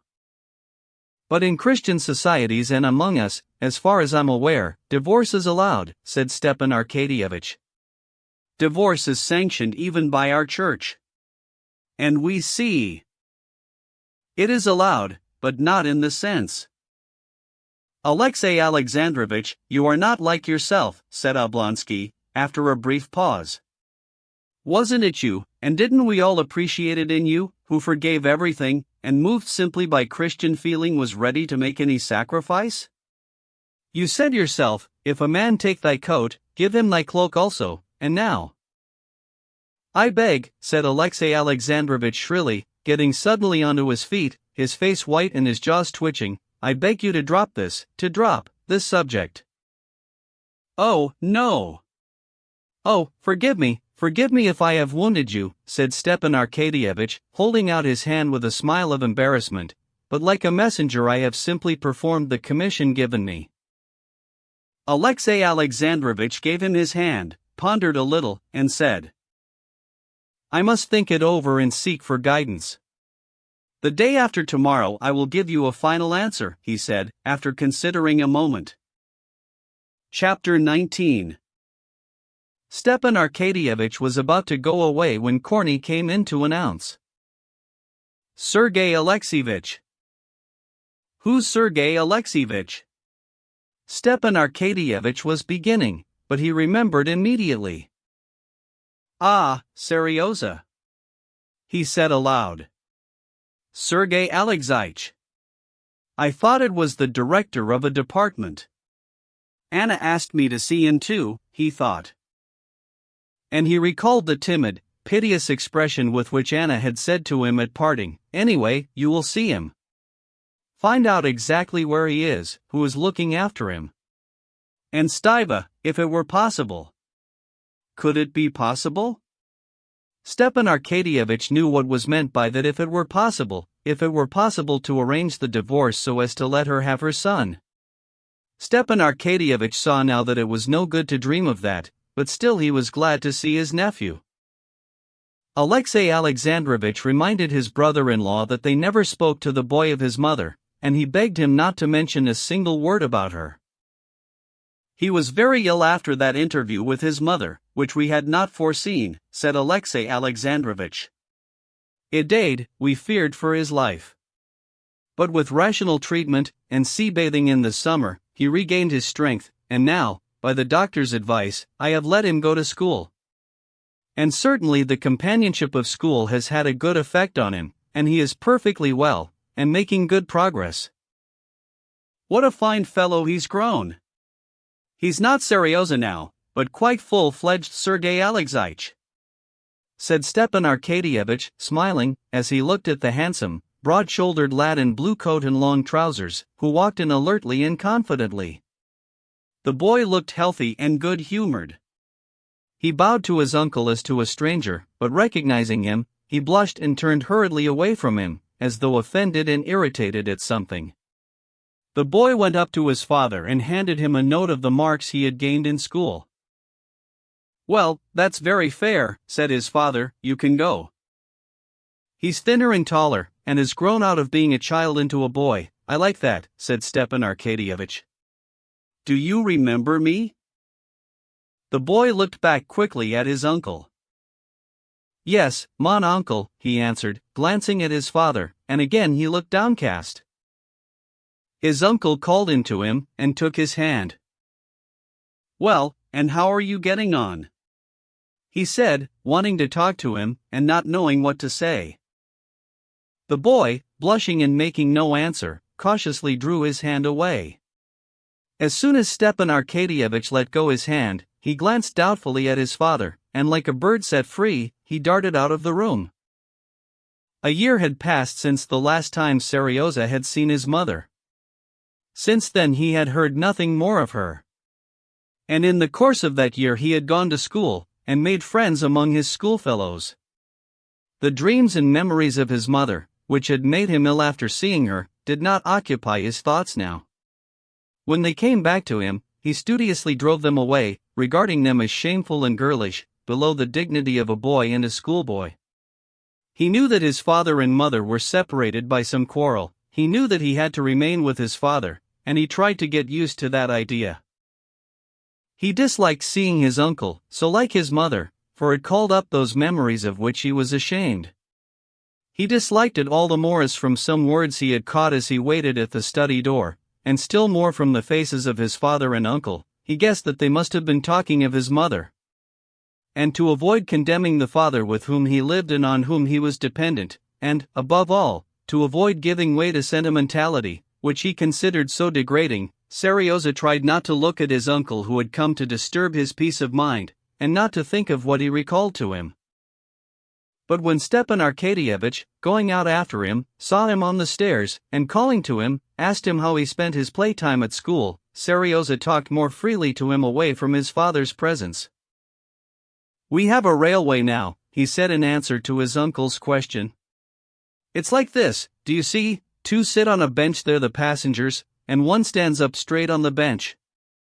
And all are harnessed to it by their arms or by their belts, and they run through all the rooms, the doors are left open beforehand. Well, and it's pretty hard work being the conductor." "That's the one that stands?" Stepan Arkadyevitch inquired, smiling. "Yes, you want pluck for it, and cleverness too, especially when they stop all of a sudden, or someone falls down." "Yes, that must be a serious matter," said Stepan Arkadyevitch, watching with mournful interest the eager eyes, like his mother's, not childish now, no longer fully innocent. And though he had promised Alexey Alexandrovitch not to speak of Anna, he could not restrain himself. "Do you remember your mother?" he asked suddenly. "No, I don't," Serioza said quickly. He blushed crimson, and his face clouded over. And his uncle could get nothing more out of him.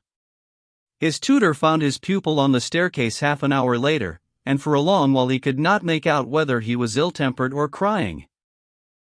"What is it?" "I expect you hurt yourself when you fell down," said the tutor. "I told you it was a dangerous game. And we shall have to speak to the director." "If I had hurt myself, nobody should have found it out, that's certain." "Well, what is it, then?" "Leave me alone. If I remember, or if I don't remember, what business is it of his? Why should I remember? Leave me in peace," he said, addressing not his tutor, but the whole world. Chapter 20. Stepan Arkadyevitch, as usual, did not waste his time in Petersburg. In Petersburg, besides business, his sister's divorce, and his coveted appointment, he wanted, as he always did, to freshen himself up, as he said, after the mustiness of Moscow. In spite of its cafes chantants and its omnibuses, Moscow was yet a stagnant bog. Stepan Arkadyevitch always felt it. After living for some time in Moscow, especially in close relations with his family, he was conscious of a depression of spirits. After being a long time in Moscow without a change, he reached a point when he positively began to be worrying himself over his wife's ill humor and reproaches, over his children's health and education, and the petty details of his official work. Even the fact of being in debt worried him. But he had only to go and stay a little while in Petersburg, in the circle there in which he moved, where people really lived instead of vegetating as in Moscow, and all such ideas vanished and melted away at once, like wax before the fire. His wife? Only that day he had been talking to Prince Chechensky. Prince Chechensky had a wife and family, grown-up pages in the corps, and he had another illegitimate family of children also. Though the first family was very nice too, Prince Chechensky felt happier in his second family, and he used to take his eldest son with him to his second family, and told Stepan Arkadyevitch that he thought it good for his son, enlarging his ideas. What would have been said to that in Moscow? His children? In Petersburg, children did not prevent their parents from enjoying life. The children were brought up in schools, and there was no trace of the wild idea that prevailed in Moscow, in Lvov's household, for instance, that all the luxuries of life were for the children, while the parents have nothing but work and anxiety. Here people understood that a man is in duty bound to live for himself, as every man of culture should live. His official duties? Official work here was not the stiff, hopeless drudgery that it was in Moscow. Here there was some interest in official life. A chance meeting, a service rendered, a happy phrase, a knack of facetious mimicry, and a man's career might be made in a trice.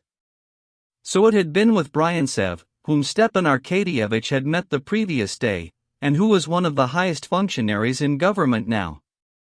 There was some interest in official work like that. The Petersburg attitude on pecuniary matters had an especially soothing effect on Stepan Arkadyevitch. Bartniansky, who must spend at least 50,000 to judge by the style he lived in, had made an interesting comment the day before on that subject. As they were talking before dinner, Stepan Arkadyevitch said to Bartniansky, "You're friendly, I fancy, with Mordvinsky. You might do me a favor, say a word to him, please, for me. There's an appointment I should like to get secretary of the agency." "Oh, I shan't remember all that, if you tell it to me. But what possesses you to have to do with railways and Jews? Take it as you will, it's a low business." Stepan Arkadyevitch did not say to Bartniansky that it was a growing thing. Bartniansky would not have understood that. "I want the money, I've nothing to live on." "You're living, aren't you?" "Yes, but in debt." "Are you, though?" "Heavily?" said Bartniansky sympathetically. "Very heavily, 20,000. Bartniansky broke into good-humored laughter. "Oh, lucky fellow," said he.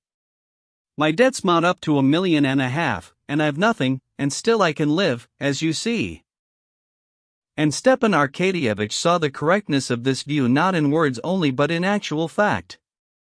Zivahov owed 300,000, and hadn't a farthing to bless himself with, and he lived, and in style too.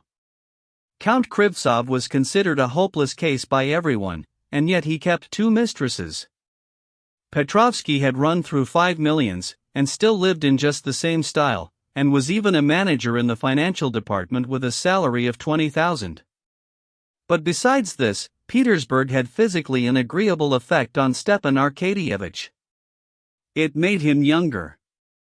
In Moscow he sometimes found a gray hair in his head, dropped asleep after dinner, stretched, walked slowly upstairs, breathing heavily, was bored by the society of young women, and did not dance at balls. In Petersburg he always felt 10 years younger. His experience in Petersburg was exactly what had been described to him on the previous day by Prince Pyotr Oblonsky, a man of 60, who had just come back from abroad. "We don't know the way to live here," said Pyotr Oblonsky. "I spent the summer in Baden, and you wouldn't believe it, I felt quite a young man. At a glimpse of a pretty woman, my thoughts. One dines and drinks a glass of wine, and feels strong and ready for anything. I came home to Russia, had to see my wife, and, what's more, go to my country place, and there, you'd hardly believe it, in a fortnight I'd got into a dressing gown and given up dressing for dinner. Needn't say I had no thoughts left for pretty women. I became quite an old gentleman. There was nothing left for me but to think of my eternal salvation. I went off to Paris. I was as right as could be at once." Stepan Arkadyevitch felt exactly the difference that Pyotr Oblonsky described. In Moscow he degenerated so much that if he had had to be there for long together, he might in good earnest have come to considering his salvation. In Petersburg he felt himself a man of the world again. Between Princess Betsy Tverskaya and Stepan Arkadyevitch there had long existed rather curious relations. Stepan Arkadyevitch always flirted with her in jest, and used to say to her, also in jest, the most unseemly things, knowing that nothing delighted her so much. The day after his conversation with Karenin, Stepan Arkadyevitch went to see her, and felt so youthful that in this jesting flirtation and nonsense he recklessly went so far that he did not know how to extricate himself, as unluckily he was so far from being attracted by her that he thought her positively disagreeable. What made it hard to change the conversation was the fact that he was very attractive to her. So that he was considerably relieved at the arrival of Princess Myakaya, which cut short their tete-a-tete. "Ah, so you're here," said she when she saw him. "Well, and what news of your poor sister? You needn't look at me like that," she added. "Ever since they've all turned against her, all those who are 1,000 times worse than she, I've thought she did a very fine thing. I can't forgive Vronsky for not letting me know when she was in Petersburg. I'd have gone to see her and gone about with her everywhere. Please give her my love. Come, tell me about her." "Yes, her position is very difficult," began Stepan Arkadyevitch, in the simplicity of his heart accepting as sterling coin Princess Myakaya's words. "Tell me about her." Princess Myakaya interrupted him immediately, as she always did, and began talking herself. "She's done what they all do, except me, only they hide it. But she wouldn't be deceitful, and she did a fine thing. And she did better still in throwing up that crazy brother-in-law of yours. You must excuse me. Everybody used to say he was so clever, so very clever. I was the only one that said he was a fool. Now that he's so thick with Lydia Ivanovna and Landau, they all say he's crazy, and I should prefer not to agree with everybody, but this time I can't help it." "Oh, do please explain," said Stepan Arkadyevitch. "What does it mean?" "Yesterday I was seeing him on my sister's behalf, and I asked him to give me a final answer.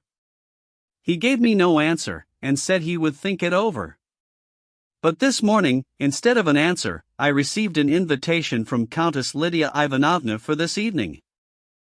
"Ah, so that's it, said Princess Myakaya gleefully. "They're going to ask Landau what he's to say." "Ask Landau? What for? Who or what's Landau?" "What? You don't know Jules Landau, le fameux Jules Landau, le clairvoyant? He's crazy too, but on him your sister's fate depends. See what comes of living in the provinces. You know nothing about anything. Landau, do you see, was a commis in a shop in Paris, and he went to a doctor's, and in the doctor's waiting room he fell asleep, and in his sleep he began giving advice to all the patients. And wonderful advice it was. Then the wife of Yuri Melodinsky, you know, the invalid, heard of this Landau, and had him to see her husband. And he cured her husband, though I can't say that I see he did him much good, for he's just as feeble a creature as ever he was, but they believed in him, and took him along with them and brought him to Russia. Here there's been a general rush to him, and he's begun doctoring everyone. He cured Countess Bezabova, and she took such a fancy to him that she adopted him."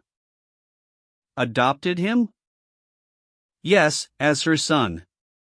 He's not Landau anymore now, but Count Bezabov. That's neither here nor there, though, but Lydia, I'm very fond of her, but she has a screw loose somewhere, has lost her heart to this Landau now, and nothing is settled now in her house or Alexei Alexandrovitch's without him, and so your sister's fate is now in the hands of Landau, alias Count Bezabov." Chapter 21. After a capital dinner and a great deal of cognac drunk at Bartnyansky's, Stepan Arkadyevitch, only a little later than the appointed time, went into Countess Lydia Ivanovna's. "Who else is with the Countess, a Frenchman?" Stepan Arkadyevitch asked the hall porter, as he glanced at the familiar overcoat of Alexei Alexandrovitch and a queer, rather artless-looking overcoat with clasps. "Alexei Alexandrovitch Karenin and Count Bezabov," the porter answered severely. Princess Myakaya guessed right, thought Stepan Arkadyevitch, as he went upstairs. Curious. It would be quite as well, though, to get on friendly terms with her. She has immense influence. If she would say a word to Pomorsky, the thing would be a certainty.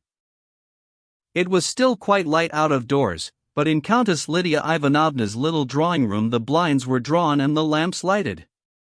At a round table under a lamp sat the Countess and Alexei Alexandrovitch, talking softly. A short, thinnish man, very pale and handsome, with feminine hips and knock-kneed legs, with fine brilliant eyes and long hair lying on the collar of his coat, was standing at the end of the room gazing at the portraits on the wall. After greeting the lady of the house and Alexey Alexandrovich, Stepan Arkadyevitch could not resist glancing once more at the unknown man. Monsieur Landau. The Countess addressed him with a softness and caution that impressed Oblonsky. And she introduced them. Landau looked round hurriedly, came up, and smiling, laid his moist, lifeless hand in Stepan Arkadyevitch's outstretched hand and immediately walked away and fell to gazing at the portraits again. The Countess and Alexey Alexandrovich looked at each other significantly. "I am very glad to see you, particularly today," said Countess Lydia Ivanovna, pointing Stepan Arkadyevitch to a seat beside Karenin. "I introduced you to him as Landau," she said in a soft voice, glancing at the Frenchman and again immediately after at Alexey Alexandrovich, "but he is really Count Bezubov, as you're probably aware. Only he does not like the title."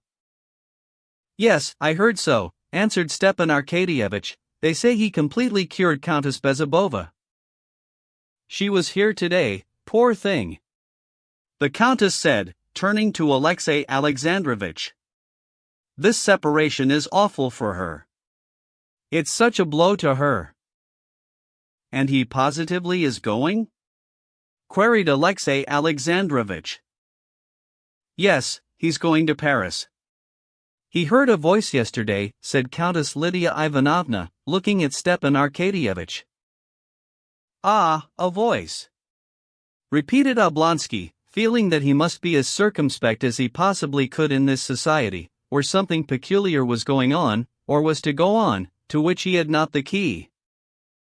A moment's silence followed, after which Countess Lydia Ivanovna, as though approaching the main topic of conversation, said with a fine smile to Oblonsky, "I've known you for a long while, and am very glad to make a closer acquaintance with you.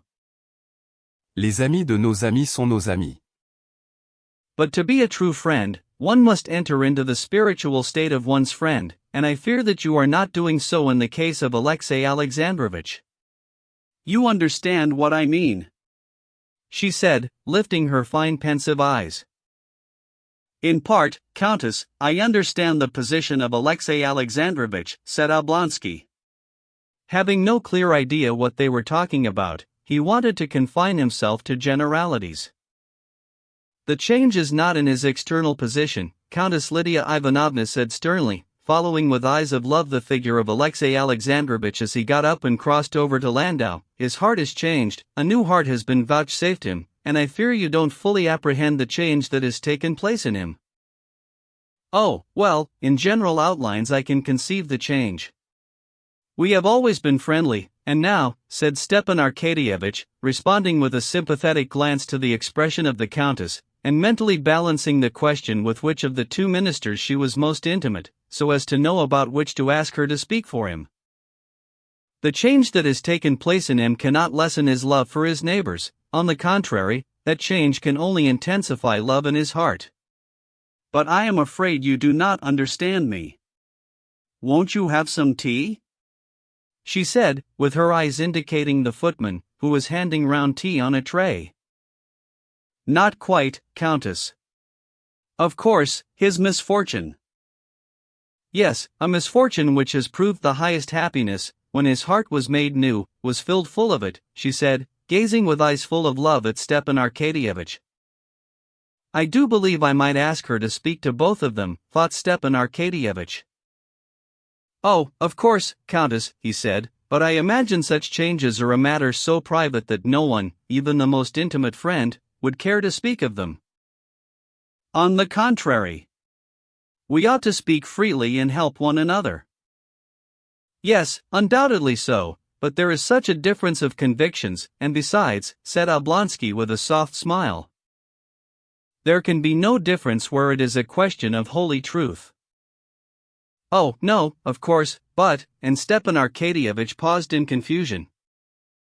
He understood at last that they were talking of religion.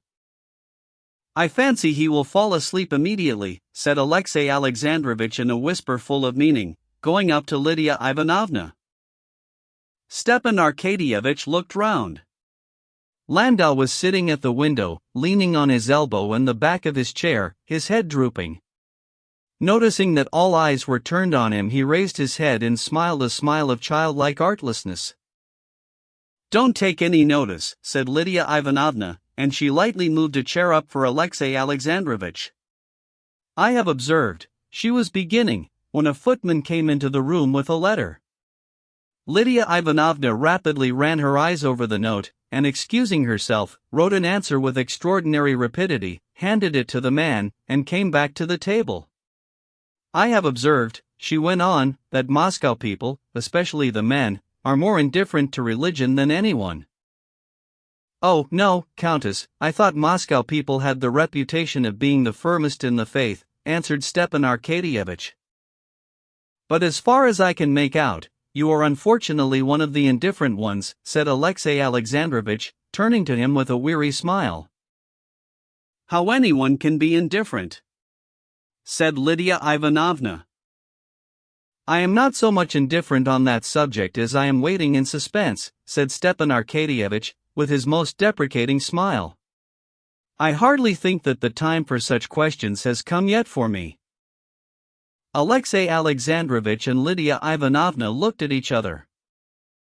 "We can never tell whether the time has come for us or not," said Alexey Alexandrovitch severely. "We ought not to think whether we are ready or not ready. God's grace is not guided by human considerations. Sometimes it comes not to those that strive for it, and comes to those that are unprepared, like Saul." "No, I believe it won't be just yet," said Lydia Ivanovna, who had been meanwhile watching the movements of the Frenchman. Landau got up and came to them. "Do you allow me to listen?" he asked. "Oh, yes, I did not want to disturb you," said Lydia Ivanovna, gazing tenderly at him. "Sit here with us." "One has only not to close one's eyes to shut out the light," Alexey Alexandrovitch went on. "Ah, if you knew the happiness we know, feeling his presence ever in our hearts," said Countess Lydia Ivanovna with a rapturous smile. "But a man may feel himself unworthy sometimes to rise to that height," said Stepan Arkadyevitch, conscious of hypocrisy in admitting this religious height, but at the same time unable to bring himself to acknowledge his free-thinking views before a person who, by a single word to Pomorsky, might procure him the coveted appointment. "That is, you mean that sin keeps him back?" said Lydia Ivanovna. "But that is a false idea. There is no sin for believers, their sin has been atoned for. Pardon," she added, looking at the footman, who came in again with another letter. She read it and gave a verbal answer: "Tomorrow at the Grand Duchess's, say." "For the believer's sin is not," she went on.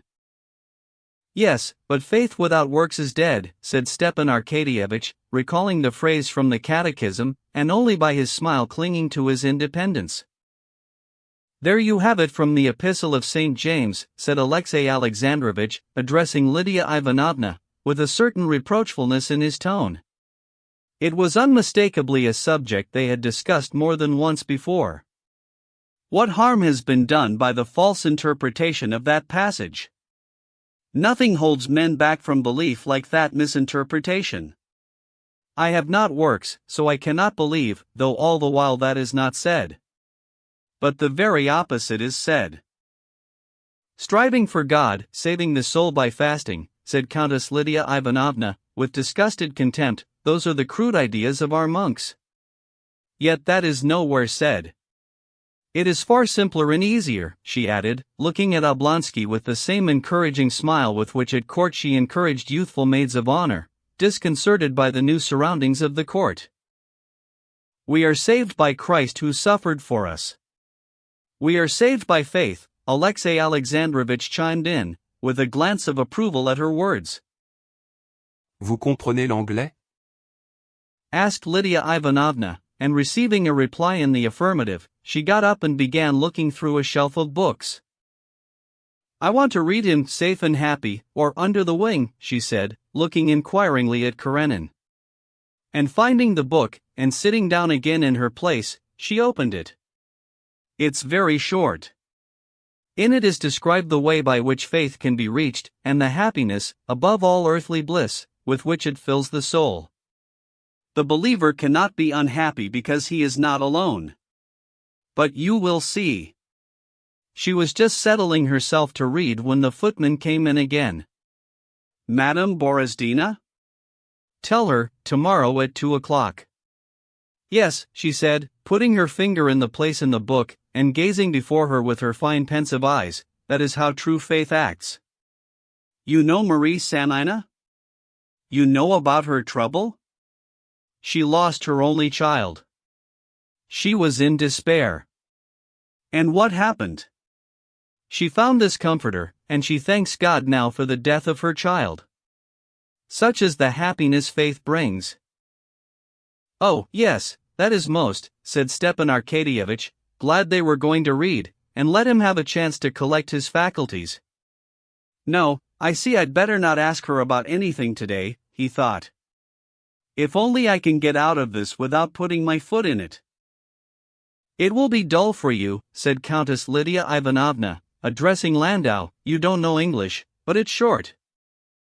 Oh, I shall understand, said Landau, with the same smile, and he closed his eyes. Alexey Alexandrovitch and Lydia Ivanovna exchanged meaningful glances, and the reading began. Chapter 22.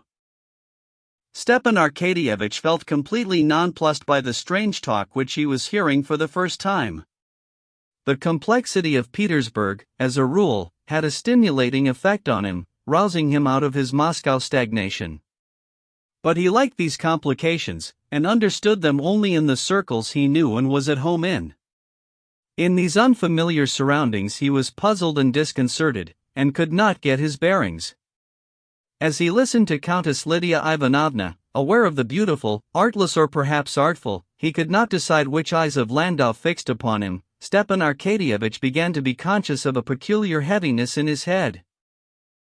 The most incongruous ideas were in confusion in his head. Marie Sanina is glad her child's dead. How good a smoke would be now. To be saved, one need only believe, and the monks don't know how the thing's to be done, but Countess Lydia Ivanovna does know. And why is my head so heavy? Is it the cognac, or all this being so queer? Anyway, I fancy I've done nothing unsuitable so far. But anyway, it won't do to ask her now. They say they make one say one's prayers. I only hope they won't make me. That'll be too imbecile. And what stuff it is she's reading. But she has a good accent. Landau Bezabov, what's he Bezabov for? All at once Stepan Arkadyevitch became aware that his lower jaw was uncontrollably forming a yawn. He pulled his whiskers to cover the yawn, and shook himself together. But soon after he became aware that he was dropping asleep and on the very point of snoring. He recovered himself at the very moment when the voice of Countess Lydia Ivanovna was saying he's asleep. Stepan Arkadyevitch started with dismay, feeling guilty and caught. But he was reassured at once by seeing that the words "he's asleep" referred not to him, but to Landau. The Frenchman was asleep as well as Stepan Arkadyevitch. But Stepan Arkadyevitch's being asleep would have offended them, as he thought, though even this, he thought, might not be so, as everything seemed so queer, while Landau's being asleep delighted them extremely, especially Countess Lydia Ivanovna. Mon ami, said Lydia Ivanovna, carefully holding the folds of her silk gown so as not to rustle, and in her excitement calling Karenin not Alexei. Alexandrovitch, bu mon ami, donnez-lui la main. Vous voyez? S.H. She hissed at the footman as he came in again. Not at home. The Frenchman was asleep, or pretending to be asleep, with his head on the back of his chair, and his moist hand, as it lay on his knee, made faint movements, as though trying to catch something. Alexey Alexandrovitch got up, tried to move carefully, but stumbled against the table, went up and laid his hand in the Frenchman's hand. Stepan Arkadyevitch got up too, and opening his eyes wide, trying to wake himself up if he were asleep, he looked first at one and then at the other. It was all real. Stepan Arkadyevitch felt that his head was getting worse and worse. Que la personne qui est arrivée la dernière, celle qui demande, qu'elle sorte. Quelle sorte? Articulated the Frenchman, without opening his eyes. Vous m'excuserez, mais vous voyez. Revenez vers 10 heures, encore mieux demain. Quelle sorte? Repeated the Frenchman impatiently. C'est moi, n'est-ce pas? And receiving an answer in the affirmative, Stepan Arkadyevitch, forgetting the favor he had meant to ask of Lydia Ivanovna, and forgetting his sister's affairs, caring for nothing, but filled with the sole desire to get away as soon as possible, went out on tiptoe and ran out into the street as though from a plague-stricken house. For a long while he chatted in joke with his cab driver, trying to recover his spirits.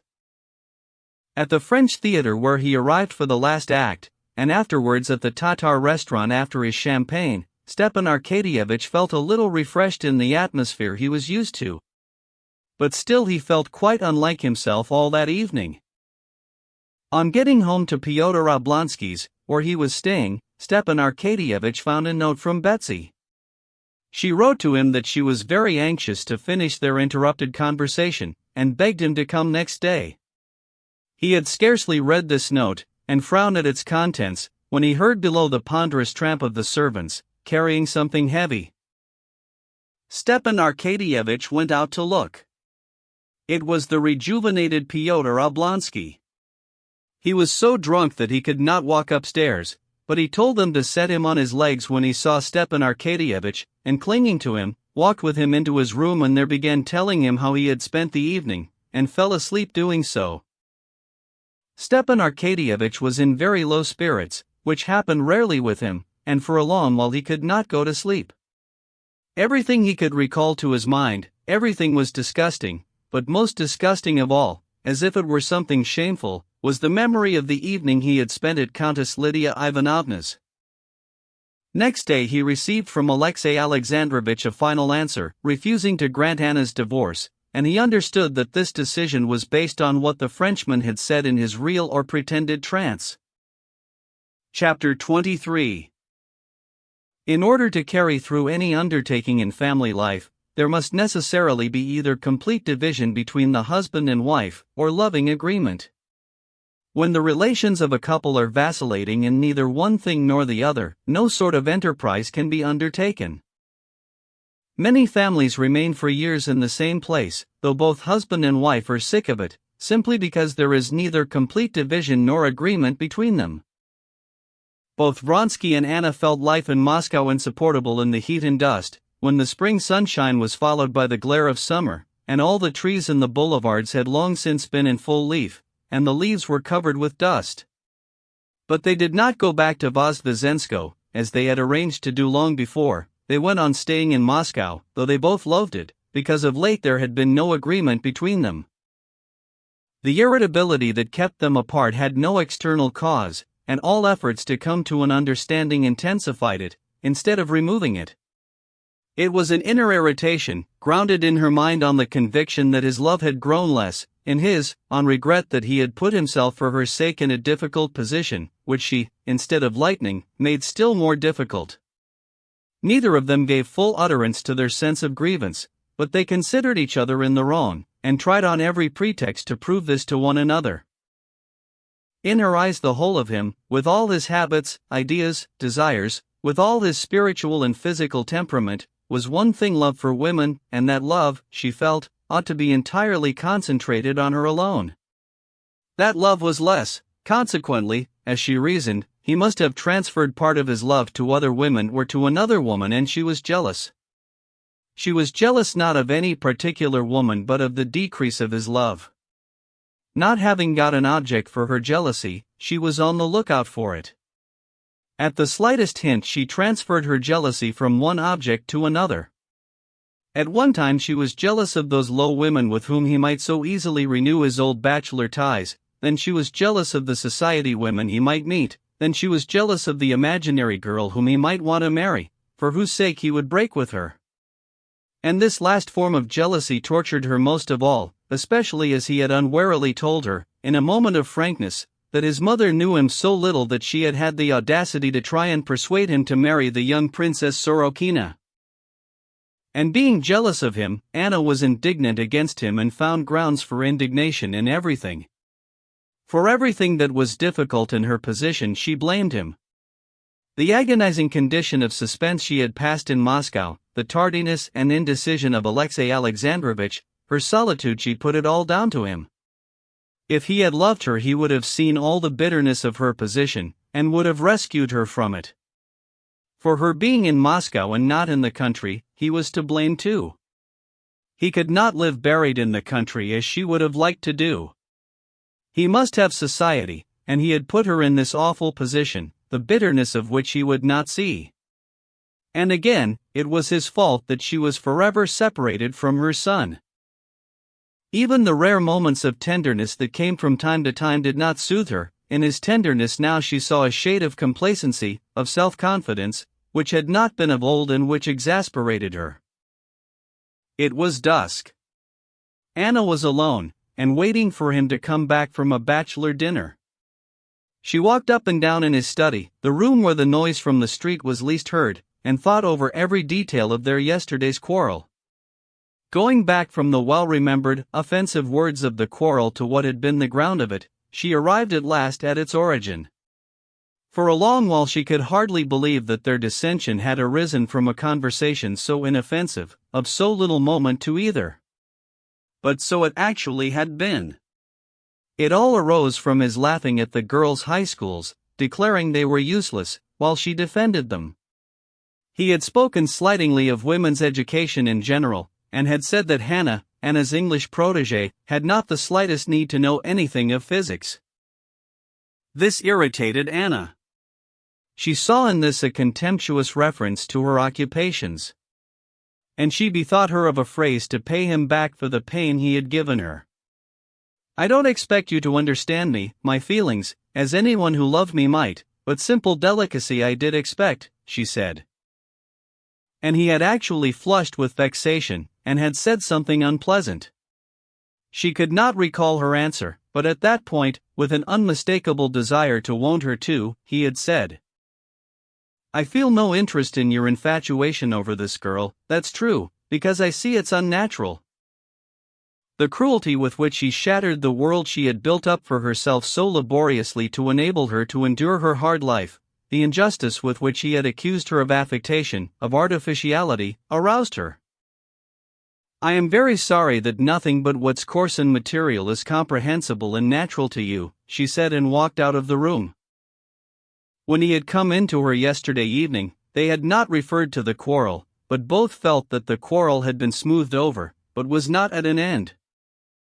Today he had not been at home all day, and she felt so lonely and wretched in being on bad terms with him that she wanted to forget it all, to forgive him, and be reconciled with him. She wanted to throw the blame on herself and to justify him.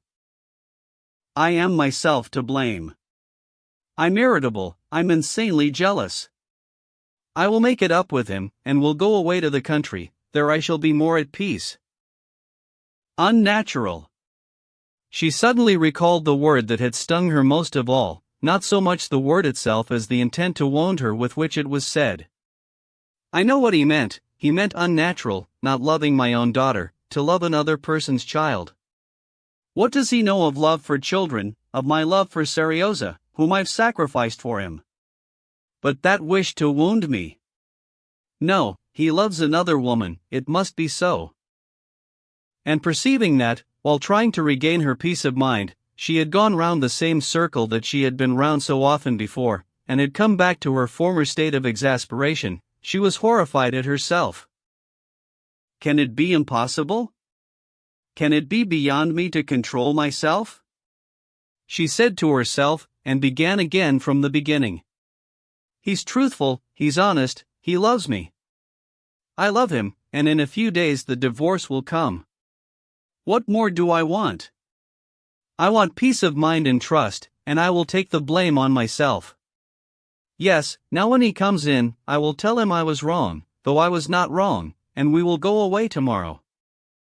And to escape thinking anymore, and being overcome by irritability, she rang, and ordered the boxes to be brought up for packing their things for the country.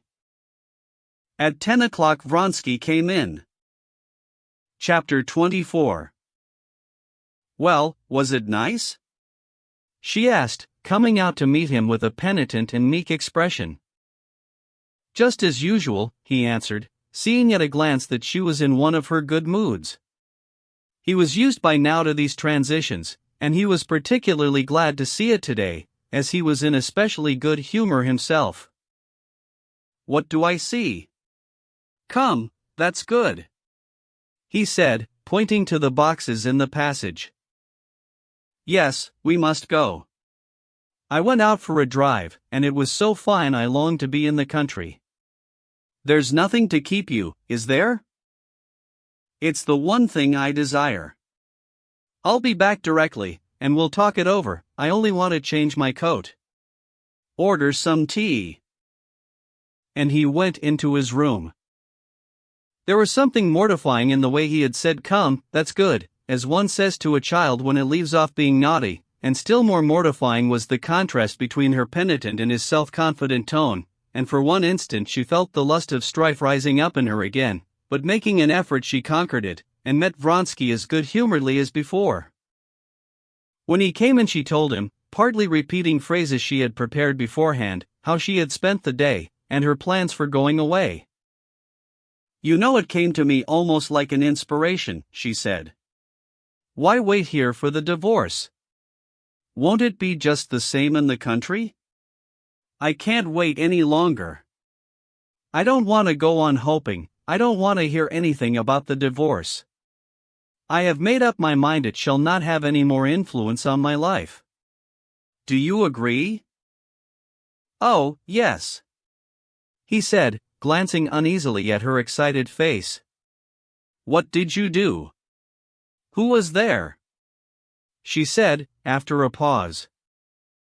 Vronsky mentioned the names of the guests. The dinner was first-rate, and the boat race, and it was all pleasant enough, but in Moscow they can never do anything without something ridicule. A lady of a sort appeared on the scene, teacher of swimming to the Queen of Sweden, and gave us an exhibition of her skill. How? Did she swim? Asked Anna, frowning. In an absurd red costume de natation. She was old and hideous too. So when shall we go? What an absurd fancy! Why, did she swim in some special way, then? Said Anna, not answering. There was absolutely nothing in it. That's just what I say, it was awfully stupid. Well, then, when do you think of going? Anna shook her head as though trying to drive away some unpleasant idea. When? Why, the sooner the better.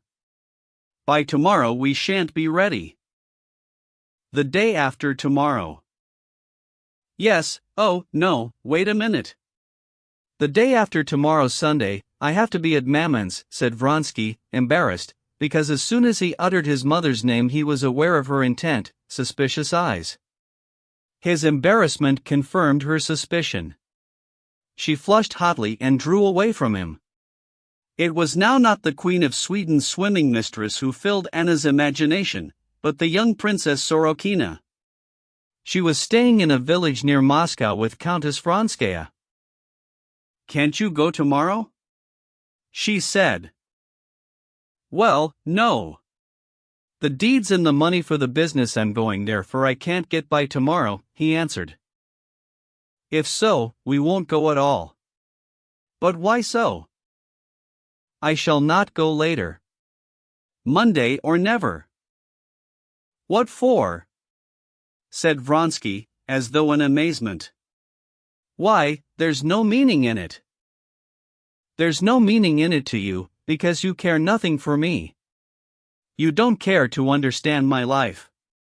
The one thing that I cared for here was Hannah. You say it's affectation. Why, you said yesterday that I don't love my daughter, that I love this English girl, that it's unnatural. I should like to know what life there is for me that could be natural. For an instant she had a clear vision of what she was doing, and was horrified at how she had fallen away from her resolution. But even though she knew it was her own ruin, she could not restrain herself, could not keep herself from proving to him that he was wrong, could not give way to him. I never said that. I said I did not sympathize with this sudden passion. How is it, though you boast of your straightforwardness, you don't tell the truth? I never boast, and I never tell lies, he said slowly, restraining his rising anger. It's a great pity if you can't respect. Respect was invented to cover the empty place where love should be. And if you don't love me anymore, it would be better and more honest to say so. No, this is becoming unbearable, cried Vronsky, getting up from his chair, and stopping short, facing her. He said, speaking deliberately, "What do you try my patience for?" Looking as though he might have said much more, but was restraining himself. It has limits. What do you mean by that? She cried, looking with terror at the undisguised hatred in his whole face, and especially in his cruel, menacing eyes. I mean to say, he was beginning, but he checked himself.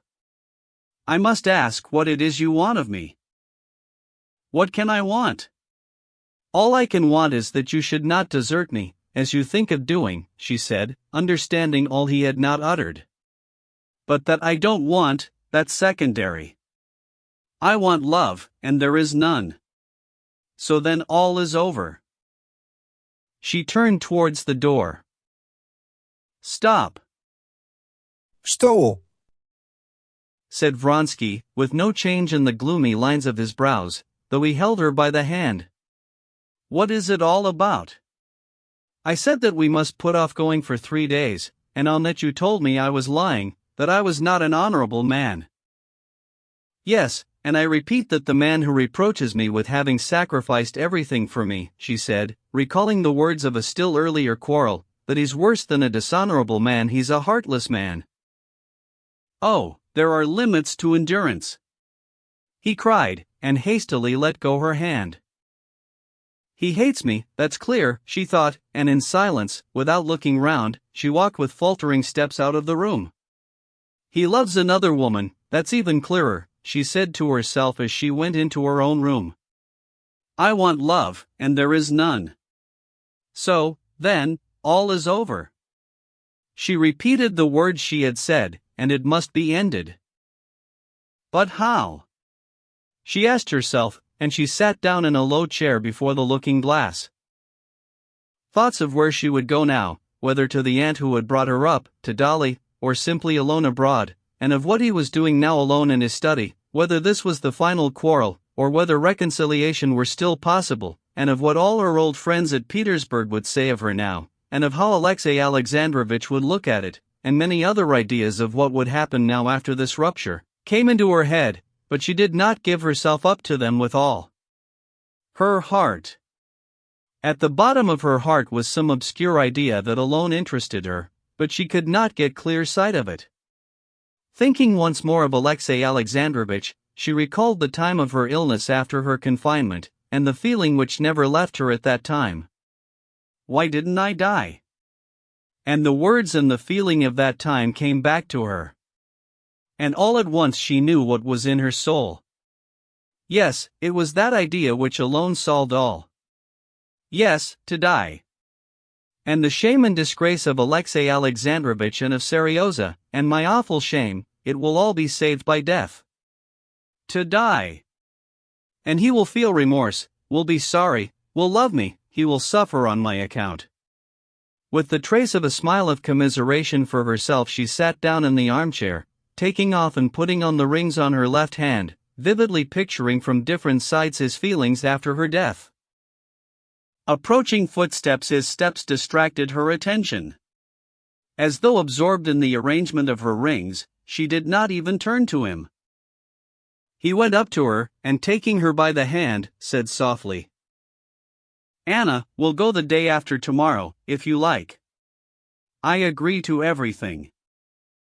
She did not speak. What is it? He urged. You know, she said, and at the same instant, unable to restrain herself any longer, she burst into sobs. Cast me off, she articulated between her sobs. I'll go away tomorrow, I'll do more. What am I? An immoral woman. A stone round your neck. I don't want to make you wretched, I don't want to. I'll set you free. You don't love me, you love someone else. Vronsky besought her to be calm, and declared that there was no trace of foundation for her jealousy, that he had never ceased, and never would cease, to love her, that he loved her more than ever. Anna, why distress yourself and me so? He said to her, kissing her hands. There was tenderness now in his face, and she fancied she caught the sound of tears in his voice, and she felt them wet on her hand. And instantly Anna's despairing jealousy changed to a despairing passion of tenderness. She put her arms round him, and covered with kisses his head, his neck, his hands. Chapter 25. Feeling that the reconciliation was complete, Anna set eagerly to work in the morning preparing for their departure. Though it was not settled whether they should go on Monday or Tuesday, as they had each given way to the other, Anna packed busily, feeling absolutely indifferent whether they went a day earlier or later. She was standing in her room over an open box, taking things out of it, when he came in to see her earlier than usually, dressed to go out. I'm going off at once to see Maman, she can send me the money by Yegorov. And I shall be ready to go tomorrow, he said. Though she was in such a good mood, the thought of his visit to his mother's gave her a pang. No, I shan't be ready by then myself, she said, and at once reflected, so then it was possible to arrange to do as I wished. No, do as you meant to do. Go into the dining room, I'm coming directly. It's only to turn out those things that aren't wanted, she said, putting something more on the heap of frippery that lay in Annushka's arms. Vronsky was eating his beefsteak when she came into the dining room. You wouldn't believe how distasteful these rooms have become to me, she said, sitting down beside him to her coffee. There's nothing more awful than these chambers garnies. There's no individuality in them, no soul. These clocks, and curtains, and, worst of all, the wallpapers, they're a nightmare. I think of Vozdvizhensko as the promised land. You're not sending the horses off yet? No, they will come after us. Where are you going to? I wanted to go to Wilson's to take some dresses to her. So it's really to be tomorrow? She said in a cheerful voice, but suddenly her face changed. Vronsky's valet came in to ask him to sign a receipt for a telegram from Petersburg. There was nothing out of the way in Vronsky's getting a telegram, but he said, as though anxious to conceal something from her, that the receipt was in his study, and he turned hurriedly to her. By tomorrow, without fail, I will finish it all. From whom is the telegram? She asked, not hearing him. From Stiva, he answered reluctantly. Why didn't you show it to me? What secret can there be between Stiva and me? Vronsky called the valet back, and told him to bring the telegram. I didn't want to show it to you, because Stiva has such a passion for telegraphing. Why telegraph when nothing is settled? About the divorce? Yes, but he says he has not been able to come at anything yet. He has promised a decisive answer in a day or two. But here it is, read it. With trembling hands Anna took the telegram, and read what Vronsky had told her. At the end was added, little hope, but I will do everything possible and impossible. I said yesterday that it's absolutely nothing to me when I get, or whether I never get, a divorce, she said, flushing crimson. There was not the slightest necessity to hide it from me. So he may hide and does hide his correspondence with women from me, she thought. Yashvin meant to come this morning with Voitov, said Vronsky. I believe he's won from Pyevtsov all and more than he can pay, about 60,000. No, she said, irritated by his so obviously showing by this change of subject that he was irritated. Why did you suppose that this news would affect me so, that you must even try to hide it? I said I don't want to consider it, and I should have liked you to care as little about it as I do. I care about it because I like definiteness, he said. Definiteness is not in the form but the love, she said, more and more irritated, not by his words, but by the tone of cool composure in which he spoke. "What do you want it for?" "My God! Love again," he thought, frowning. "Oh, you know what for your sake and your children's in the future." "There won't be children in the future." "That's a great pity," he said. "You want it for the children's sake, but you don't think of me?" she said, quite forgetting or not having heard that he had said, "for your sake and the children's." The question of the possibility of having children had long been a subject of dispute and irritation to her. His desire to have children she interpreted as a proof he did not prize her beauty. "Oh," I said, "for your sake." "Above all for your sake," he repeated, frowning as though in pain, "because I am certain that the greater part of your irritability comes from the indefiniteness of the position." Yes, now he has laid aside all pretense, and all his cold hatred for me is apparent, she thought, not hearing his words, but watching with terror the cold, cruel judge who looked mocking her out of his eyes. "The cause is not that," she said, "and, indeed, I don't see how the cause of my irritability, as you call it, can be that I am completely in your power. What indefiniteness is there in the position? On the contrary?" "I am very sorry that you don't care to understand," he interrupted, obstinately anxious to give utterance to his thought. "The indefiniteness consists in your imagining that I am free." "On that score you can set your mind quite at rest," she said, and turning away from him, she began drinking her coffee. She lifted her cup, with her little finger held apart, and put it to her lips. After drinking a few sips she glanced at him, and by his expression, she saw clearly that he was repelled by her hand, and her gesture, and the sound made by her lips. "I don't care in the least what your mother thinks, and what match she wants to make for you," she said, putting the cup down with a shaking hand. "But we are not talking about that." "Yes, that's just what we are talking about. And let me tell you that a heartless woman, whether she's old or not old, your mother or anyone else, is of no consequence to me, and I would not consent to know her." "Anna, I beg you not to speak disrespectfully of my mother. A woman whose heart does not tell her where her son's happiness and honor lie has no heart. I repeat my request that you will not speak disrespectfully of my mother, whom I respect," he said, raising his voice and looking sternly at her. She did not answer. Looking intently at him, at his face, his hands, she recalled all the details of their reconciliation the previous day, and his passionate caresses. There, just such caresses he has lavished, and will lavish, and longs to lavish on other women. She thought. "You don't love your mother. That's all talk, and talk, and talk," she said, looking at him with hatred in her eyes. "Even if so, you must decide, and I have decided," she said, and she would have gone away, but at that moment Yashvin walked into the room. Anna greeted him and remained. Why, when there was a tempest in her soul, and she felt she was standing at a turning point in her life, which might have fearful consequences, why, at that minute, she had to keep up appearances before an outsider, who sooner or later must know it all she did not know. But at once quelling the storm within her, she sat down and began talking to their guest. "Well, how are you getting on? Has your debt been paid you?" she asked Yashvin.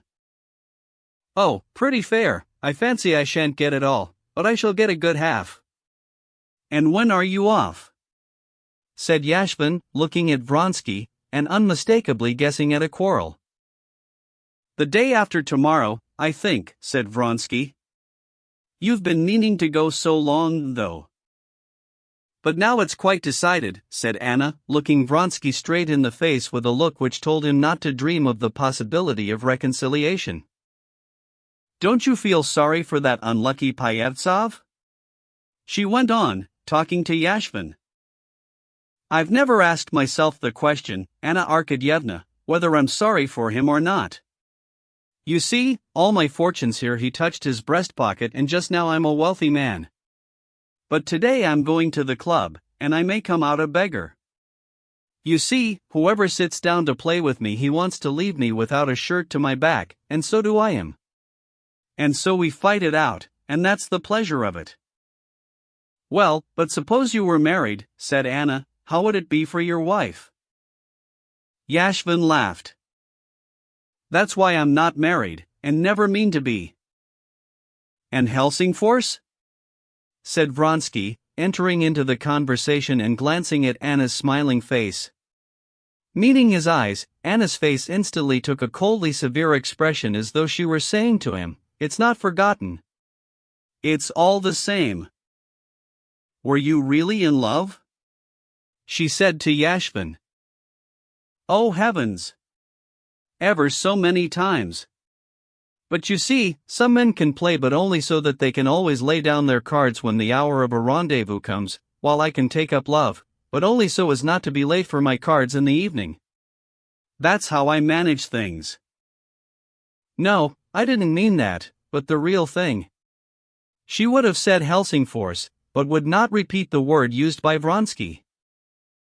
Voitov, who was buying the horse, came in. Anna got up and went out of the room. Before leaving the house, Vronsky went into her room. She would have pretended to be looking for something on the table, but ashamed of making a pretense, she looked straight in his face with cold eyes. "What do you want?" she asked in French. "To get the guarantee for Gambetta, I've sold him," he said, in a tone which said more clearly than words, "I've no time for discussing things, and it would lead to nothing." I'm not to blame in any way, he thought. If she will punish herself, tant pis pour elle. But as he was going, he fancied that she said something, and his heart suddenly ached with pity for her. Anna? He queried. I said nothing, she answered just as coldly and calmly. Oh, nothing, tant pis then, he thought, feeling cold again, and he turned and went out. As he was going out, he caught a glimpse in the looking-glass of her face, white, with quivering lips. He even wanted to stop and to say some comforting word to her, but his legs carried him out of the room before he could think what to say. The whole of that day he spent away from home, and when he came in late in the evening, the maid told him that Anna Arkadyevna had a headache and begged him not to go in to her. Chapter 26. Never before had a day been passed in quarrel. Today was the first time. And this was not a quarrel. It was the open acknowledgement of complete coldness. Was it possible to glance at her as he had glanced when he came into the room for the guarantee, to look at her, see her heart was breaking with despair, and go out without a word with that face of callous composure? He was not merely cold to her, he hated her because he loved another woman, that was clear. And remembering all the cruel words he had said, Anna supplied, too, the words that he had unmistakably wished to say and could have said to her, and she grew more and more exasperated. I won't prevent you, he might say. You can go where you like. You were unwilling to be divorced from your husband, no doubt, so that you might go back to him. Go back to him. If you want money, I'll give it to you. How many rubles do you want? All the most cruel words that a brutal man could say, he said to her in her imagination, and she could not forgive him for them, as though he had actually said them. But didn't he only yesterday swear he loved me, he, a truthful and sincere man? Haven't I despaired for nothing many times already? She said to herself afterwards. All that day, except for the visit to Wilson's, which occupied 2 hours, Anna spent in doubts whether everything were over or whether there were still hope of reconciliation, whether she should go away at once or see him once more. She was expecting him the whole day, and in the evening, as she went to her own room, leaving a message for him that her head ached, she said to herself, if he comes in spite of what the maid says, it means that he loves me still. If not, it means that all is over, and then I will decide what I'm to do. In the evening she heard the rumbling of his carriage stop at the entrance, his ring, his steps, and his conversation with the servant. He believed what was told him, did not care to find out more, and went to his own room. So then everything was over.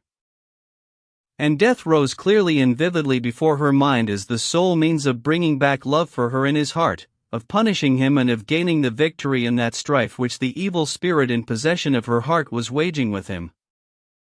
Now nothing mattered, going or not going to Vozdvizhensko, getting or not getting a divorce from her husband, all that did not matter. The one thing that mattered was punishing him. When she poured herself out her usual dose of opium, and thought that she had only to drink off the whole bottle to die, it seemed to her so simple and easy, that she began musing with enjoyment on how he would suffer, and repent and love her memory when it would be too late. She lay in bed with open eyes, by the light of a single burned-down candle, gazing at the carved cornice of the ceiling and at the shadow of the screen that covered part of it, while she vividly pictured to herself how he would feel when she would be no more, when she would be only a memory to him. How could I say such cruel things to her? He would say. How could I go out of the room without saying anything to her? But now she is no more. She has gone away from us forever. She is. Suddenly the shadow of the screen wavered, pounced on the whole cornice, the whole ceiling. Other shadows from the other side swooped to meet it. For an instant the shadows flitted back, but then with fresh swiftness they darted forward, wavered, commingled, and all was darkness. Death! She thought. And such horror came upon her that for a long while she could not realize where she was, and for a long while her trembling hands could not find the matches and light another candle, instead of the one that had burned down and gone out. No, anything only to live. Why, I love him. Why, he loves me. This has been before and will pass, she said, feeling that tears of joy at the return to life were trickling down her cheeks. And to escape from her panic she went hurriedly to his room. He was asleep there, and sleeping soundly.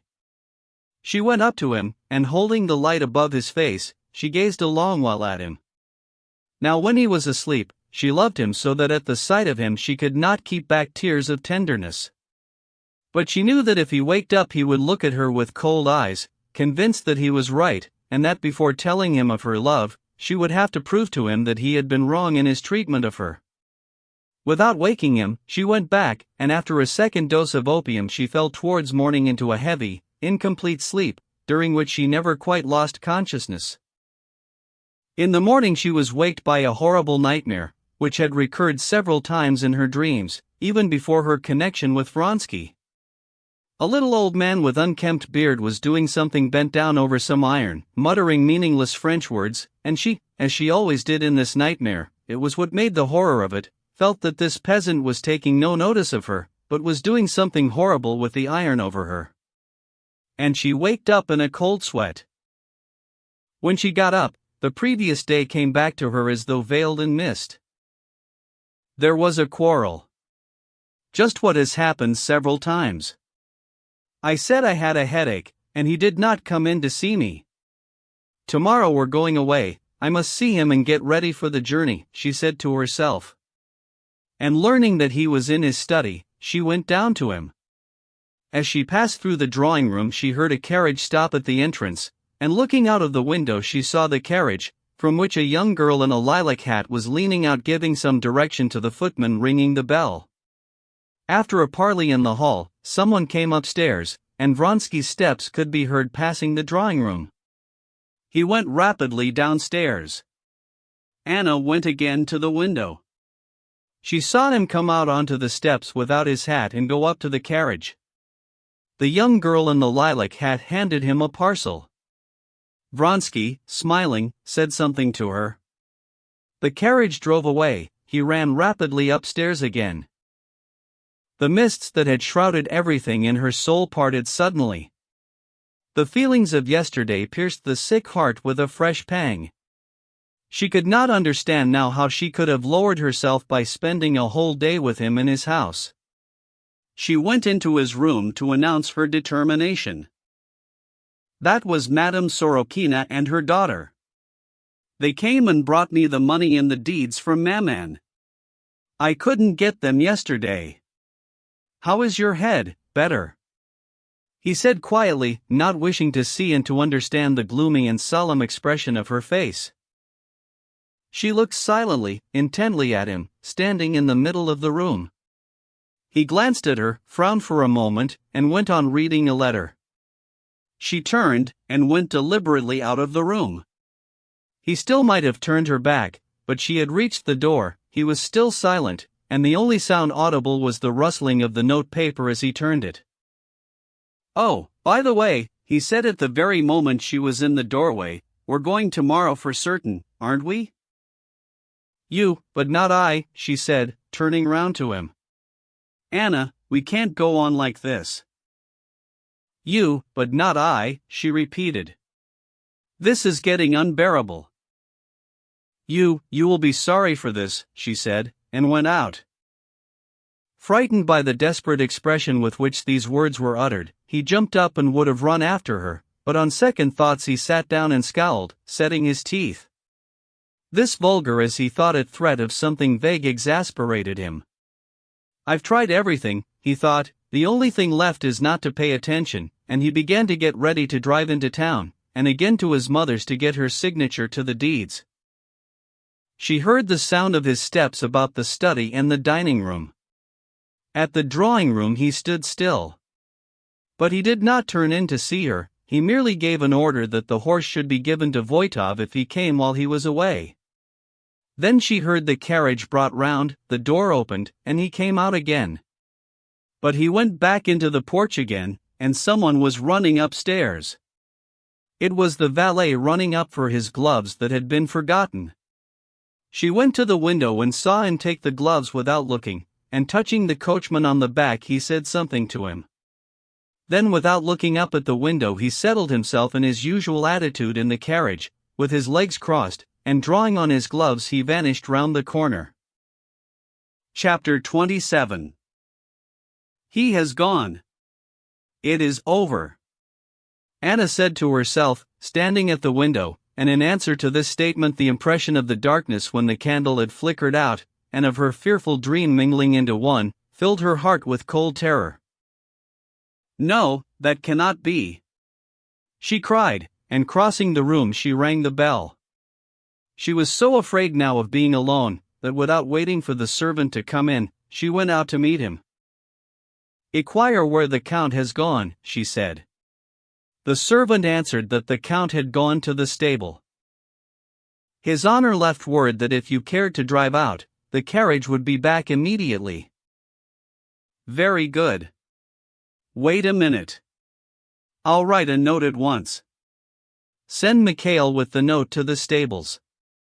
Make haste." She sat down and wrote. "I was wrong. Come back home, I must explain. For God's sake come. I'm afraid." She sealed it up and gave it to the servant. She was afraid of being left alone now. She followed the servant out of the room, and went to the nursery. "Why, this isn't it, this isn't he. Where are his blue eyes, his sweet, shy smile?" was her first thought when she saw her chubby rosy little girl with her black, curly hair instead of Serioza, whom in the tangle of her ideas she had expected to see in the nursery. The little girl sitting at the table was obstinately and violently battering on it with a cork, and staring aimlessly at her mother with her pitch-black eyes. Answering the English nurse that she was quite well, and that she was going to the country tomorrow, Anna sat down by the little girl and began spinning the cork to show her. But the child's loud, ringing laugh, and the motion of her eyebrows, recalled Vronsky so vividly that she got up hurriedly, restraining her sobs, and went away. "Can it be all over? No, it cannot be," she thought. "He will come back. But how can he explain that smile, that excitement after he had been talking to her? But even if he doesn't explain, I will believe. If I don't believe, there's only one thing left for me, and I can't." She looked at her watch. 20 minutes had passed. By now he has received the note and is coming back. Not long, 10 minutes more. But what if he doesn't come? No, that cannot be. He mustn't see me with tear-stained eyes. I'll go and wash. Yes, did I do my hair or not? She asked herself. And she could not remember. She felt her head with her hand. Yes, my hair has been done, but when I did it I can't in the least remember. She could not believe the evidence of her hand, and went up to the pier glass to see whether she really had done her hair. She certainly had, but she could not think when she had done it. Who's that? She thought, looking in the looking glass at the swollen face with strangely glittering eyes, that looked in a scared way at her. Why, it's I. She suddenly understood, and looking round, she seemed all at once to feel his kisses on her, and twitched her shoulders, shuddering. Then she lifted her hand to her lips and kissed it. What is it? Why, I'm going out of my mind. And she went into her bedroom, where Anushka was tidying the room. Anushka, she said, coming to a standstill before her, and she stared at the maid, not knowing what to say to her. You meant to go and see Darya Alexandrovna, said the girl, as though she understood. Darya Alexandrovna? Yes, I'll go. 15 minutes there, 15 minutes back. He's coming, he'll be here soon. She took out her watch and looked at it. But how could he go away, leaving me in such a state? How can he live, without making it up with me? She went to the window and began looking into the street. Judging by the time, he might be back now. But her calculations might be wrong, and she began once more to recall when he had started and to count the minutes. At the moment when she had moved away to the big clock to compare it with her watch, someone drove up. Glancing out of the window, she saw his carriage. But no one came upstairs, and voices could be heard below. It was the messenger who had come back in the carriage. She went down to him. Road. We didn't catch the Count. The Count had driven off on the lower city. What do you say? What? She said to the rosy, good-humored Mikhail, as he handed her back her note. Why, then, he has never received it. She thought. Go with this note to Countess Vronskaya's place, you know? And bring an answer back immediately, she said to the messenger. And what am I going to do? She thought. Yes, I'm going to Dolly's, that's true, or else I shall go out of my mind. Yes, and I can telegraph, too. And she wrote a telegram. I absolutely must talk to you, come at once. After sending off the telegram, she went to dress. When she was dressed and in her hat, she glanced again into the eyes of the plump, comfortable-looking Anushka. There was unmistakable sympathy in those good-natured little gray eyes. Anushka, dear, what am I to do? Said Anna, sobbing and sinking helplessly into a chair. Why fret yourself so, Anna Arkadyevna? Why, there's nothing out of the way. You drive out a little, and it'll cheer you up, said the maid. Yes, I'm going, said Anna, rousing herself and getting up. And if there's a telegram while I'm away, send it on to Darya Alexandrovna's, but no, I shall be back myself. Yes, I mustn't think, I must do something, drive somewhere, and most of all, get out of this house, she said, feeling with terror the strange turmoil going on in her own heart, and she made haste to go out and get into the carriage. Where to? Asked Pyotr before getting onto the bow to Znamenka, the Oblonskys. Chapter 28. It was bright and sunny. A fine rain had been falling all the morning, and now it had not long cleared up. The iron roofs, the flags of the roads, the flints of the pavements, the wheels and leather, the brass and the tin plate of the carriages all glistened brightly in the May sunshine. It was 3 o'clock, and the very liveliest time in the streets. As she sat in a corner of the comfortable carriage, that hardly swayed on its supple springs, while the greys trotted swiftly, in the midst of the unceasing rattle of wheels and the changing impressions in the pure air, Anna ran over the events of the last days, and she saw her position quite differently from how it had seemed at home. Now the thought of death seemed no longer so terrible and so clear to her, and death itself no longer seemed so inevitable. Now she blamed herself for the humiliation to which she had lowered herself. I entreat him to forgive me. I have given in to him. I have owned myself in fault. What for? Can't I live without him? And leaving unanswered the question how she was going to live without him, she fell to reading the signs on the shops. Office in warehouse. Dental surgeon. Yes, I'll tell Dolly all about it. She doesn't like Vronsky. I shall be sick and ashamed, but I'll tell her. She loves me, and I'll follow her advice. I won't give in to him, I won't let him train me as he pleases. Filipov, bun shop. They say they send their dough to Petersburg. The Moscow water is so good for it. Ah, the spring's admonition, and the pancakes. And she remembered how, long ago, when she was a girl of 17, she had gone with her aunt to Troitsa. Writing, too.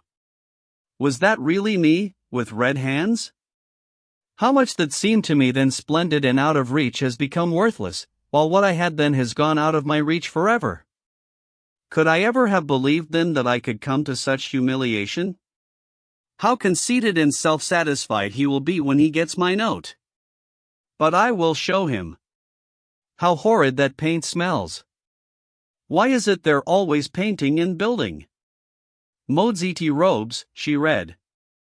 A man bowed to her. It was Anushka's husband. Our parasites, she remembered how Vronsky had said that. Our? Why our? What's so awful is that one can't tear up the past by its roots. One can't tear it out, but one can hide one's memory of it. And I'll hide it. And then she thought of her past with Alexei Alexandrovich, of how she had blotted the memory of it out of her life. Dolly will think I'm leaving my second husband, and so I certainly must be in the wrong. As if I cared to be right. I can't help it. She said, and she wanted to cry. But at once she fell to wondering what those two girls could be smiling about.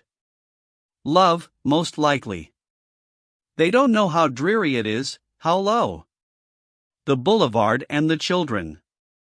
3 boys running, playing at horses. Serioza. And I'm losing everything and not getting him back. Yes, I'm losing everything, if he doesn't return. Perhaps he was late for the train and has come back by now. Longing for humiliation again. She said to herself. No, I'll go to Dolly, and say straight out to her, I'm unhappy, I deserve this, I'm to blame, but still I'm unhappy, help me. These horses, this carriage, how loathsome I am to myself in this carriage all his, but I won't see them again. Thinking over the words in which she would tell Dolly, and mentally working her heart up to great bitterness, Anna went upstairs. Is there anyone with her? She asked in the hall.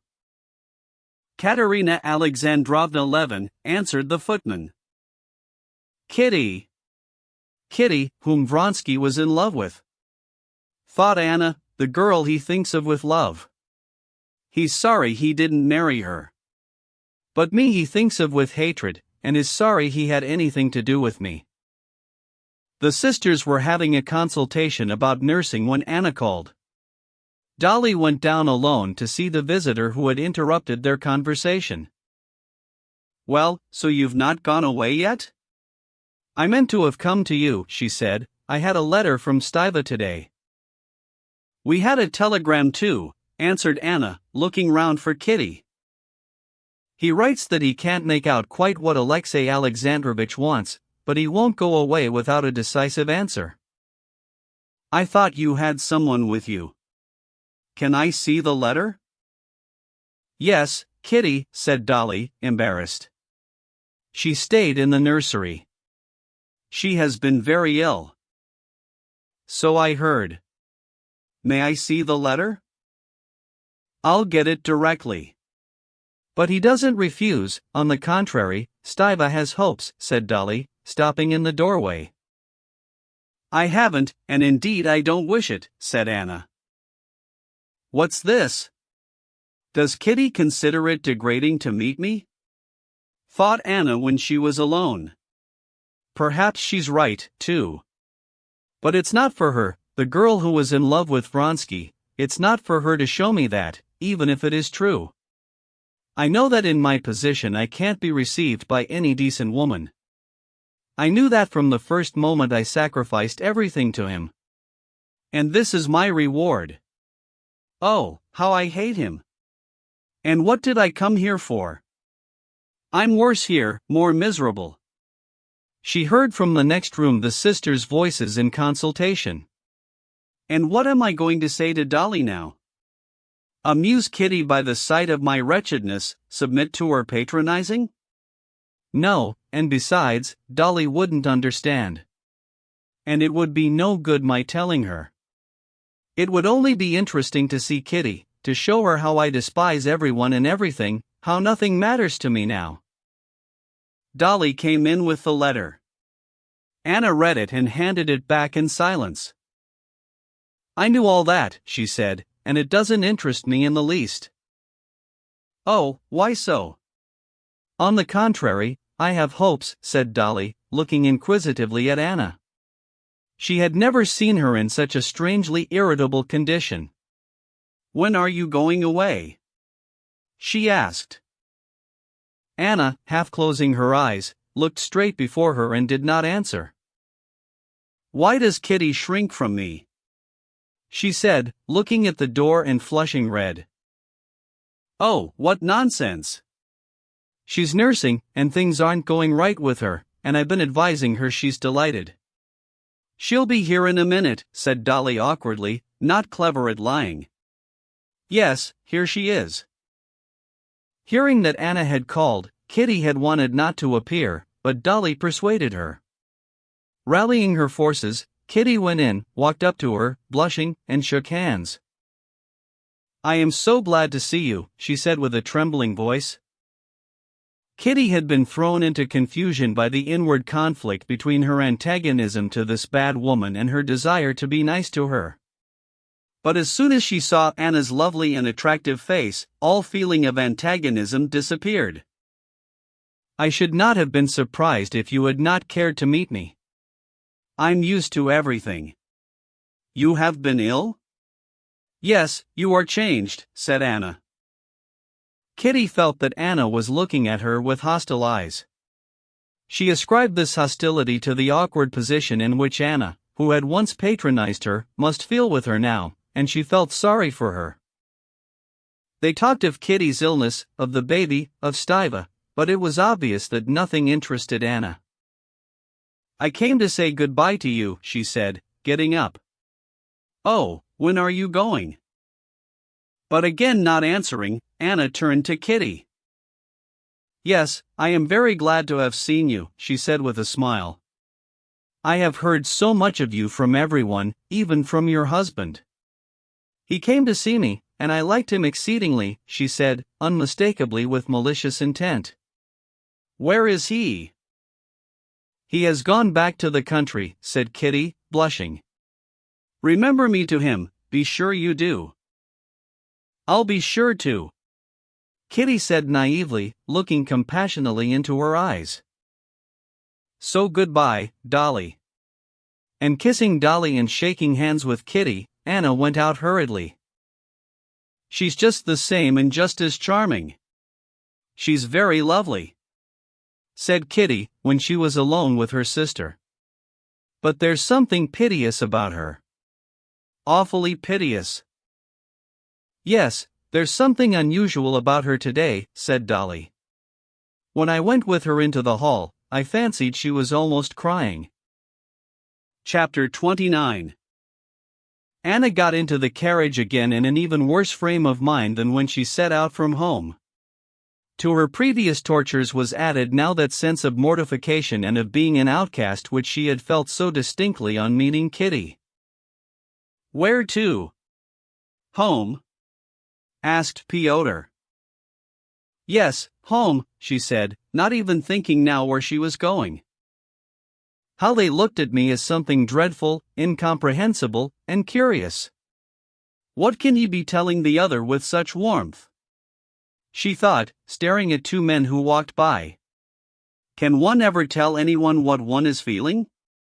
I meant to tell Dolly, and it's a good thing I didn't tell her. How pleased she would have been at my misery. She would have concealed it, but her chief feeling would have been delight at my being punished for the happiness she envied me for. Kitty, she would have been even more pleased. How I can see through her. She knows I was more than usually sweet to her husband. And she's jealous and hates me. And she despises me. In her eyes, I'm an immoral woman. If I were an immoral woman, I could have made her husband fall in love with me, if I'd cared to. And, indeed, I did care to. There's someone who's pleased with himself, she thought, as she saw a fat, rubicund gentleman coming towards her. He took her for an acquaintance, and lifted his glossy hat above his bald, glossy head, and then perceived his mistake. He thought he knew me. Well, he knows me as well as anyone in the world knows me. I don't know myself. I know my appetites, as the French say. They want the dirty ice cream, that they do know for certain, she thought, looking at two boys stopping an ice cream seller, who took a barrel off his head and began wiping his perspiring face with a towel. We all want what is sweet and nice. If not sweetmeats, then a dirty ice. And Kitty's the same, if not Vronsky, then Levin. And she envies me, and hates me. And we all hate each other. I Kitty, Kitty me. Yes, that's the truth. Tiutquin, coiffeur. Je me fais coiffer par Tiutquin. I'll tell him that when he comes, she thought, and smiled. But the same instant she remembered that she had no one now to tell anything amusing to. And there's nothing amusing, nothing mirthful, really. It's all hateful. They're singing for vespers, and how carefully that merchant crosses himself. As if he were afraid of missing something. Why these churches and this singing and this humbug? Simply to conceal that we all hate each other, like these cab drivers who are abusing each other so angrily. Yashvin says, he wants to strip me of my shirt, and I him of his. Yes, that's the truth. She was plunged in these thoughts, which so engrossed her that she left off thinking of her own position, when the carriage drew up at the steps of her house. It was only when she saw the porter running out to meet her that she remembered she had sent the note and the telegram. Is there an answer? She inquired. I'll see this minute, answered the porter, and glancing into his room, he took out and gave her the thin square envelope of a telegram. I can't come before 10 o'clock, Vronsky, she read. And hasn't the messenger come back? No, answered the porter.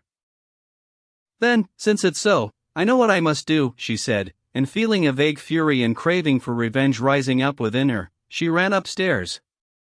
I'll go to him myself. Before going away forever, I'll tell him all. Never have I hated anyone as I hate that man. She thought. Seeing his hat on the rack, she shuddered with aversion. She did not consider that his telegram was an answer to her telegram and that he had not yet received her note. She pictured him to herself as talking calmly to his mother in Princess Sorokina and rejoicing at her sufferings. Yes, I must go quickly, she said, not knowing yet where she was going. She longed to get away as quickly as possible from the feelings she had gone through in that awful house.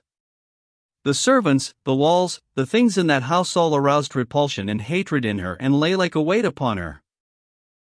Yes, I must go to the railway station, and if he's not there, then go there and catch him.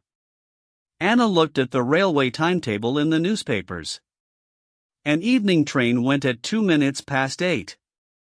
Yes, I shall be in time. She gave orders for the other horses to be put in the carriage, and packed in a traveling bag the things needed for a few days. She knew she would never come back here again. Among the plans that came into her head, she vaguely determined that after what would happen at the station or at the Countess's house, she would go as far as the first town on the Nizhny road and stop there. Dinner was on the table, she went up, but the smell of the bread and cheese was enough to make her feel that all food was disgusting. She ordered the carriage and went out. The house threw a shadow now right across the street, but it was a bright evening and still warm in the sunshine. Anushka, who came down with her things, and Pyotr, who put the things in the carriage, and the coachman, evidently out of humor, were all hateful to her, and irritated her by their words and actions. "I don't want you, Pyotr." "But how about the ticket?" "Well, as you like, it doesn't matter," she said crossly. Pyotr jumped on the box, and putting his arms akimbo, told the coachman to drive to the booking office. Chapter 30. Here it is again. Again I understand it all. Anna said to herself, as soon as the carriage had started and swaying lightly, rumbled over the tiny cobbles of the paved road, and again one impression followed rapidly upon another. Yes, what was the last thing I thought of so clearly? She tried to recall it. Tyutkin, coiffeur? No, not that. Yes, of what Yashvin says, the struggle for existence and hatred is the one thing that holds men together. No, it's a useless journey you're making, she said, mentally addressing a party in a coach and four, evidently going for an excursion into the country. And the dog you're taking with you will be no help to you. You can't get away from yourselves. Turning her eyes in the direction Pyotr had turned to look, she saw a factory hand almost dead drunk, with hanging head, being led away by a policeman. Come, he's found a quicker way, she thought. Count Vronsky and I did not find that happiness either, though we expected so much from it. And now for the first time Anna turned that glaring light in which she was seeing everything onto her relations with him, which she had hitherto avoided thinking about. What was it he sought in me? Not love so much as the satisfaction of vanity. She remembered his words, the expression of his face, that recalled an abject setter dog, in the early days of their connection. And everything now confirmed this. Yes, there was the triumph of success in him. Of course there was love too, but the chief element was the pride of success. He boasted of me. Now that's over. There's nothing to be proud of. Not to be proud of, but to be ashamed of. He has taken from me all he could, and now I am no use to him. He is weary of me and is trying not to be dishonorable in his behavior to me. He let that out yesterday. He wants divorce and marriage so as to burn his ships. He loves me, but how? The zest is gone, as the English say. That fellow wants everyone to admire him and is very much pleased with himself, she thought, looking at a red-faced clerk, riding on a riding school horse. Yes, there's not the same flavor about me for him now. If I go away from him, at the bottom of his heart he will be glad. This was not mere supposition, she saw it distinctly in the piercing light, which revealed to her now the meaning of life and human relations. My love keeps growing more passionate and egoistic, while his is waning and waning, and that's why we're drifting apart. She went on musing. And there's no help for it. He is everything for me, and I want him more and more to give himself up to me entirely. And he wants more and more to get away from me. We walked to meet each other up to the time of our love, and then we have been irresistibly drifting in different directions. And there's no altering that. He tells me I'm insanely jealous, and I have told myself that I am insanely jealous, but it's not true. I'm not jealous, but I'm unsatisfied. But, she opened her lips, and shifted her place in the carriage in the excitement, aroused by the thought that suddenly struck her. If I could be anything but a mistress, passionately caring for nothing but his caresses, but I can't and I don't care to be anything else. And by that desire I rouse aversion in him, and he rouses fury in me, and it cannot be different. Don't I know that he wouldn't deceive me, that he has no schemes about Princess Sorokina, that he's not in love with Kitty, that he won't desert me? I know all that, but it makes it no better for me. If without loving me, from Duty, he'll be good and kind to me, without what I want. That's 1,000 times worse than unkindness. That's hell. And that's just how it is. For a long while now he hasn't loved me. And where love ends, hate begins. I don't know these streets at all. Hills it seems, and still houses, and houses. And in the houses always people and people. How many of them, no end, and all hating each other. Come, let me try and think what I want, to make me happy. Well, suppose I am divorced, and Alexei Alexandrovich lets me have Seryoza, and I marry Vronsky.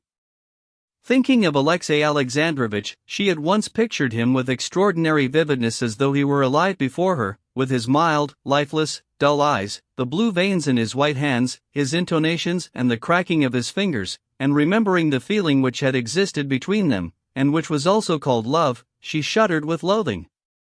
Well, I'm divorced, and become Vronsky's wife. Well, will Kitty cease looking at me as she looked at me today? No.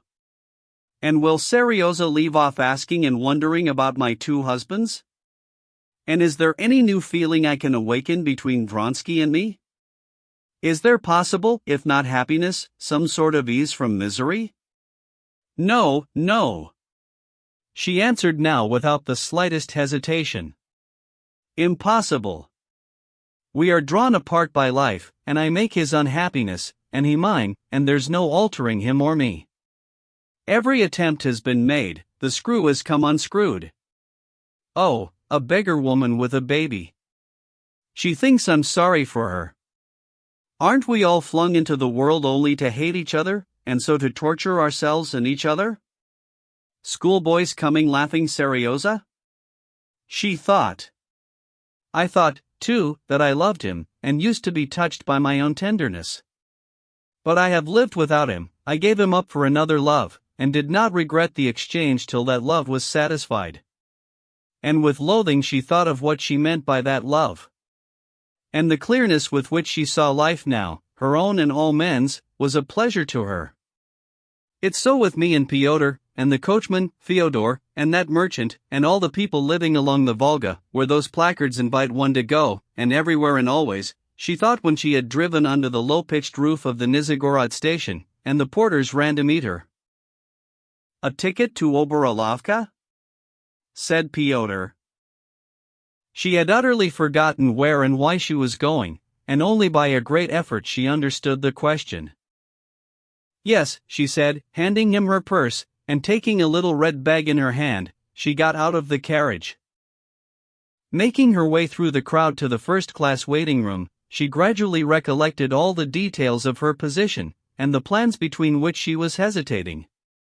And again at the old sore places, hope and then despair poisoned the wounds of her tortured, fearfully throbbing heart. As she sat on the star-shaped sofa waiting for the train, she gazed with aversion at the people coming and going. They were all hateful to her, and thought how she would arrive at the station, would write him a note, and what she would write to him, and how he was at this moment complaining to his mother of his position, not understanding her sufferings, and how she would go into the room, and what she would say to him. Then she thought that life might still be happy, and how miserably she loved and hated him, and how fearfully her heart was beating. Chapter 31. A bell rang. Some young men, ugly and impudent, and at the same time careful of the impression they were making, hurried by. Pyotr, too, crossed the room in his livery and top boots, with his dull, animal face, and came up to her to take her to the train. Some noisy men were quiet as she passed them on the platform, and one whispered something about her to another, something vile, no doubt. She stepped up on the high step, and sat down in a carriage by herself on a dirty seat that had been white. Her bag lay beside her, shaken up and down by the springiness of the seat. With a foolish smile Pyotr raised his hat, with its colored band, at the window, in token of farewell. An impudent conductor slammed the door and the latch. A grotesque-looking lady wearing a bustle, Anna mentally undressed the woman, and was appalled at her hideousness, and a little girl laughing affectedly ran down the platform. "Katerina Andreevna, she's got them all, ma tante!" cried the girl. Even the child's hideous and affected, thought Anna. To avoid seeing anyone, she got up quickly and seated herself at the opposite window of the empty carriage. A misshapen-looking peasant covered with dirt, in a cap from which his tangled hair stuck out all round, passed by that window, stooping down to the carriage wheels. There's something familiar about that hideous peasant, thought Anna. And remembering her dream, she moved away to the opposite door, shaking with terror. The conductor opened the door and let in a man and his wife. "Do you wish to get out?" Anna made no answer. The conductor and her two fellow passengers did not notice under her veil her panic-stricken face. She went back to her corner and sat down. The couple seated themselves on the opposite side, and intently but surreptitiously scrutinized her clothes. Both husband and wife seemed repulsive to Anna. The husband asked, would she allow him to smoke, obviously not with a view to smoking but to getting into conversation with her. Receiving her assent, he said to his wife in French something about caring less to smoke than to talk. They made inane and affected remarks to one another, entirely for her benefit. Anna saw clearly that they were sick of each other, and hated each other. And no one could have helped hating such miserable monstrosities. A second bell sounded, and was followed by moving of luggage, noise, shouting, and laughter. It was so clear to Anna that there was nothing for anyone to be glad of, that this laughter irritated her agonizingly, and she would have liked to stop up her ears not to hear it. At last the third bell rang, there was a whistle and a hiss of steam, and a clank of chains, and the man in her carriage crossed himself. It would be interesting to ask him what meaning he attaches to that, thought Anna, looking angrily at him. She looked past the lady out of the window at the people who seemed whirling by as they ran beside the train or stood on the platform. The train, jerking at regular intervals at the junctions of the rails, rolled by the platform, past a stone wall, a signal box, past other trains, the wheels, moving more smoothly and evenly, resounded with a slight clang on the rails. The window was lighted up by the bright evening sun, and a slight breeze fluttered the curtain. Anna forgot her fellow passengers, and to the light swaying of the train she fell to thinking again, as she breathed the fresh air. Yes, what did I stop at?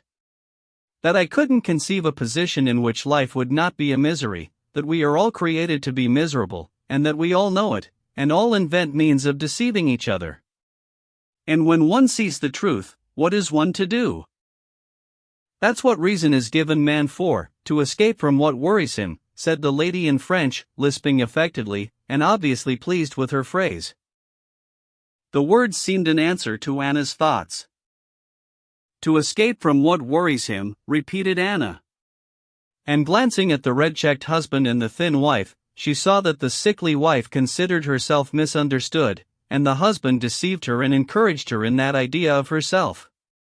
Anna seemed to see all their history and all the crannies of their souls, as it were turning a light upon them. But there was nothing interesting in them, and she pursued her thought. Yes, I'm very much worried, and that's what reason was given me for, to escape, so then one must escape. Why not put out the light when there's nothing more to look at, when it's sickening to look at all? But how? Why did the conductor run along the footboard? Why are they shrieking, those young men in that train? Why are they talking? Why are they laughing? It's all falsehood, all lying, all humbug, all cruelty. When the train came into the station, Anna got out into the crowd of passengers, and moving apart from them as if they were lepers, she stood on the platform, trying to think what she had come here for, and what she meant to do. Everything that had seemed to her possible before was now so difficult to consider, especially in this noisy crowd of hideous people who would not leave her alone.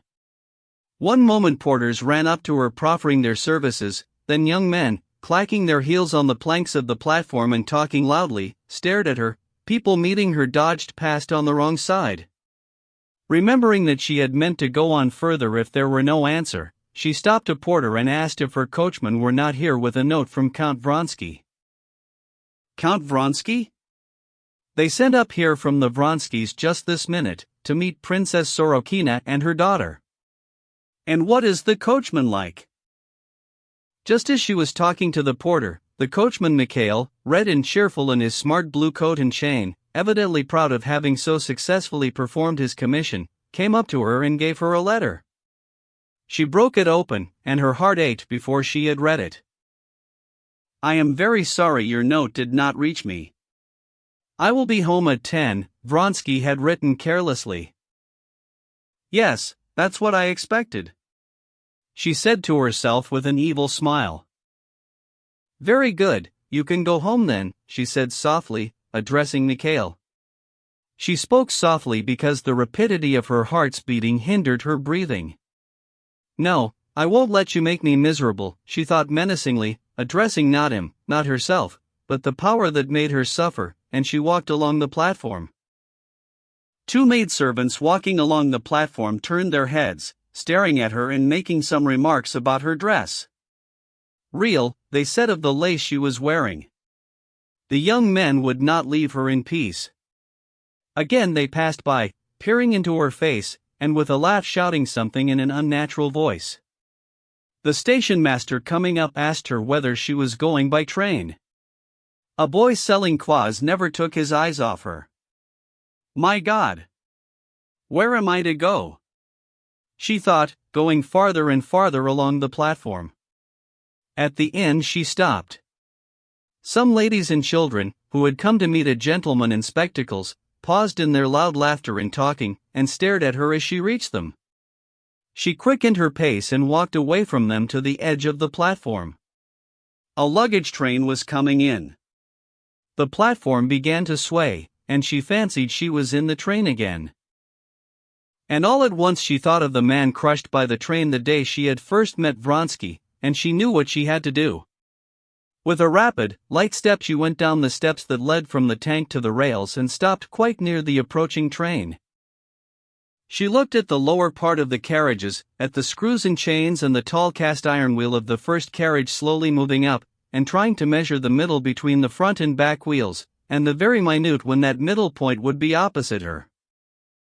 "There," she said to herself, looking into the shadow of the carriage, at the sand and coal dust which covered the sleepers there, in the very middle, and I will punish him and escape from everyone and from myself. She tried to fling herself below the wheels of the first carriage as it reached her, but the red bag which she tried to drop out of her hand delayed her, and she was too late. She missed the moment. She had to wait for the next carriage.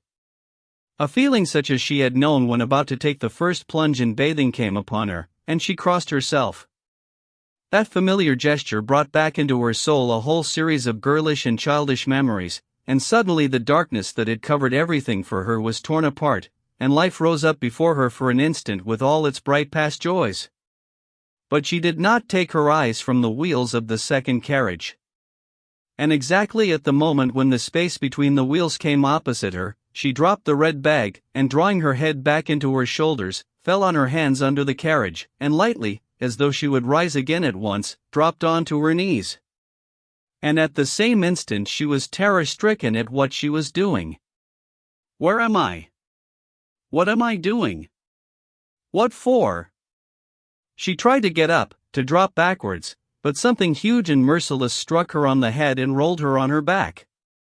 "Lord, forgive me all," she said, feeling it impossible to struggle. A peasant muttering something was working at the iron above her. And the light by which she had read the book filled with troubles, falsehoods, sorrow, and evil, flared up more brightly than ever before, lighted up for her all that had been in darkness, flickered, began to grow dim, and was quenched forever. Part 8. Chapter 1. Almost 2 months had passed. The hot summer was half over, but Sergei Ivanovich was only just preparing to leave Moscow.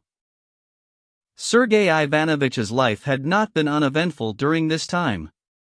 A year ago he had finished his book, the fruit of 6 years' labor, Sketch of a Survey of the Principles and Forms of Government in Europe and Russia. Several sections of this book and its introduction had appeared in periodical publications, and other parts had been read by Sergei Ivanovich to persons of his circle, so that the leading ideas of the work could not be completely novel to the public. But still Sergei Ivanovich had expected that on its appearance his book would be sure to make a serious impression on society, and if it did not cause a revolution in social science it would, at any rate, make a great stir in the scientific world. After the most conscientious revision, the book had last year been published, and had been distributed among the booksellers. Though he asked no one about it, reluctantly and with feigned indifference answered his friends' inquiries as to how the book was going, and did not even inquire of the booksellers how the book was selling, Sergei Ivanovich was all on the alert, with strained attention, watching for the first impression his book would make in the world and in literature. But a week passed, a second, a third, and in society no impression whatever could be detected. His friends who were specialists and savants, occasionally unmistakably from politeness alluded to it. The rest of his acquaintances, not interested in a book on a learned subject, did not talk of it at all. And society generally, just now especially absorbed in other things, was absolutely indifferent. In the press, too, for a whole month there was not a word about his book. Sergei Ivanovich had calculated to a nicety the time necessary for writing a review, but a month passed, and a second, and still there was silence. Only in the Northern Beetle, in a comic article on the singer Drabantai, who had lost his voice, there was a contemptuous allusion to Kosnichev's book, suggesting that the book had been long ago seen through by everyone, and was a subject of general ridicule. At last, in the third month, a critical article appeared in a serious review. Sergei Ivanovich knew the author of the article. He had met him once at Golubtsov's. The author of the article was a young man, an invalid, very bold as a writer, but extremely deficient in breeding and shy in personal relations. In spite of his absolute contempt for the author, it was with complete respect that Sergei Ivanovich set about reading the article. The article was awful. The critic had undoubtedly put an interpretation upon the book which could not possibly be put on it. But he had selected quotations so adroitly that for people who had not read the book, and obviously scarcely anyone had read it, it seemed absolutely clear that the whole book was nothing but a medley of high-flown phrases, not even as suggested by marks of interrogation used appropriately, and that the author of the book was a person absolutely without knowledge of the subject.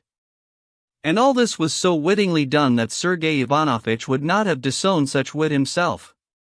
But that was just what was so awful.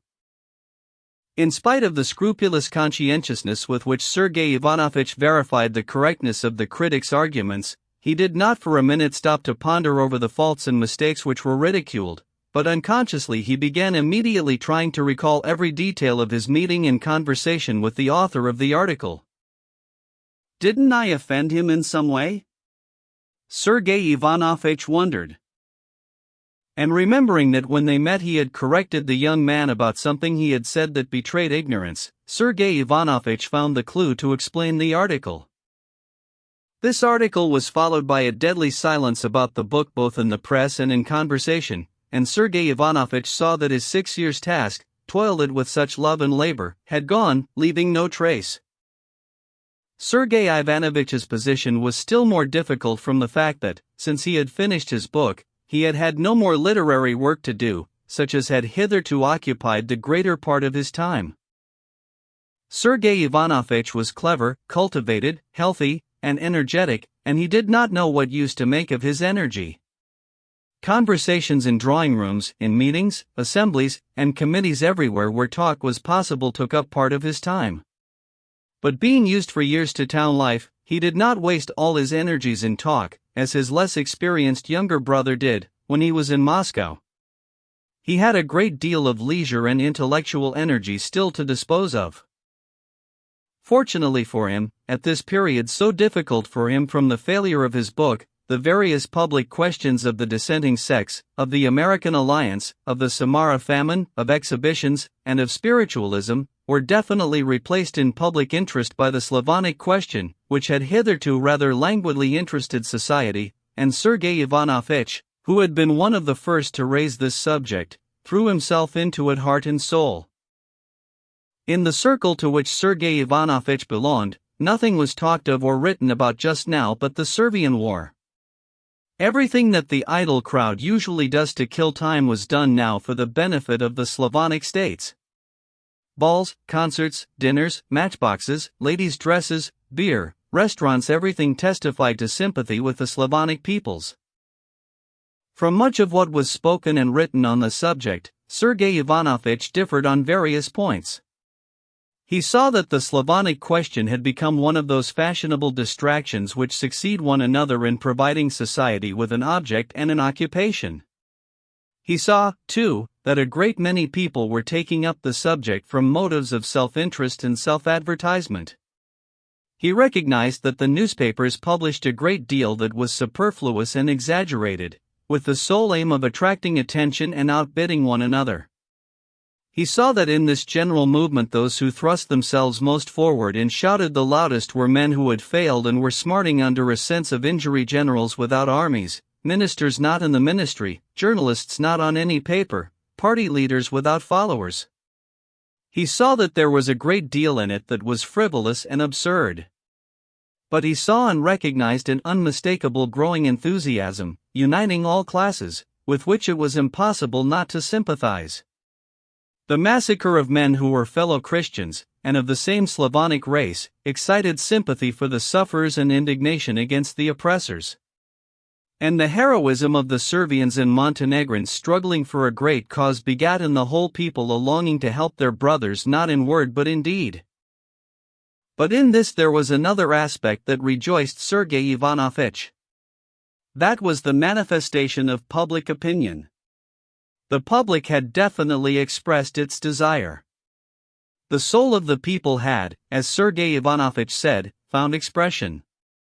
And the more he worked in this cause, the more incontestable it seemed to him that it was a cause destined to assume vast dimensions, to create an epoch. He threw himself heart and soul into the service of this great cause, and forgot to think about his book.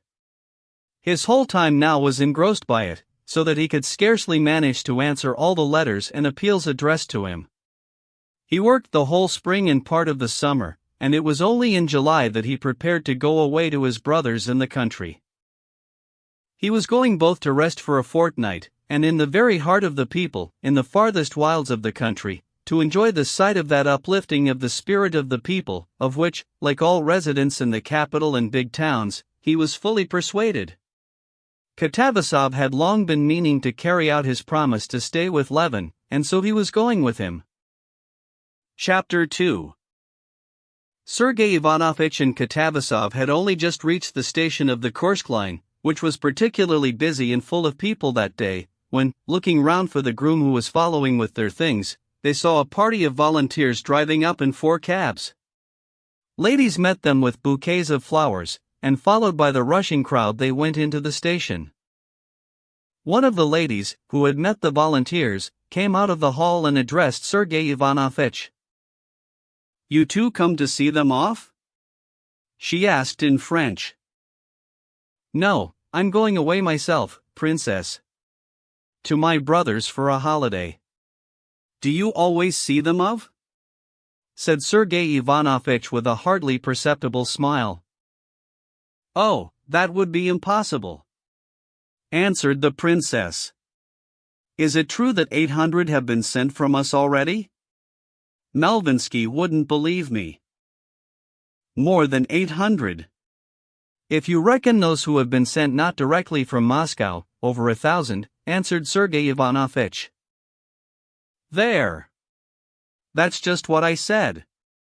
exclaimed the lady. "And it's true too, I suppose, that more than 1 million has been subscribed?" "Yes, princess." "What do you say to today's telegram? Beaten the Turks again." "Yes, so I saw," answered Sergei Ivanovich. They were speaking of the last telegram stating that the Turks had been for 3 days in succession beaten at all points and put to flight, and that tomorrow a decisive engagement was expected. "Ah, by the way, a splendid young fellow has asked leave to go, and they've made some difficulty, I don't know why. I meant to ask you, I know him, please write a note about his case. He's being sent by Countess Lydia Ivanovna." Sergei Ivanovich asked for all the details the princess knew about the young man, and going into the first-class waiting room, wrote a note to the person on whom the granting of leave of absence depended, and handed it to the princess. "You know Count Vronsky, the notorious one, is going by this train?" said the princess with a smile full of triumph and meaning, when he found her again and gave her the letter. "I had heard he was going, but I did not know when." "By this train?" "I've seen him. He's here, there's only his mother seeing him off. It's the best thing, anyway, that he could do." "Oh, yes, of course." While they were talking, the crowd streamed by them into the dining room. They went forward too, and heard a gentleman with a glass in his hand delivering a loud discourse to the volunteers. "In the service of religion, humanity, and our brothers," the gentleman said, his voice growing louder and louder, "to this great cause Mother Moscow dedicates you with her blessing. Jivio!"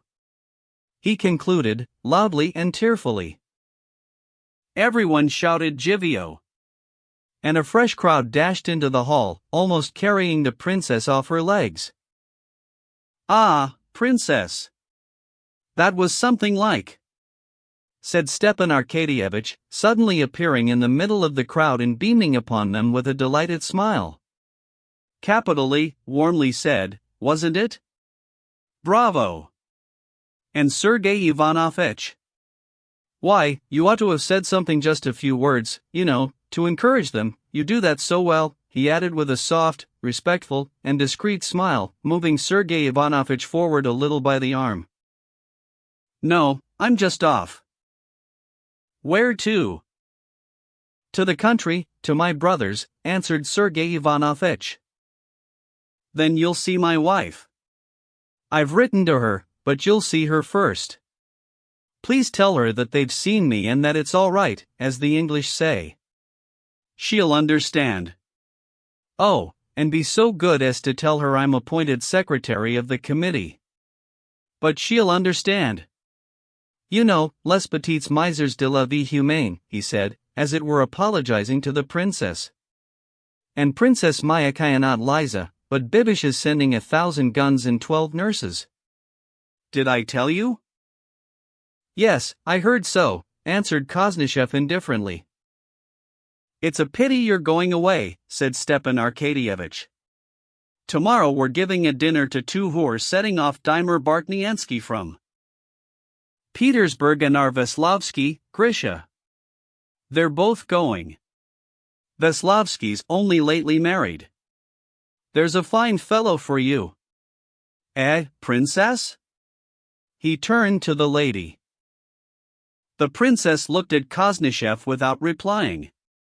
But the fact that Sergei Ivanovitch and the princess seemed anxious to get rid of him did not in the least disconcert Stepan Arkadyevitch.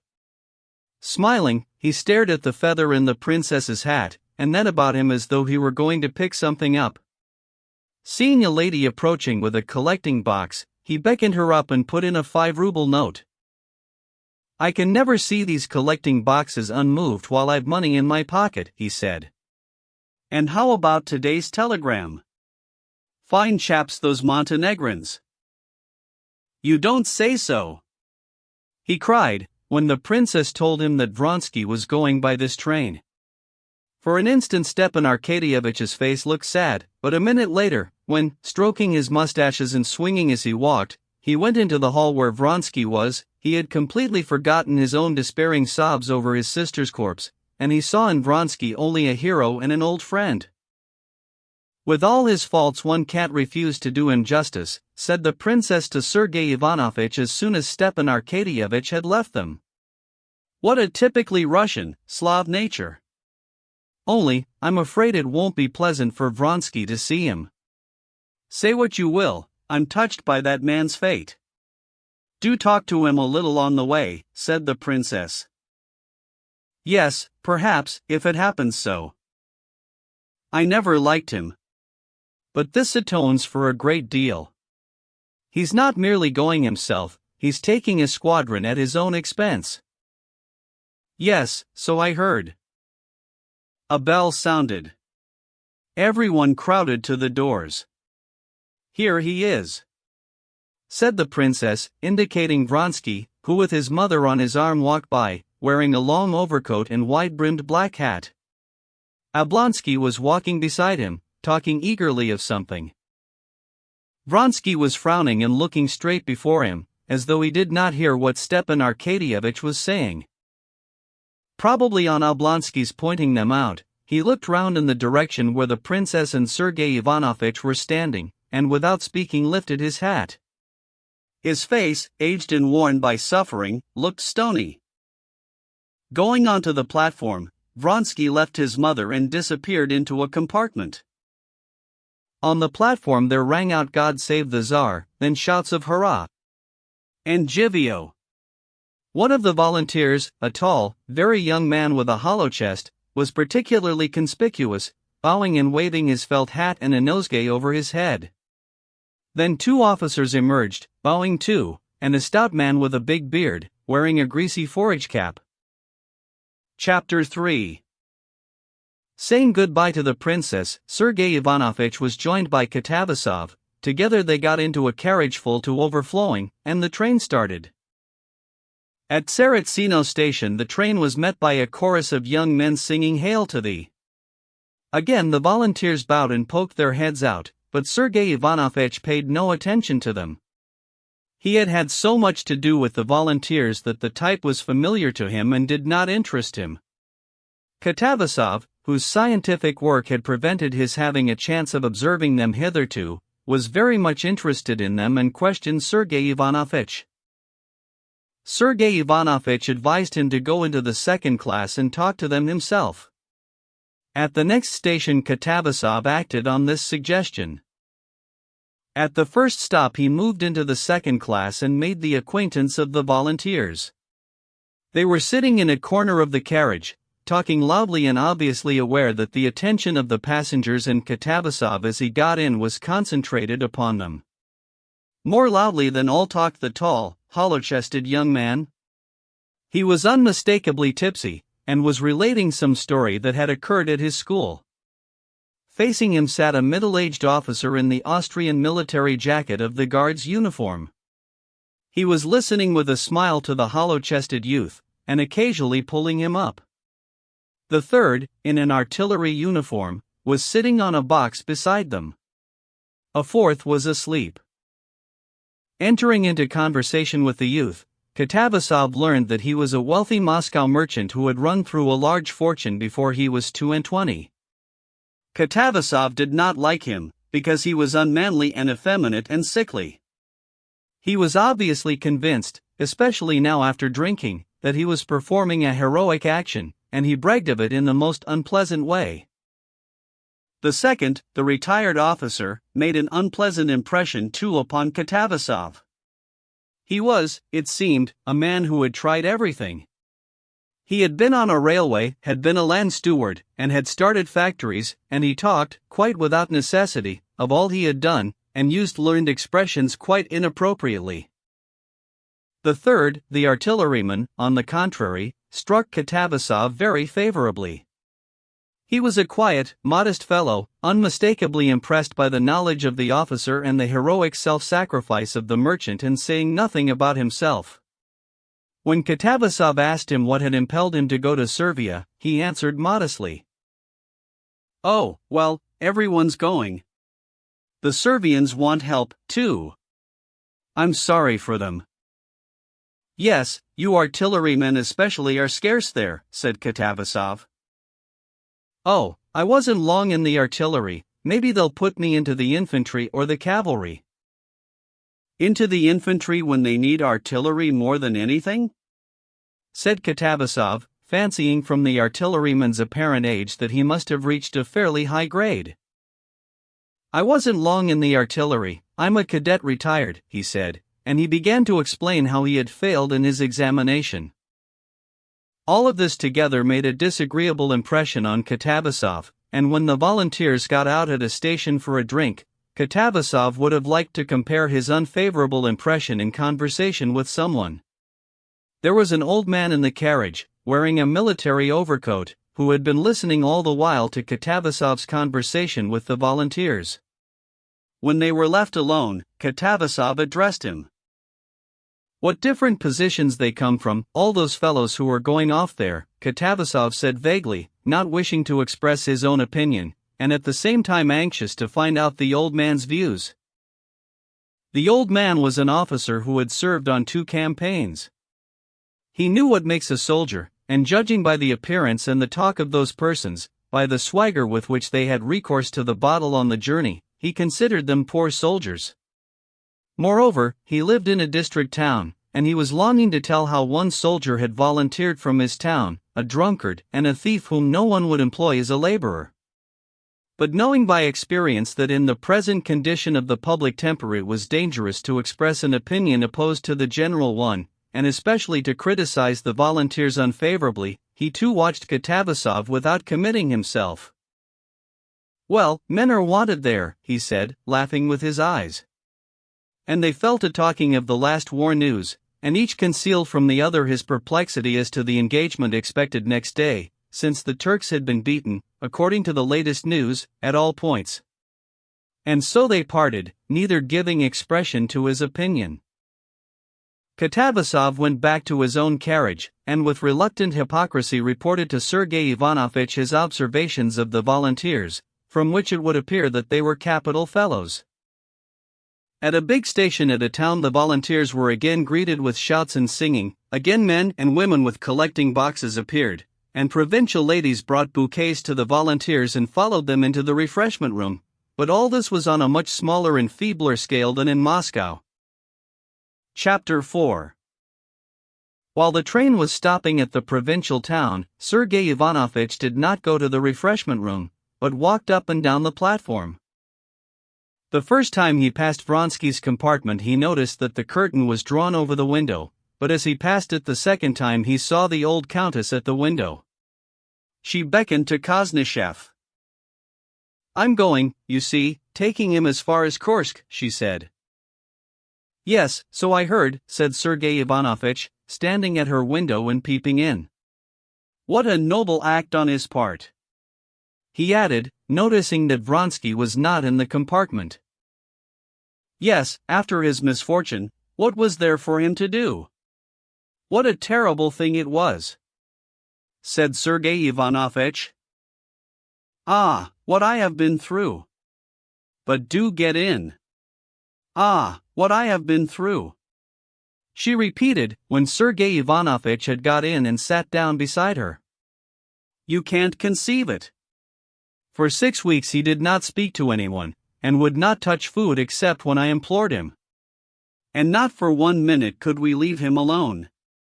We took away everything he could have used against himself. We lived on the ground floor, but there was no reckoning on anything. You know, of course, that he had shot himself once already on her account," she said, and the old lady's eyelashes twitched at the recollection. Yes, hers was the fitting end for such a woman. Even the death she chose was low and vulgar. "It's not for us to judge, Countess," said Sergei Ivanovitch, "but I can understand that it has been very hard for you." "Ah, don't speak of it. I was staying on my estate, and he was with me. A note was brought him. He wrote an answer and sent it off. We hadn't an idea that she was close by at the station. The evening I had only just gone to my room, when my Mary told me a lady had thrown herself under the train. Something seemed to strike me at once.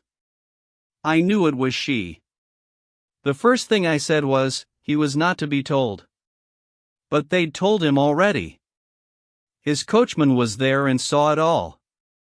When I ran into his room, he was beside himself. It was fearful to see him. He didn't say a word, but galloped off there. I don't know to this day what happened there, but he was brought back at death's door. I shouldn't have known him. Prostration complete, the doctor said. And that was followed almost by madness. Oh, why talk of it?" said the Countess with a wave of her hand. "It was an awful time. No, say what you will, she was a bad woman. Why, what is the meaning of such desperate passions? It was all to show herself something out of the way. Well, and that she did do.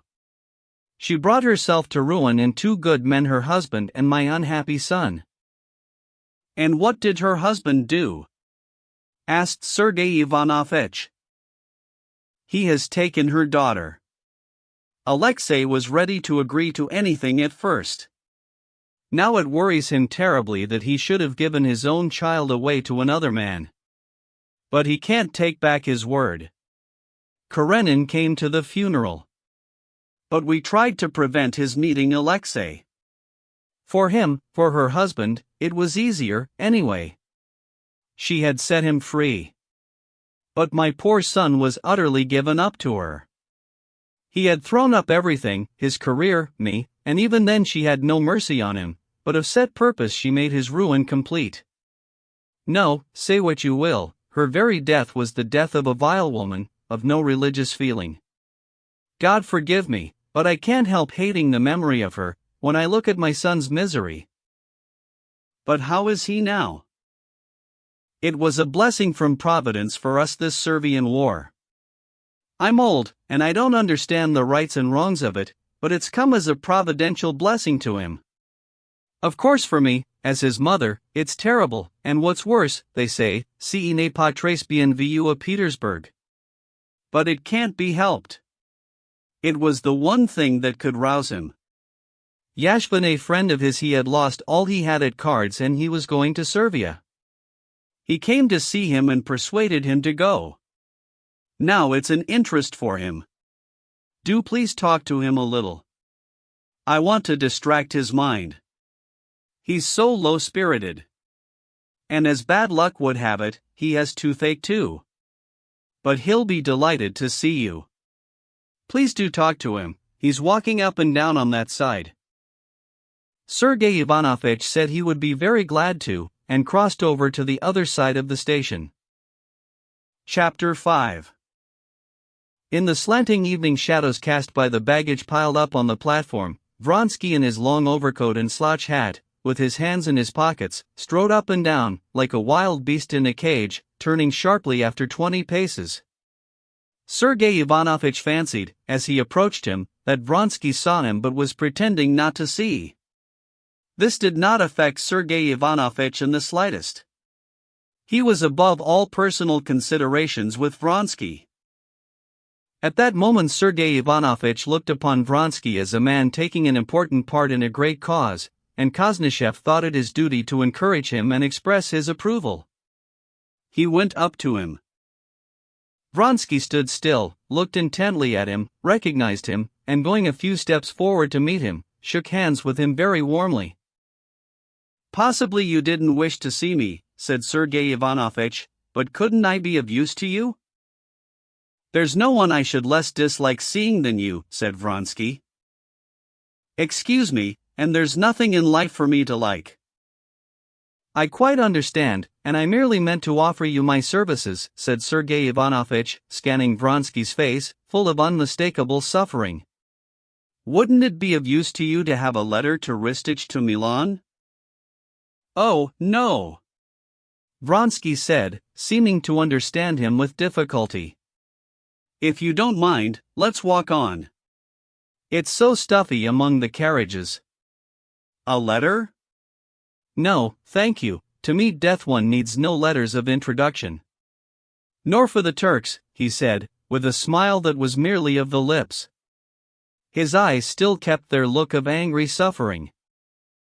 Yes, but you might find it easier to get into relations, which are after all essential, with anyone prepared to see you. But that's as you like.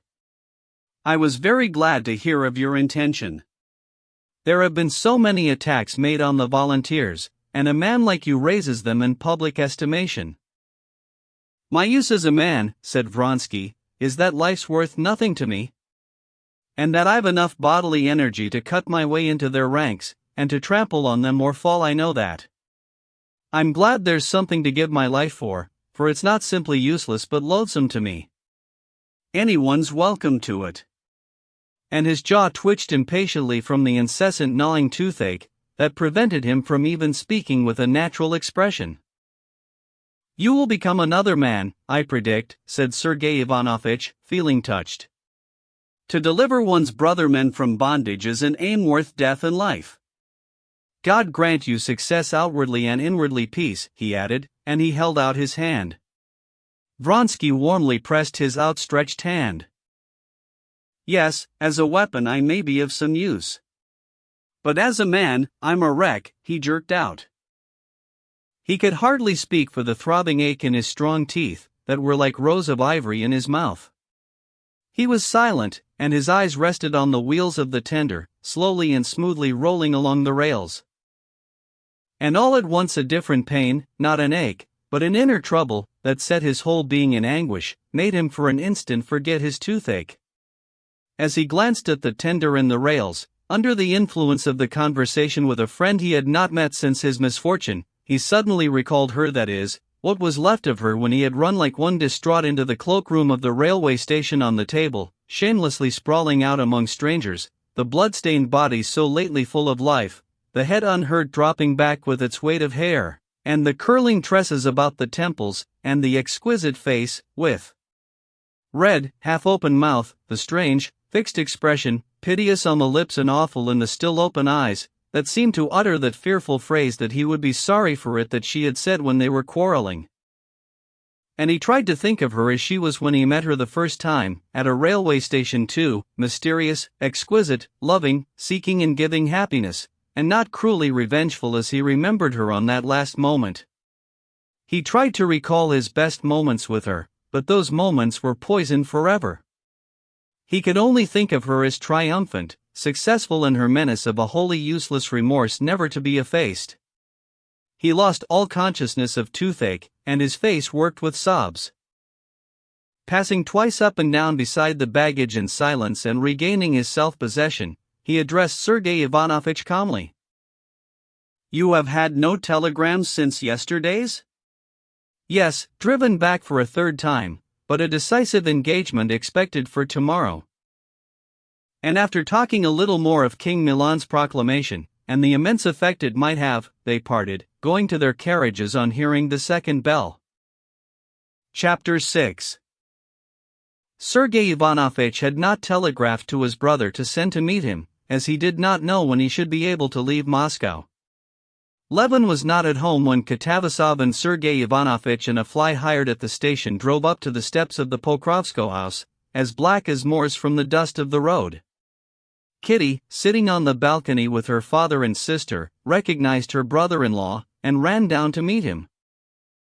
"What a shame not to have let us know," she said, giving her hand to Sergei Ivanovitch, and putting her forehead up for him to kiss. "We drove here capitally, and have not put you out," answered Sergei Ivanovitch. "I'm so dirty. I'm afraid to touch you. I've been so busy, I didn't know when I should be able to tear myself away." "And so you're still as ever enjoying your peaceful, quiet happiness," he said, smiling, "out of the reach of the current in your peaceful backwater. Here's our friend Fyodor Vasilievich who has succeeded in getting here at last." "But I'm not a Negro, I shall look like a human being when I wash," said Katavasov in his jesting fashion, and he shook hands and smiled, his teeth flashing white in his black face. "Kostya will be delighted. He has gone to his settlement. It's time he should be home. Busy as ever with his farming." "It really is a peaceful backwater," said Katavasov, "while we in town think of nothing but the Servian war." "Well, how does our friend look at it?" "He's sure not to think like other people." "Oh, I don't know, like everybody else," Kitty answered, a little embarrassed, looking round at Sergei Ivanovitch. "I'll send to fetch him. Papa's staying with us. He's only just come home from abroad." And making arrangements to send for Levin and for the guests to wash, one in his room and the other in what had been Dolly's, and giving orders for their luncheon, Kitty ran out onto the balcony, enjoying the freedom and rapidity of movement of which she had been deprived during the months of her pregnancy. "It's Sergei Ivanovitch and Katavasov, a professor," she said. "Oh, that's a bore in this heat," said the prince. "No, Papa, he's very nice, and Kostya's very fond of him," Kitty said, with a deprecating smile, noticing the irony on her father's face. "Oh, I didn't say anything. You go to them, darling, said Kitty to her sister, and entertain them. They saw Stiva at the station. He was quite well. And I must run to Mitya. As ill luck would have it, I haven't fed him since tea. He's awake now, and sure to be screaming.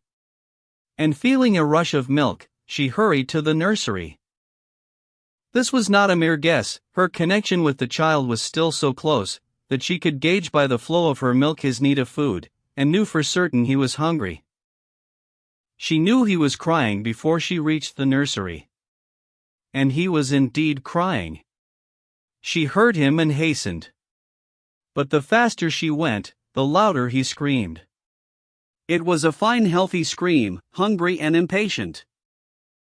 Has he been screaming long, nurse, very long? Said Kitty hurriedly, seating herself on a chair, and preparing to give the baby the breast. But give me him quickly. Oh, nurse, how tiresome you are. There, tie the cap afterwards, Dole. The baby's greedy scream was passing into sobs. But you can't manage so, ma'am, said Agafia Mihailovna, who was almost always to be found in the nursery. He must be put straight. Aoo! Aoo! She chanted over him, paying no attention to the mother. The nurse brought the baby to his mother. Agafia Mihailovna followed him with a face dissolving with tenderness. He knows me, he knows me. In God's faith, Katerina Alexandrovna, ma'am, he knew me. Agafia Mihailovna cried above the baby's screams. But Kitty did not hear her words. Her impatience kept growing, like the baby's. Their impatience hindered things for a while. The baby could not get hold of the breast right, and was furious. At last, after despairing, breathless screaming, and vain sucking, things went right, and mother and child felt simultaneously soothed, and both subsided into calm. But poor darling, he's all in perspiration, said Kitty in a whisper, touching the baby. What makes you think he knows you? She added, with a sidelong glance at the baby's eyes, that peered roguishly, as she fancied, from under his cap, at his rhythmically puffing cheeks, and the little red-palmed hand he was waving. Impossible. If he knew anyone, he would have known me, said Kitty, in response to Agafia Mihailovna's statement, and she smiled. She smiled because, though she said he could not know her, in her heart she was sure that he knew not merely Agafia Mihailovna, but that he knew and understood everything, and knew and understood a great deal too that no one else knew, and that she, his mother, had learned and come to understand only through him. To Agafia Mihailovna, to the nurse, to his grandfather, to his father even, Mitya was a living being, requiring only material care, but for his mother he had long been a mortal being, with whom there had been a whole series of spiritual relations already. When he wakes up, please God, you shall see for yourself. Then when I do like this, he simply beams on me, the darling. Simply beams like a sunny day, said Agafia Mihailovna. Well, then we shall see, whispered Kitty. But now go away, he's going to sleep. Chapter 7. Agafia Mihailovna went out on tiptoe, the nurse let down the blind, chased a fly out from under the muslin canopy of the crib, and a bumblebee struggling on the window frame, and sat down waving a faded branch of birch over the mother and the baby. How hot it is! If God would send a drop of rain, she said. Yes, sh was all Kitty answered, rocking a little, and tenderly squeezing the plump little arm, with rolls of fat at the wrist, which Mitya still waved feebly as he opened and shut his eyes. That hand worried Kitty. She longed to kiss the little hand, but was afraid to for fear of waking the baby. At last the little hand ceased waving, and the eyes closed. Only from time to time, as he went on sucking, the baby raised his long, curly eyelashes and peeped at his mother with wet eyes, that looked black in the twilight. The nurse had left off fanning, and was dozing. From above came the peals of the old prince's voice, and the chuckle of Katavasov. They have got into talk without me, thought Kitty, but still it's vexing that Kostya's out. He's sure to have gone to the bee house again. Though it's a pity he's there so often, still I'm glad. It distracts his mind. He's become altogether happier and better now than in the spring. He used to be so gloomy and worried that I felt frightened for him. And how absurd he is," she whispered, smiling. She knew what worried her husband. It was his unbelief. Although, if she had been asked whether she supposed that in the future life, if he did not believe, he would be damned, she would have had to admit that he would be damned. His unbelief did not cause her unhappiness. And she, confessing that for an unbeliever there can be no salvation, and loving her husband's soul more than anything in the world, thought with a smile of his unbelief, and told herself that he was absurd. What does he keep reading philosophy of some sort for all this year? She wondered. If it's all written in those books, he can understand them. If it's all wrong, why does he read them? He says himself that he would like to believe. Then why is it he doesn't believe? Surely from his thinking so much? And he thinks so much from being solitary. He's always alone. He can't talk about it all to us. I fancy he'll be glad of these visitors, especially Katavasov. He likes discussions with them, she thought, and passed instantly to the consideration of where it would be more convenient to put Katavasov, to sleep alone or to share Sergei Ivanovitch's room. And then an idea suddenly struck her, which made her shudder and even disturb Mitya, who glanced severely at her. I do believe the laundress hasn't sent the washing yet, and all the best sheets are in use. If I don't see to it, Agafia Mihalovna will give Sergei Ivanovitch the wrong sheets, and at the very idea of this the blood rushed to Kitty's face. Yes, I will arrange it, she decided, and going back to her former thoughts, she remembered that some spiritual question of importance had been interrupted, and she began to recall what. Yes, Kostya, an unbeliever, she thought again with a smile. Well, an unbeliever then. Better let him always be one than like Madame Stoll, or what I tried to be in those days abroad. No, he won't ever sham anything. And a recent instance of his goodness rose vividly to her mind. A fortnight ago a penitent letter had come from Stepan Arkadyevitch to Dolly. He besought her to save his honor, to sell her estate to pay his debts. Dolly was in despair, she detested her husband, despised him, pitied him, resolved on a separation, resolved to refuse, but ended by agreeing to sell part of her property. After that, with an irrepressible smile of tenderness, Kitty recalled her husband's shamefaced embarrassment, his repeated awkward efforts to approach the subject, and how at last, having thought of the one means of helping Dolly without wounding her pride, he had suggested to Kitty what had not occurred to her before, that she should give up her share of the property. He an unbeliever indeed. With his heart, his dread of offending anyone, even a child. Everything for others, nothing for himself. Sergei Ivanovitch simply considers it as Kostya's duty to be his steward. And it's the same with his sister. Now Dolly and her children are under his guardianship, all these peasants who come to him every day, as though he were bound to be at their service. Yes, only be like your father, only like him, she said, handing Mitya over to the nurse, and putting her lips to his cheek. Chapter 8. Ever since, by his beloved brother's deathbed, Levin had first glanced into the questions of life and death in the light of these new convictions, as he called them, which had during the period from his 20th to his 34th year imperceptibly replaced his childish and youthful beliefs. He had been stricken with horror, not so much of death, as of life, without any knowledge of whence, and why, and how, and what it was. The physical organization, its decay, the indestructibility of matter, the law of the conservation of energy, evolution, were the words which usurped the place of his old belief. These words and the ideas associated with them were very well for intellectual purposes. But for life they yielded nothing, and Levin felt suddenly like a man who has changed his warm fur cloak for a muslin garment, and going for the first time into the frost is immediately convinced, not by reason, but by his whole nature that he is as good as naked, and that he must infallibly perish miserably. From that moment, though he did not distinctly face it, and still went on living as before, Levin had never lost this sense of terror at his lack of knowledge. He vaguely felt, too, that what he called his new convictions were not merely lack of knowledge, but that they were part of a whole order of ideas, in which no knowledge of what he needed was possible. At first, marriage, with the new joys and duties bound up with it, had completely crowded out these thoughts. But of late, while he was staying in Moscow after his wife's confinement, with nothing to do, the question that clamored for solution had more and more often, more and more insistently, haunted Levin's mind.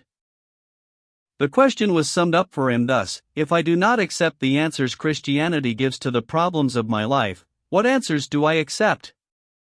And in the whole arsenal of his convictions, so far from finding any satisfactory answers, he was utterly unable to find anything at all like an answer. He was in the position of a man seeking food in toy shops and tool shops. Instinctively, unconsciously, with every book, with every conversation, with every man he met, he was on the lookout for light on these questions and their solution. What puzzled and distracted him above everything was that the majority of men of his age and circle had, like him, exchanged their old beliefs for the same new convictions, and yet saw nothing to lament in this, and were perfectly satisfied and serene. So that, apart from the principal question, Levin was tortured by other questions too. Were these people sincere? He asked himself, or were they playing a part? Or was it that they understood the answers science gave to these problems in some different, clearer sense than he did? And he assiduously studied both these men's opinions and the books which treated of these scientific explanations. One fact he had found out since these questions had engrossed his mind was that he had been quite wrong in supposing from the recollections of the circle of his young days at college that religion had outlived its day, and that it was now practically non-existent. All the people nearest to him who were good in their lives were believers. The old prince, and Lvov, whom he liked so much, and Sergei Ivanovitch, and all the women believed, and his wife believed as simply as he had believed in his earliest childhood, and 99/100ths of the Russian people, all the working people for whose life he felt the deepest respect, believed. Another fact of which he became convinced, after reading many scientific books, was that the men who shared his views had no other construction to put on them, and that they gave no explanation of the questions which he felt he could not live without answering, but simply ignored their existence and attempted to explain other questions of no possible interest to him, such as the evolution of organisms, the materialistic theory of consciousness, and so forth. Moreover, during his wife's confinement, something had happened that seemed extraordinary to him. He, an unbeliever, had fallen into praying, and at the moment he prayed, he believed. But that moment had passed, and he could not make his state of mind at that moment fit into the rest of his life. He could not admit that at that moment he knew the truth, and that now he was wrong, for as soon as he began thinking calmly about it, it all fell to pieces. He could not admit that he was mistaken then, for his spiritual condition then was precious to him, and to admit that it was a proof of weakness would have been to desecrate those moments. He was miserably divided against himself, and strained all his spiritual forces to the utmost to escape from this condition. Chapter 9. These doubts fretted and harassed him, growing weaker or stronger from time to time, but never leaving him. He read and thought, and the more he read and the more he thought, the further he felt from the aim he was pursuing. Of late in Moscow and in the country, since he had become convinced that he would find no solution in the materialists, he had read and reread thoroughly Plato, Spinoza, Kant, Schelling, Hegel, and Schopenhauer, the philosophers who gave a non-materialistic explanation of life. Their ideas seemed to him fruitful when he was reading or was himself seeking arguments to refute other theories, especially those of the materialists, but as soon as he began to read or sought fat himself a solution of problems, the same thing always happened. As long as he followed the fixed definition of obscure words such as spirit, will, freedom, essence, purposely letting himself go into the snare of words the philosophers set for him, he seemed to comprehend something. But he had only to forget the artificial train of reasoning, and to turn from life itself to what had satisfied him while thinking in accordance with the fixed definitions, and all this artificial edifice fell to pieces at once like a house of cards, and it became clear that the edifice had been built up out of those transposed words, apart from anything in life more important than reason. At one time, reading Schopenhauer, he put in place of his will the word love, and for a couple of days this new philosophy charmed him, till he removed a little away from it. But then, when he turned from life itself to glance at it again, it fell away too, and proved to be the same muslin garment with no warmth in it. His brother Sergei Ivanovitch advised him to read the theological works of Homiakov. Levin read the second volume of Homiakov's works, and in spite of the elegant, epigrammatic, argumentative style which at first repelled him, he was impressed by the doctrine of the Church he found in them. He was struck at first by the idea that the apprehension of divine truths had not been vouchsafed to man, but to a corporation of men bound together by love to the Church. What delighted him was the thought how much easier it was to believe in a still existing living Church, embracing all the beliefs of men, and having God at its head, and therefore holy and infallible, and from it to accept the faith in God, in the creation, the fall, the redemption, than to begin with God, a mysterious, faraway God, the creation, etc. But afterwards, on reading a Catholic writer's history of the Church, and then a Greek Orthodox writer's history of the Church, and seeing that the two churches, in their very conception infallible, each deny the authority of the other, Homiakov's doctrine of the Church lost all its charm for him, and this edifice crumbled into dust like the philosopher's edifices. All that spring he was not himself, and went through fearful moments of horror. Without knowing what I am and why I am here, life's impossible, and that I can't know, and so I can't live, Levin said to himself. In infinite time, in infinite matter, in infinite space, is formed a bubble organism, and that bubble lasts a while and bursts, and that bubble is me. It was an agonizing error, but it was the sole logical result of ages of human thought in that direction. This was the ultimate belief on which all the systems elaborated by human thought in almost all their ramifications rested. It was the prevalent conviction, and of all other explanations Levin had unconsciously, not knowing when or how, chosen it, as anyway the clearest, and made it his own.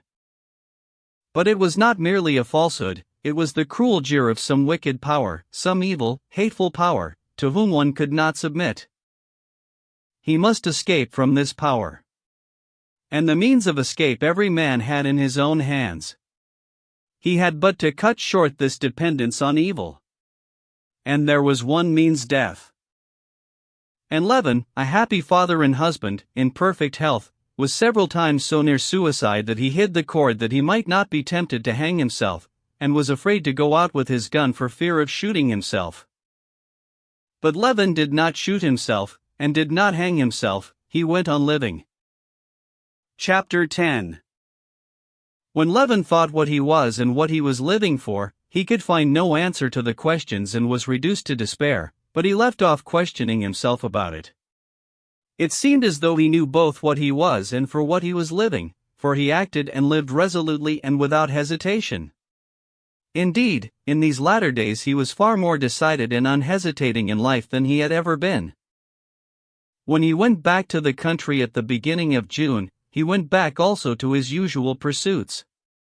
The management of the estate, his relations with the peasants and the neighbors, the care of his household, the management of his sisters' and brothers' property, of which he had the direction, his relations with his wife and kindred, the care of his child, and the new beekeeping hobby he had taken up that spring, filled all his time. These things occupied him now, not because he justified them to himself by any sort of general principles, as he had done in former days, on the contrary, disappointed by the failure of his former efforts for the general welfare, and too much occupied with his own thought and the mass of business with which he was burdened from all sides, he had completely given up thinking of the general good, and he busied himself with all this work simply because it seemed to him that he must do what he was doing, that he could not do otherwise. In former days, almost from childhood, and increasingly up to full manhood, when he had tried to do anything that would be good for all, for humanity, for Russia, for the whole village, he had noticed that the idea of it had been pleasant, but the work itself had always been incoherent, that then he had never had a full conviction of its absolute necessity, and that the work that had begun by seeming so great had grown less and less, till it vanished into nothing. But now, since his marriage, when he had begun to confine himself more and more to living for himself, though he experienced no delight at all at the thought of the work he was doing, he felt a complete conviction of its necessity, saw that it succeeded far better than in old days, and that it kept on growing more and more. Now, involuntarily it seemed, he cut more and more deeply into the soil like a plough, so that he could not be drawn out without turning aside the furrow. To live the same family life as his father and forefathers, that is, in the same condition of culture, and to bring up his children in the same, was incontestably necessary. It was as necessary as dining when one was hungry. And to do this, just as it was necessary to cook dinner, it was necessary to keep the mechanism of agriculture at Pokrovsko going so as to yield an income.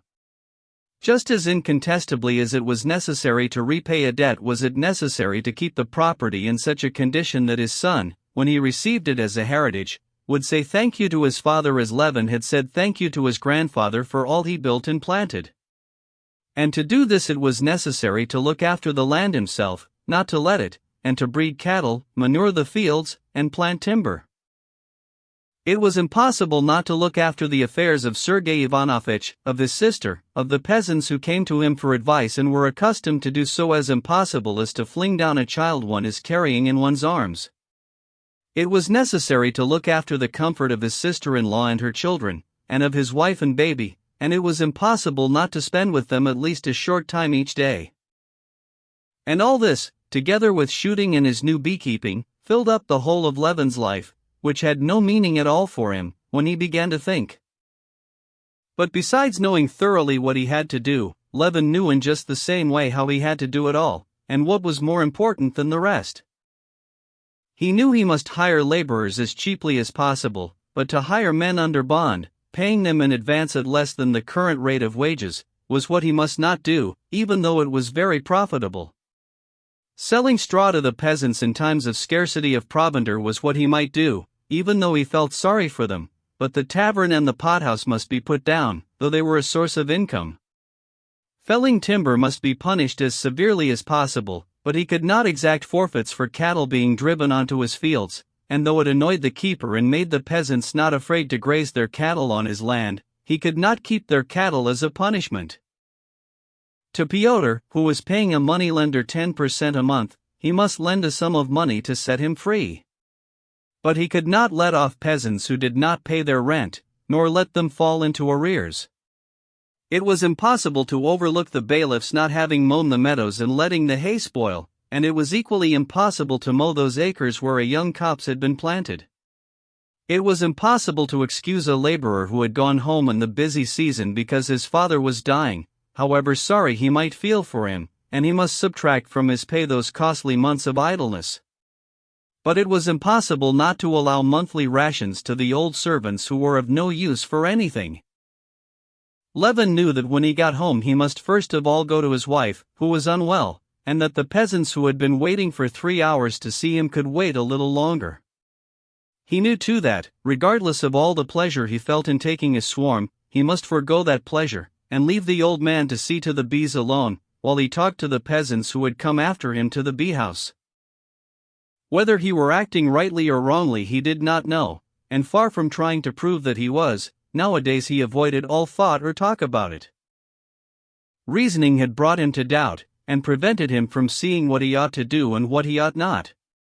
When he did not think, but simply lived, he was continually aware of the presence of an infallible judge in his soul, determining which of two possible courses of action was the better and which was the worse, and as soon as he did not act rightly, he was at once aware of it. So he lived, not knowing, and not seeing any chance of knowing what he was and what he was living for, and harassed at this lack of knowledge to such a point that he was afraid of suicide, and yet firmly laying down his own individual definite path in life. Chapter 11. The day on which Sergei Ivanovitch came to Pokrovsko was one of Levin's most painful days. It was the very busiest working time, when all the peasantry show an extraordinary intensity of self-sacrifice and labor, such as is never shown in any other conditions of life, and would be highly esteemed if the men who showed these qualities themselves thought highly of them, and if it were not repeated every year, and if the results of this intense labor were not so simple. To reap and bind the rye and oats and to carry it, to mow the meadows, turn over the fallows, thresh the seed and sow the winter corn, all this seems so simple and ordinary, but to succeed in getting through it all, everyone in the village, from the old man to the young child, must toil incessantly for 3 or 4 weeks, 3 times as hard as usual, living on rye beer, onions, and black bread, thrashing and carrying the sheaves at night, and not giving more than 2 or 3 hours in the 24 to sleep. And every year this is done all over Russia. Having lived the greater part of his life in the country and in the closest relations with the peasants, Levin always felt in this busy time that he was infected by this general quickening of energy in the people. In the early morning he rode over to the first sowing of the rye, and to the oats, which were being carried to the stacks, and returning home at the time his wife and sister-in-law were getting up, he drank coffee with them and walked to the farm, where a new thrashing machine was to be set working to get ready the seed corn. He was standing in the cool granary, still fragrant with the leaves of the hazel branches interlaced on the freshly peeled aspen beams of the new thatch roof. He gazed through the open door in which the dry bitter dust of the thrashing whirled and played, at the grass of the thrashing floor in the sunlight and the fresh straw that had been brought in from the barn, then at the speckly-headed, white-breasted swallows that flew chirping in under the roof and, fluttering their wings, settled in the crevices of the doorway, then at the peasants bustling in the dark, dusty barn, and he thought strange thoughts. Why is it all being done? He thought. Why am I standing here, making them work? What are they all so busy for, trying to show their zeal before me?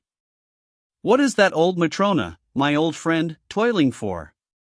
I doctored her, when the beam fell on her in the fire, he thought, looking at a thin old woman who was raking up the grain, moving painfully with her bare, sun-blackened feet over the uneven, rough floor.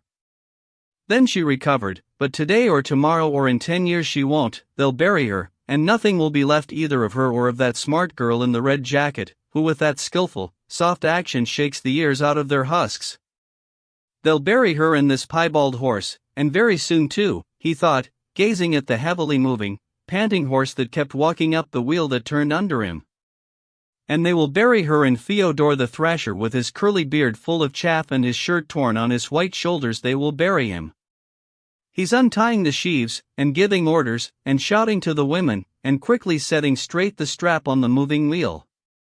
And what's more, it's not them alone, me they'll bury too, and nothing will be left. What for? He thought this, and at the same time looked at his watch to reckon how much they thrashed in an hour. He wanted to know this so as to judge by it the task to set for the day. It'll soon be one, and they're only beginning the third sheaf, thought Levin. He went up to the man that was feeding the machine, and shouting over the roar of the machine he told him to put it in more slowly. You put in too much at a time, Fyodor. Do you see it gets choked, that's why it isn't getting on? Do it evenly. Fyodor, black with the dust that clung to his moist face, shouted something in response, but still went on doing it as Levin did not want him to. Levin, going up to the machine, moved Fyodor aside, and began feeding the corn in himself. Working on till the peasants' dinner hour, which was not long in coming, he went out of the barn with Fyodor and fell into talk with him, stopping beside a neat yellow sheaf of rye laid on the thrashing floor for seed. Fyodor came from a village at some distance from the one in which Levin had once allotted land to his cooperative association. Now it had been let to a former house porter. Levin talked to Fyodor about this land and asked whether Platon, a well-to-do peasant of good character belonging to the same village, would not take the land for the coming year. It's a high rent, it wouldn't pay Platon, Konstantin Dmitrievich, answered the peasant, picking the ears off his sweat-drenched shirt. But how does Kirillov make it pay? Me too. So the peasant called the house porter, in a tone of contempt, you may be sure he'll make it pay, Konstantin Dmitrievich. He'll get his share, however he has to squeeze to get it. He's no mercy on a Christian. But Uncle Fokanich, so he called the old peasant Platon, do you suppose he'd flay the skin off a man? Where there's debt, he'll let anyone off. and he'll not wring the last penny out. He's a man too. But why will he let anyone off? Oh, well, of course, folks are different. One man lives for his own wants and nothing else, like Mitu, he only thinks of filling his belly, but Fokanich is a righteous man. He lives for his soul. He does not forget God. How thinks of God? How does he live for his soul? Levin almost shouted. Why, to be sure, in truth, in God's way. Folks are different. Take you now, you wouldn't wrong a man. Yes, goodbye, said Levin, breathless with excitement, and turning round he took his stick and walked quickly away towards home. At the peasant's words that Fokanich lived for his soul, in truth, in God's way, undefined but significant ideas seemed to burst out as though they had been locked up, and all striving towards one goal, they thronged whirling through his head, blinding him with their light. Chapter 12. Levin strode along the highroad, absorbed not so much in his thoughts, he could not yet disentangle them, as in his spiritual condition, unlike anything he had experienced before. The words uttered by the peasant had acted on his soul like an electric shock, suddenly transforming and combining into a single whole the whole swarm of disjointed, impotent, separate thoughts that incessantly occupied his mind. These thoughts had unconsciously been in his mind even when he was talking about the land. He was aware of something new in his soul, and joyfully tested this new thing, not yet knowing what it was. Not living for his own wants, but for God? For what God? And could one say anything more senseless than what he said? He said that one must not live for one's own wants, that is, that one must not live for what we understand, what we are attracted by, what we desire, but must live for something incomprehensible, for God, whom no one can understand nor even define. What of it? Didn't I understand those senseless words of Fyodor's? And understanding them, did I doubt of their truth? Did I think them stupid, obscure, inexact? No, I understood him, and exactly as he understands the words. I understood them more fully and clearly than I understand anything in life, and never in my life have I doubted nor can I doubt about it. And not only I, but everyone, the whole world understands nothing fully but this, and about this only they have no doubt and are always agreed. And I looked out for miracles, complained that I did not see a miracle which would convince me. A material miracle would have persuaded me. And here is a miracle, the sole miracle possible, continually existing, surrounding me on all sides, and I never noticed it. Fyodor says that Kirillov lives for his belly. That's comprehensible and rational. All of us as rational beings can't do anything else but live for our belly.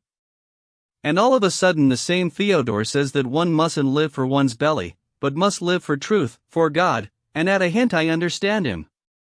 And I and millions of men who lived ages ago and men living now, peasants, the poor in spirit and the learned, who have thought and written about it, in their obscure words saying the same thing, we are all agreed about this one thing, what we must live for and what is good. I and all men have only one firm, incontestable, clear knowledge, and that knowledge cannot be explained by the reason it is outside it, and has no causes and can have no effects. If goodness has causes, it is not goodness, if it has effects, a reward, it is not goodness either. So goodness is outside the chain of cause and effect. And yet I know it, and we all know it. What could be a greater miracle than that? Can I have found the solution of it all? Can my sufferings be over? Thought Levin, striding along the dusty road, not noticing the heat nor his weariness, and experiencing a sense of relief from prolonged suffering. This feeling was so delicious that it seemed to him incredible.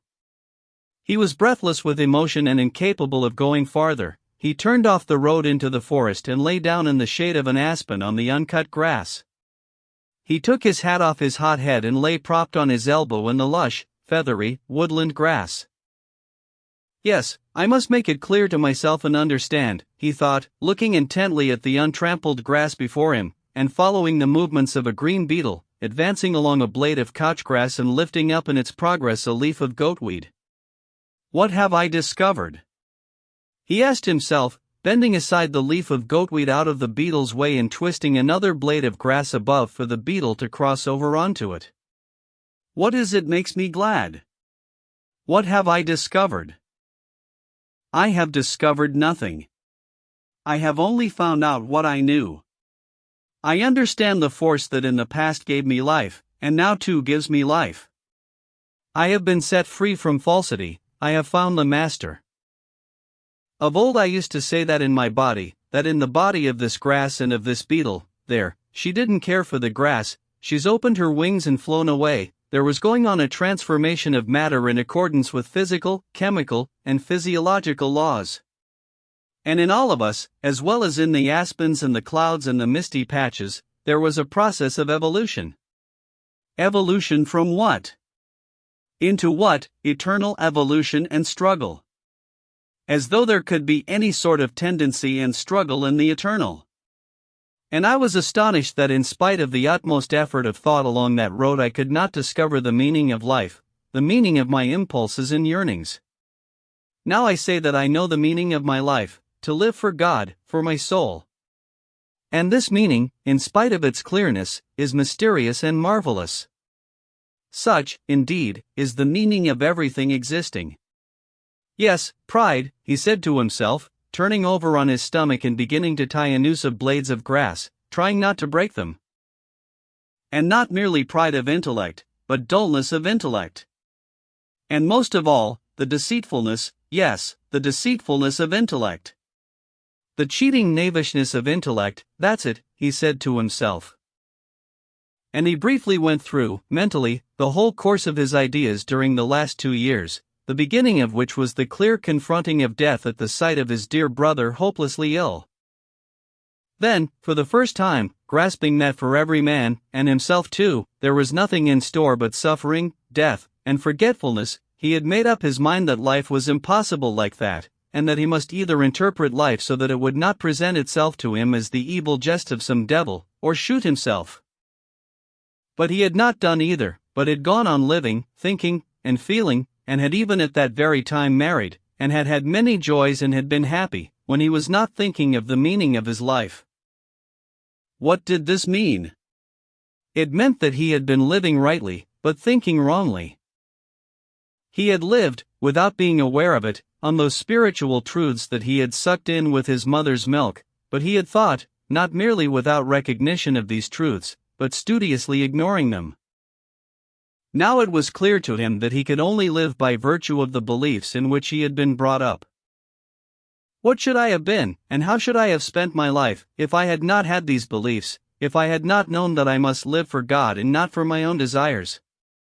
I should have robbed and lied and killed. Nothing of what makes the chief happiness of my life would have existed for me.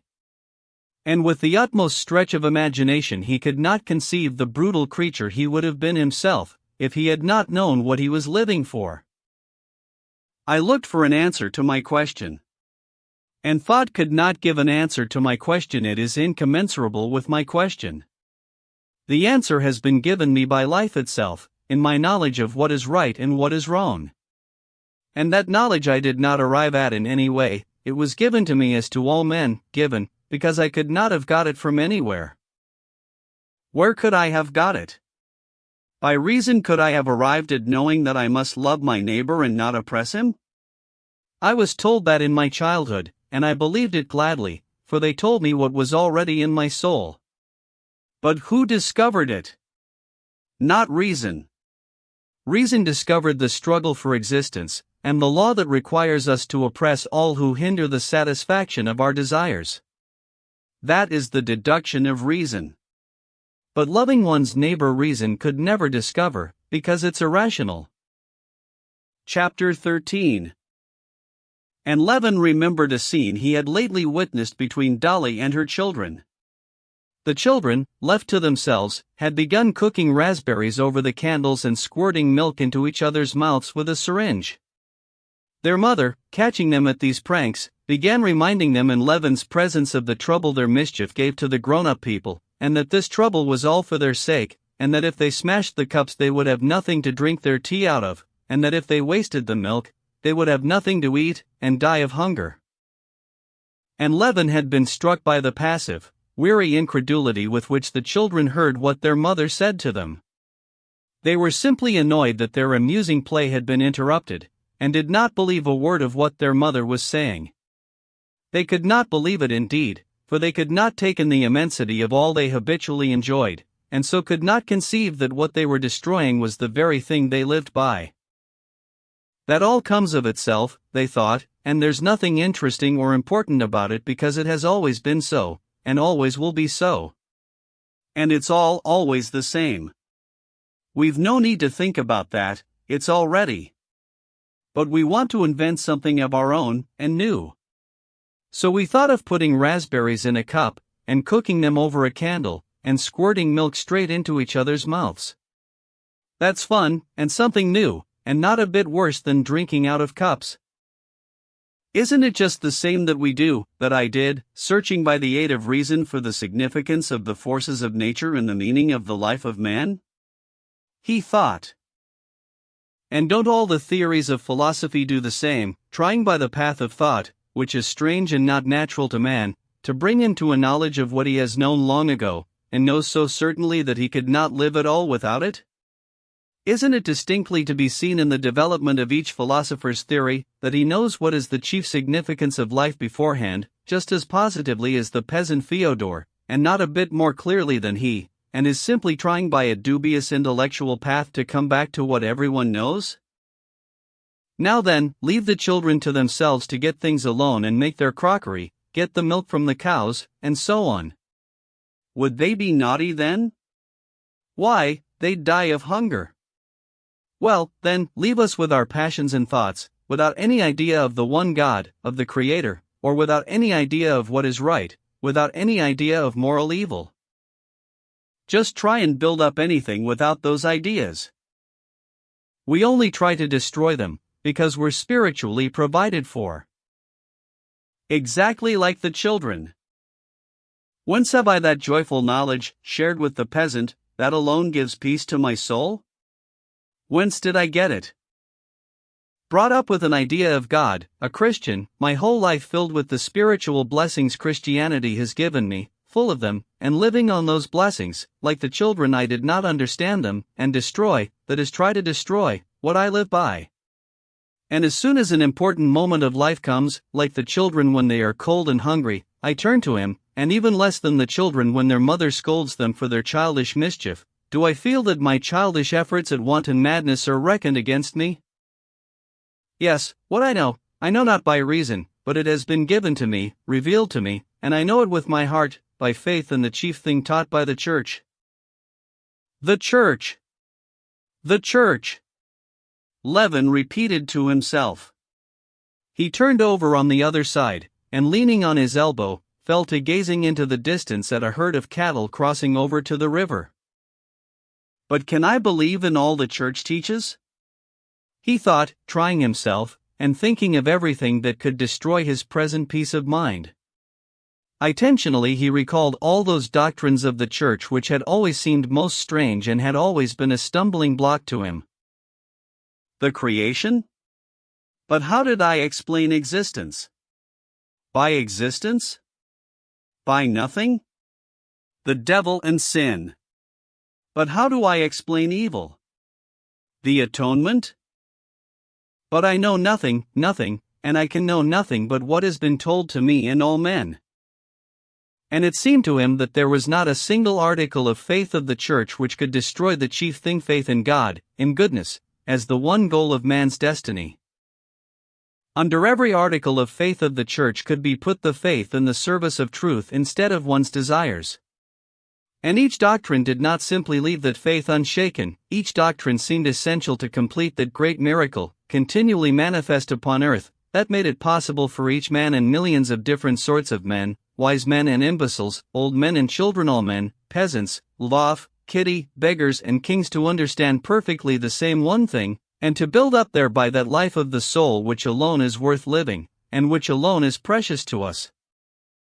Lying on his back, he gazed up now into the high, cloudless sky.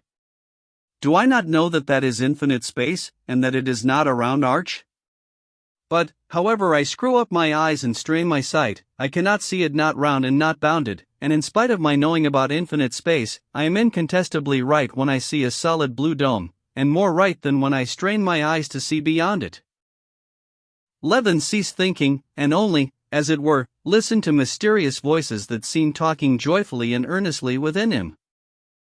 Can this be faith? He thought, afraid to believe in his happiness.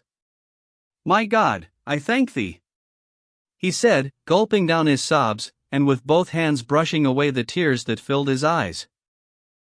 Chapter 14. Levin looked before him and saw a herd of cattle. Then he caught sight of his trap with Raven in the shafts, and the coachman, who, driving up to the herd, said something to the herdsman. Then he heard the rattle of the wheels and the snort of the sleek horse close by him. But he was so buried in his thoughts that he did not even wonder why the coachman had come for him. He only thought of that when the coachman had driven quite up to him and shouted to him, "The mistress sent me. Your brother has come, and some gentleman with him." Levin got into the trap and took the reins. As though just roused out of sleep, for a long while Levin could not collect his faculties.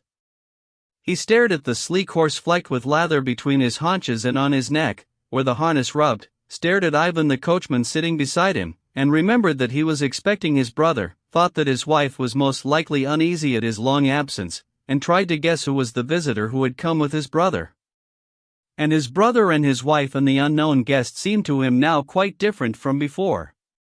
He fancied that now his relations with all men would be different. With my brother there will be none of that aloofness there always used to be between us, there will be no disputes, with Kitty there shall never be quarrels, with the visitor, whoever he may be, I will be friendly and nice, with the servants, with Ivan, it will all be different. Pulling the stiff rein and holding in the good horse that snorted with impatience and seemed begging to be let go, Levin looked round at Ivan sitting beside him, not knowing what to do with his unoccupied hand, continually pressing down his shirt as it puffed out, and he tried to find something to start a conversation about with him. He would have said that Ivan had pulled the saddle girth up too high, but that was like blame, and he longed for friendly, warm talk. Nothing else occurred to him. Your honor must keep to the right and mind that stump, said the coachman, pulling the rein Levin held. Please don't touch and don't teach me, said Levin, angered by this interference. Now, as always, interference made him angry, and he felt sorrowfully at once how mistaken had been his supposition that his spiritual condition could immediately change him in contact with reality. He was not a quarter of a mile from home when he saw Grisha and Tanya running to meet him. Uncle Kostya, Mama's coming, and Grandfather, and Sergei Ivanovitch, and someone else, they said, clambering up into the trap. Who is he? An awfully terrible person. And he does like this with his arms, said Tanya, getting up in the trap and mimicking Katavasov. Old or young? Asked Levin, laughing, reminded of someone, he did not know whom, by Tanya's performance. Oh, I hope it's not a tiresome person, thought Levin.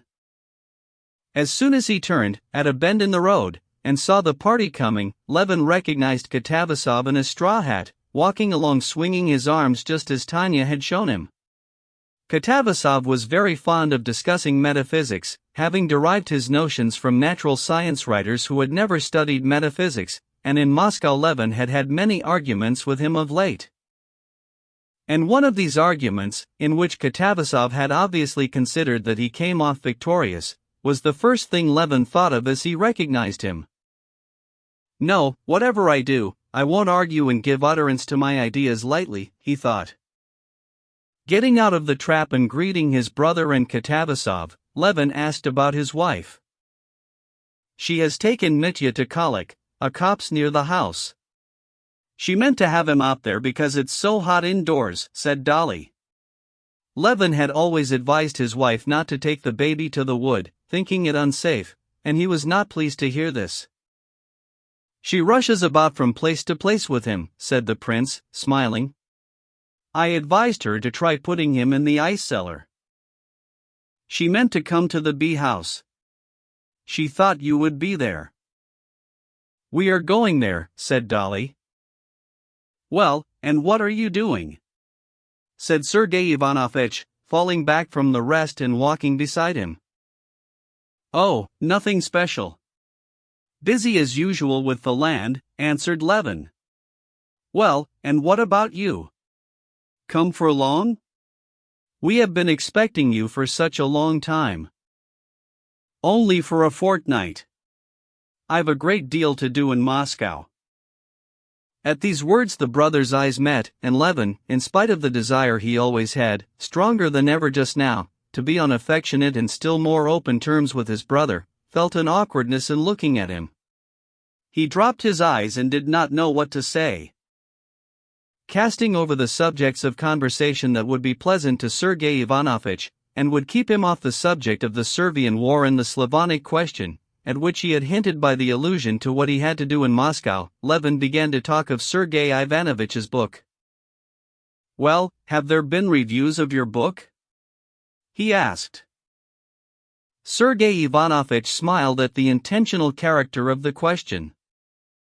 No one is interested in that now, and I less than anyone, he said.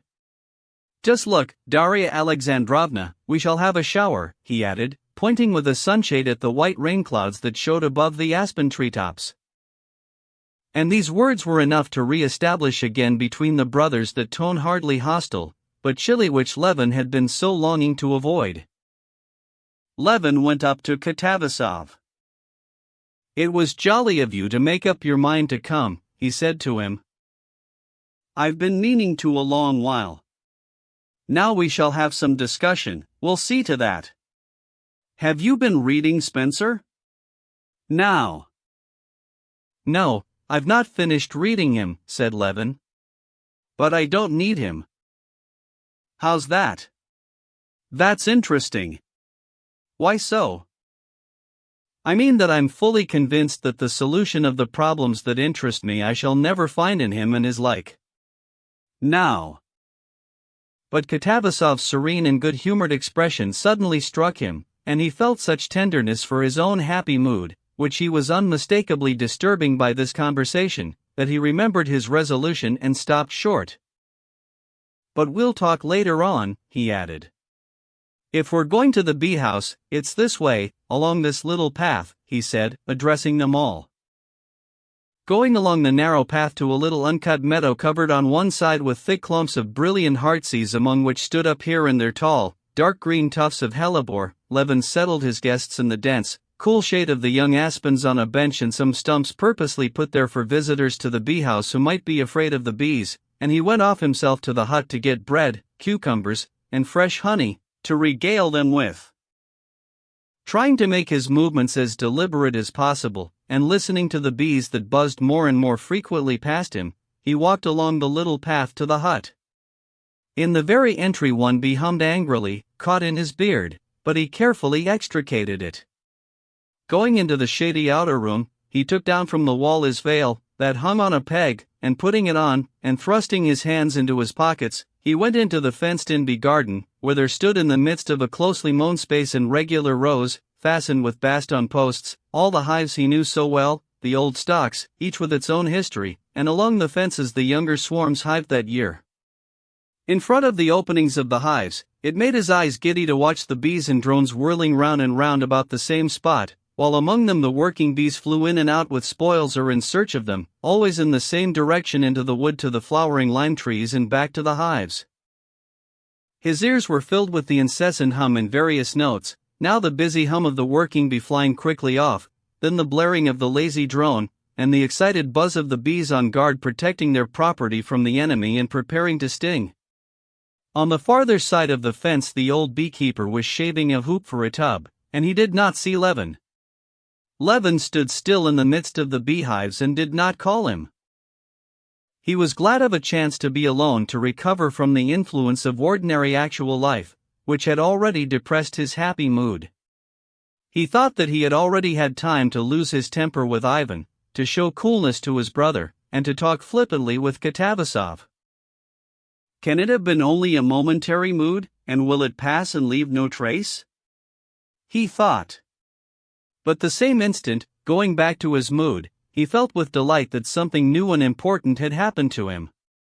Real life had only for a time overcast the spiritual peace he had found, but it was still untouched within him. Just as the bees, whirling round him, now menacing him and distracting his attention, prevented him from enjoying complete physical peace, forced him to restrain his movements to avoid them, so had the petty cares that had swarmed about him from the moment he got into the trap restricted his spiritual freedom, but that lasted only so long as he was among them.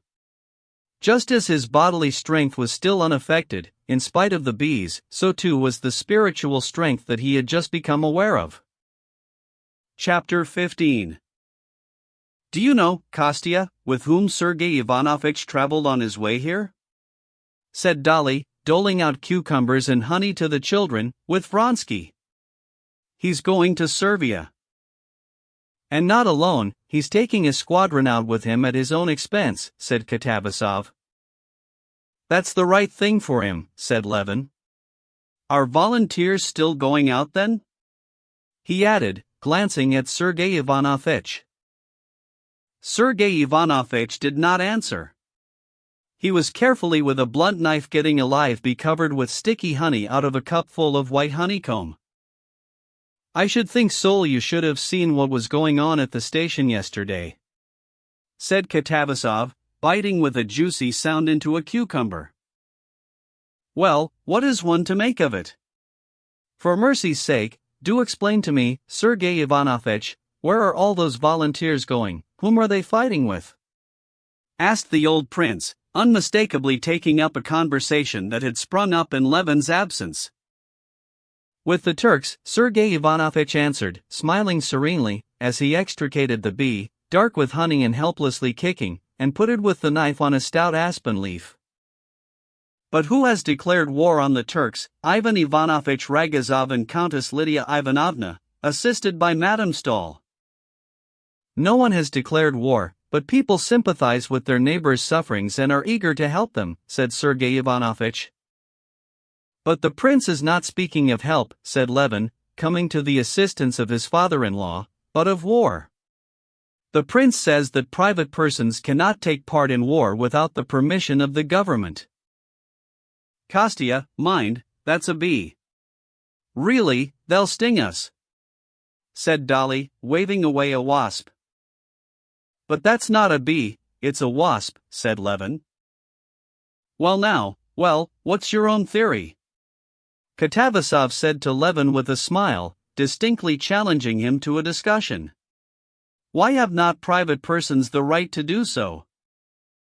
Oh, my theory's this: war is on one side such a beastly, cruel, and awful thing, that no one man, not to speak of a Christian, can individually take upon himself the responsibility of beginning wars, that can only be done by a government, which is called upon to do this, and is driven inevitably into war. On the other hand, both political science and common sense teach us that in matters of state, and especially in the matter of war, private citizens must forego their personal individual. Sergei Ivanovich and Katavasov had their replies ready, and both began speaking at the same time. But the point is, my dear fellow, that there may be cases when the government does not carry out the will of the citizens and then the public asserts its will, said Katavasov. But evidently Sergei Ivanovich did not approve of this answer. His brows contracted at Katavasov's words and he said something else. You don't put the matter in its true light. There is no question here of a declaration of war, but simply the expression of a human Christian feeling. Our brothers, one with us in religion and in race, are being massacred. Even supposing they were not our brothers nor fellow Christians, but simply children, women, old people, feeling is aroused and Russians go eagerly to help in stopping these atrocities. Fancy, if you were going along the street and saw drunken men beating a woman or a child, I imagine you would not stop to inquire whether war had been declared on the men, but would throw yourself on them and protect the victim. But I should not kill them, said Levin. Yes, you would kill them. I don't know. If I saw that, I might give way to my impulse of the moment, but I can't say beforehand. And such a momentary impulse there is not, and there cannot be, in the case of the oppression of the Slavonic peoples. Possibly for you there is not, but for others there is, said Sergei Ivanovitch, frowning with displeasure. There are traditions still extant among the people of Slavs of the true faith suffering under the yoke of the unclean sons of Hagar. The people have heard of the sufferings of their brethren and have spoken. Perhaps so, said Levin evasively, but I don't see it. I'm one of the people myself, and I don't feel it. Here am I too, said the old prince. I've been staying abroad and reading the papers, and I must own, up to the time of the Bulgarian atrocities, I couldn't make out why it was all the Russians were all of a sudden so fond of their Slavonic brethren, while I didn't feel the slightest affection for them. I was very much upset, thought I was a monster, or that it was the influence of Carlsbad on me. But since I have been here, my mind's been set at rest. I see that there are people besides me who are only interested in Russia, and not in their Slavonic brethren. Here's Constantine too. Personal opinions mean nothing in such a case, said Sergei Ivanovitch. It's not a matter of personal opinions when all Russia, the whole people, has expressed its will. But excuse me, I don't see that.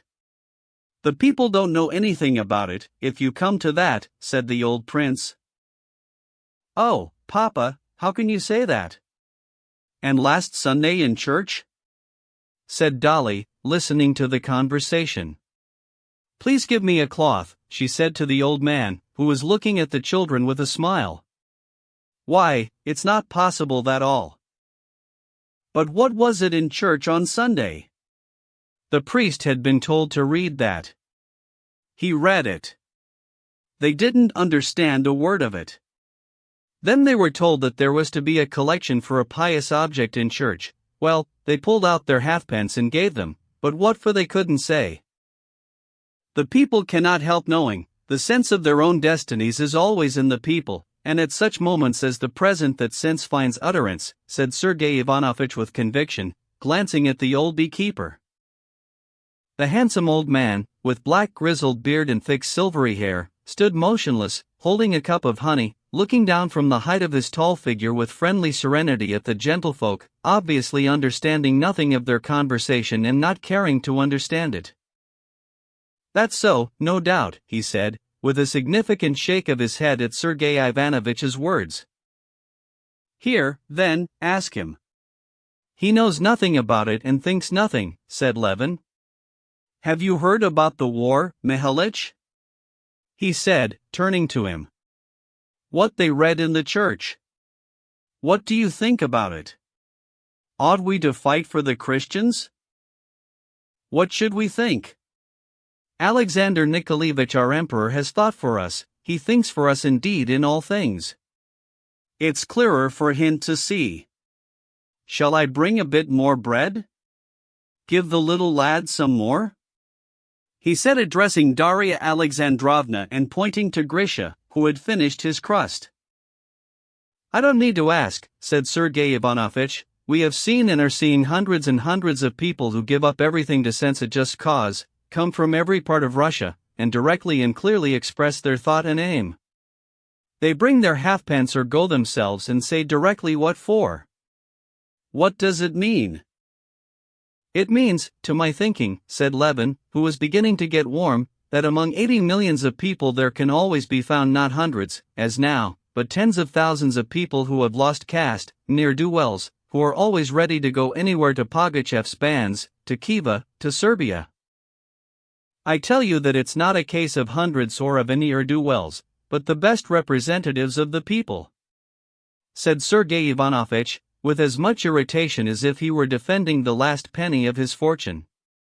And what of the subscriptions? In this case it is a whole people directly expressing their will. That word people is so vague, said Levin. Parish clerks, teachers, and 1 in 1,000 of the peasants, maybe, know what it's all about. The rest of the 80 millions, like Mihalich, far from expressing their will, haven't the faintest idea what there is for them to express their will about. What right have we to say that this is the people's will? Chapter 16. Sergei Ivanovich, being practiced in argument, did not reply, but at once turned the conversation to another aspect of the subject. Oh, if you want to learn the spirit of the people by arithmetical computation, of course it's very difficult to arrive at it. And voting has not been introduced among us and cannot be introduced, for it does not express the will of the people, but there are other ways of reaching that.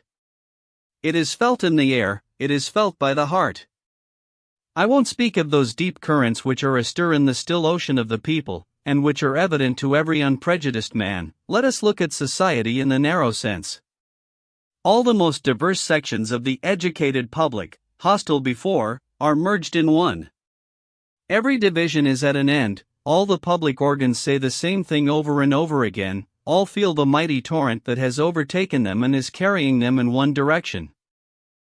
Yes, all the newspapers do say the same thing, said the prince. That's true. But so it is the same thing that all the frogs croak before a storm. One can hear nothing for them. Frogs or no frogs, I'm not the editor of a paper and I don't want to defend them, but I am speaking of the unanimity in the intellectual world, said Sergei Ivanovich, addressing his brother. Levin would have answered, but the old prince interrupted him. Well, about that unanimity, that's another thing, one may say, said the prince. There's my son-in-law, Stepan Arkadyevich, you know him. He's got a place now on the committee of a commission and something or other, I don't remember. Only there's nothing to do in it. Why, Dolly, it's no secret, and a salary of 8,000. You try asking him whether his post is of use, he'll prove to you that it's most necessary. And he's a truthful man too, but there's no refusing to believe in the utility of 8,000 rubles. Yes, he asked me to give a message to Darya Alexandrovna about the post, said Sergei Ivanovich reluctantly, feeling the prince's remark to be ill-timed. So it is with the unanimity of the press. That's been explained to me, as soon as there's war their incomes are doubled. How can they help believing in the destinies of the people and the Slavonic races, and all that? I don't care for many of the papers, but that's unjust, said Sergei Ivanovich. I would only make one condition, pursued the old prince. Alphonse Karr said a capital thing before the war with Prussia. You consider war to be inevitable? Very good. Let everyone who advocates war be enrolled in a special regiment of advance guards, for the front of every storm, of every attack, to lead them all. A nice lot the editors would make, said Katavasov, with a loud roar, as he pictured the editors he knew in this picked legion. But they'd run, said Dolly, they'd only be in the way.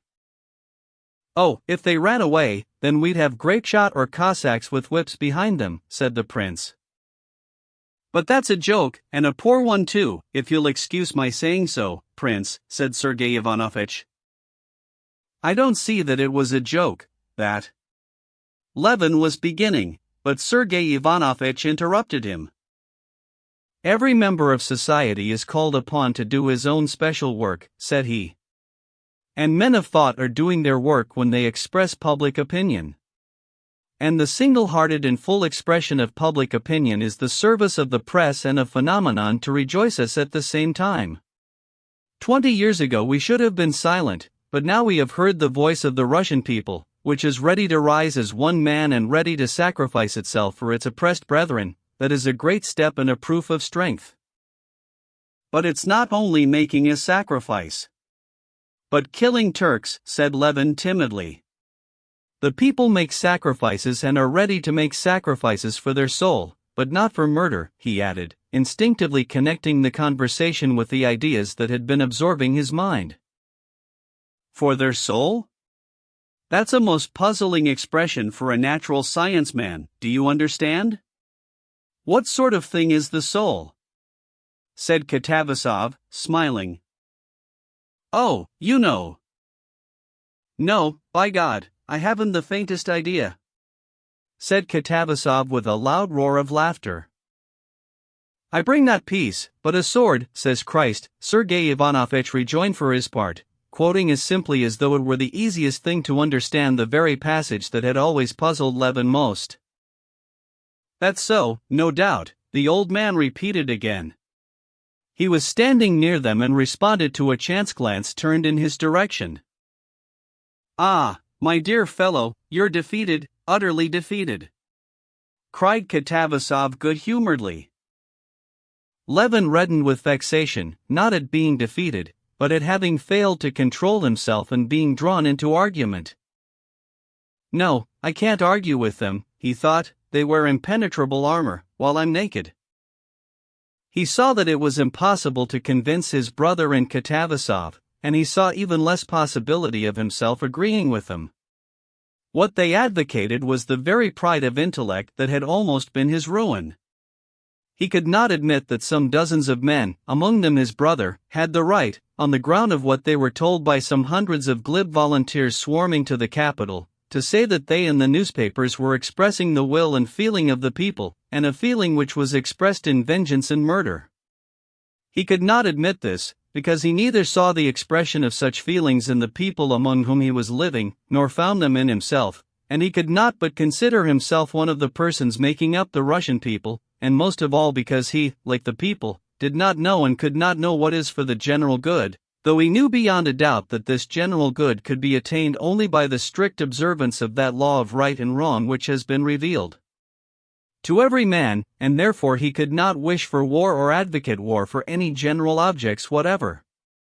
He said as Mihalich did, and the people, who had expressed their feeling in the traditional invitations of the Varayaji, be princes and rule over us. Gladly we promise complete submission. All the labor, all humiliations, all sacrifices we take upon ourselves, but we will not judge and decide.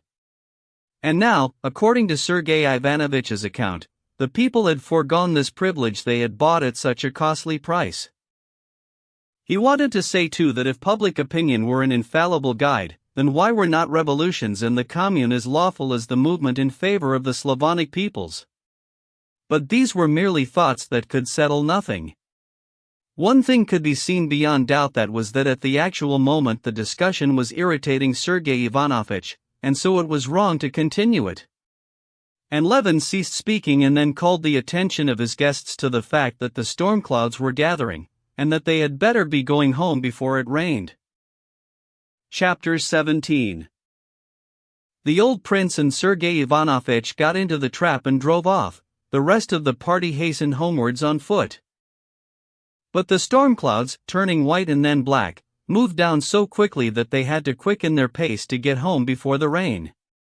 The foremost clouds, lowering and black as soot-laden smoke, rushed with extraordinary swiftness over the sky.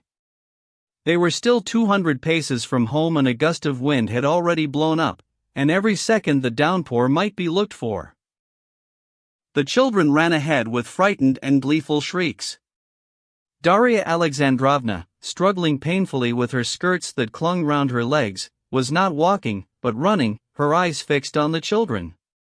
The men of the party, holding their hats on, strode with long steps beside her. They were just at the steps when a big drop fell splashing on the edge of the iron guttering.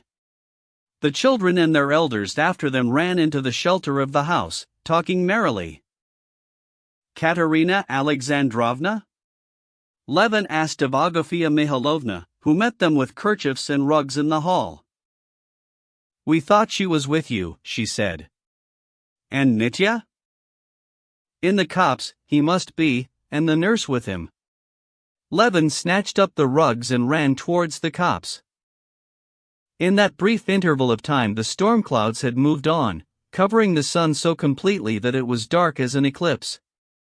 Stubbornly, as though insisting on its rights, the wind stopped Levin, and tearing the leaves and flowers off the lime trees and stripping the white birch branches into strange unseemly nakedness, it twisted everything on one side: acacias, flowers, burdocks, long grass, and tall treetops. The peasant girls working in the garden ran shrieking into shelter in the servants' quarters. The streaming rain had already flung its white veil over all the distant forest and half the fields close by, and was rapidly swooping down upon the copse. The wet of the rain spurting up in tiny drops could be smelt in the air. Holding his head bent down before him, and struggling with the wind that strove to tear the wraps away from him, Levin was moving out to the copse and had just caught sight of something white behind the oak tree, when there was a sudden flash. The whole earth seemed on fire, and the vault of heaven seemed crashing overhead. Opening his blinded eyes, Levin gazed through the thick veil of rain that separated him now from the copse, and to his horror the first thing he saw was the green crest of the familiar oak tree in the middle of the copse uncannily changing its position. Can it have been struck? Levin hardly had time to think when, moving more and more rapidly, the oak tree vanished behind the other trees, and he heard the crash of the great tree falling upon the others. The flash of lightning, the crash of thunder, and the instantaneous chill that ran through him were all merged for Levin in one sense of terror. My God! My God! Not on them! He said. And though he thought at once how senseless was his prayer that they should not have been killed by the oak which had fallen now, he repeated it, knowing that he could do nothing better than utter this senseless prayer. Running up to the place where they usually went, he did not find them there. They were at the other end of the copse under an old lime tree. They were calling him.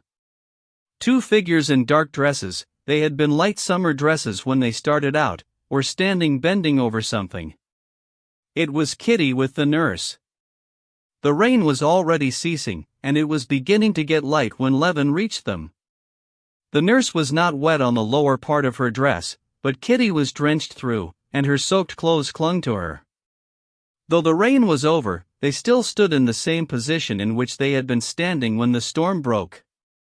Both stood bending over a perambulator with a green umbrella.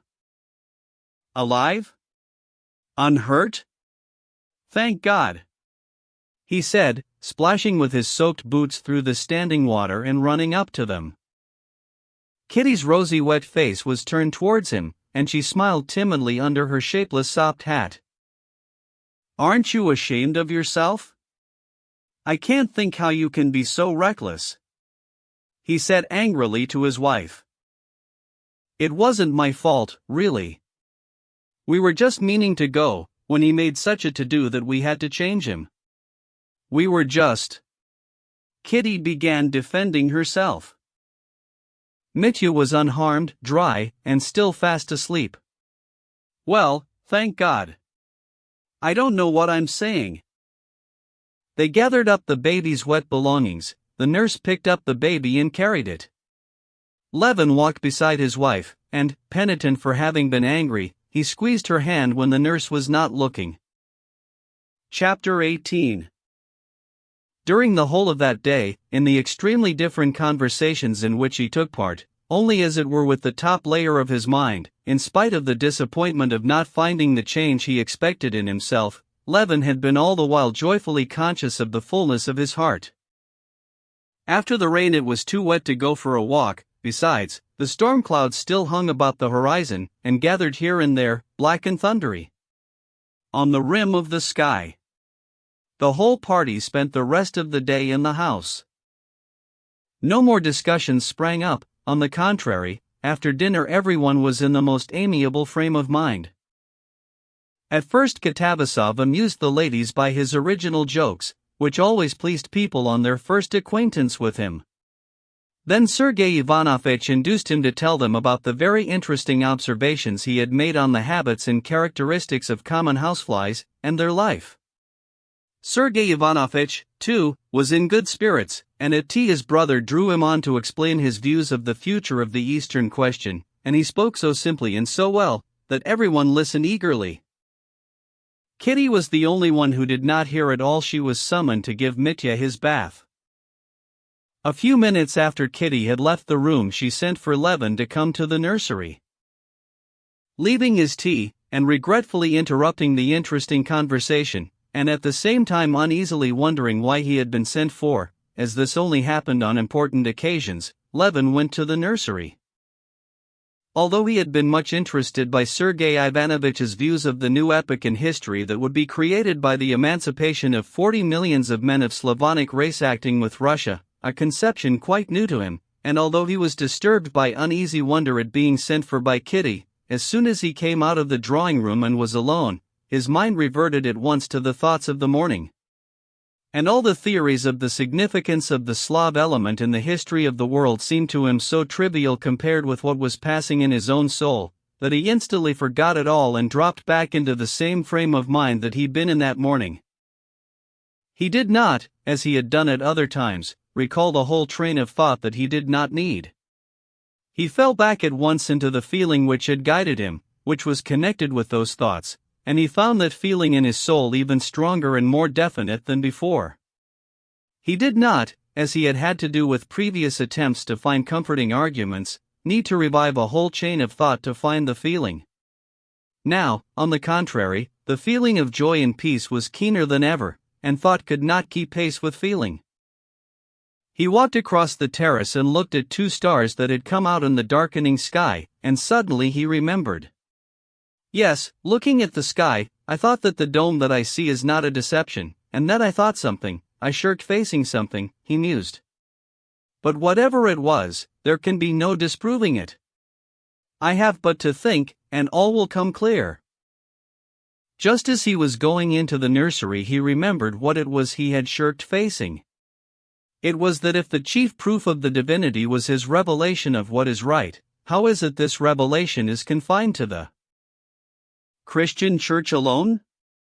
What relation to this revelation have the beliefs of the Buddhists, Mohammedans, who preached and did good too? It seemed to him that he had an answer to this question, but he had not time to formulate it to himself before he went into the nursery. Kitty was standing with her sleeves tucked up over the baby in the bath. Hearing her husband's footstep, she turned towards him, summoning him to her with her smile. With one hand she was supporting the fat baby that lay floating and sprawling on its back, while with the other she squeezed the sponge over him. "Come, look, look," she said, when her husband came up to her. "Agafia Mihailovna's right. He knows us." Mitya had on that day given unmistakable, incontestable signs of recognizing all his friends. As soon as Levin approached the bath, the experiment was tried, and it was completely successful. The cook, sent for with this object, bent over the baby. He frowned and shook his head disapprovingly. Kitty bent down to him, he gave her a beaming smile, propped his little hands on the sponge and chirruped, making such a queer little contented sound with his lips, that Kitty and the nurse were not alone in their admiration. Levin, too, was surprised and delighted. The baby was taken out of the bath, drenched with water, wrapped in towels, dried, and after a piercing scream, handed to his mother. "Well, I am glad you are beginning to love him," said Kitty to her husband, when she had settled herself comfortably in her usual place, with the baby at her breast.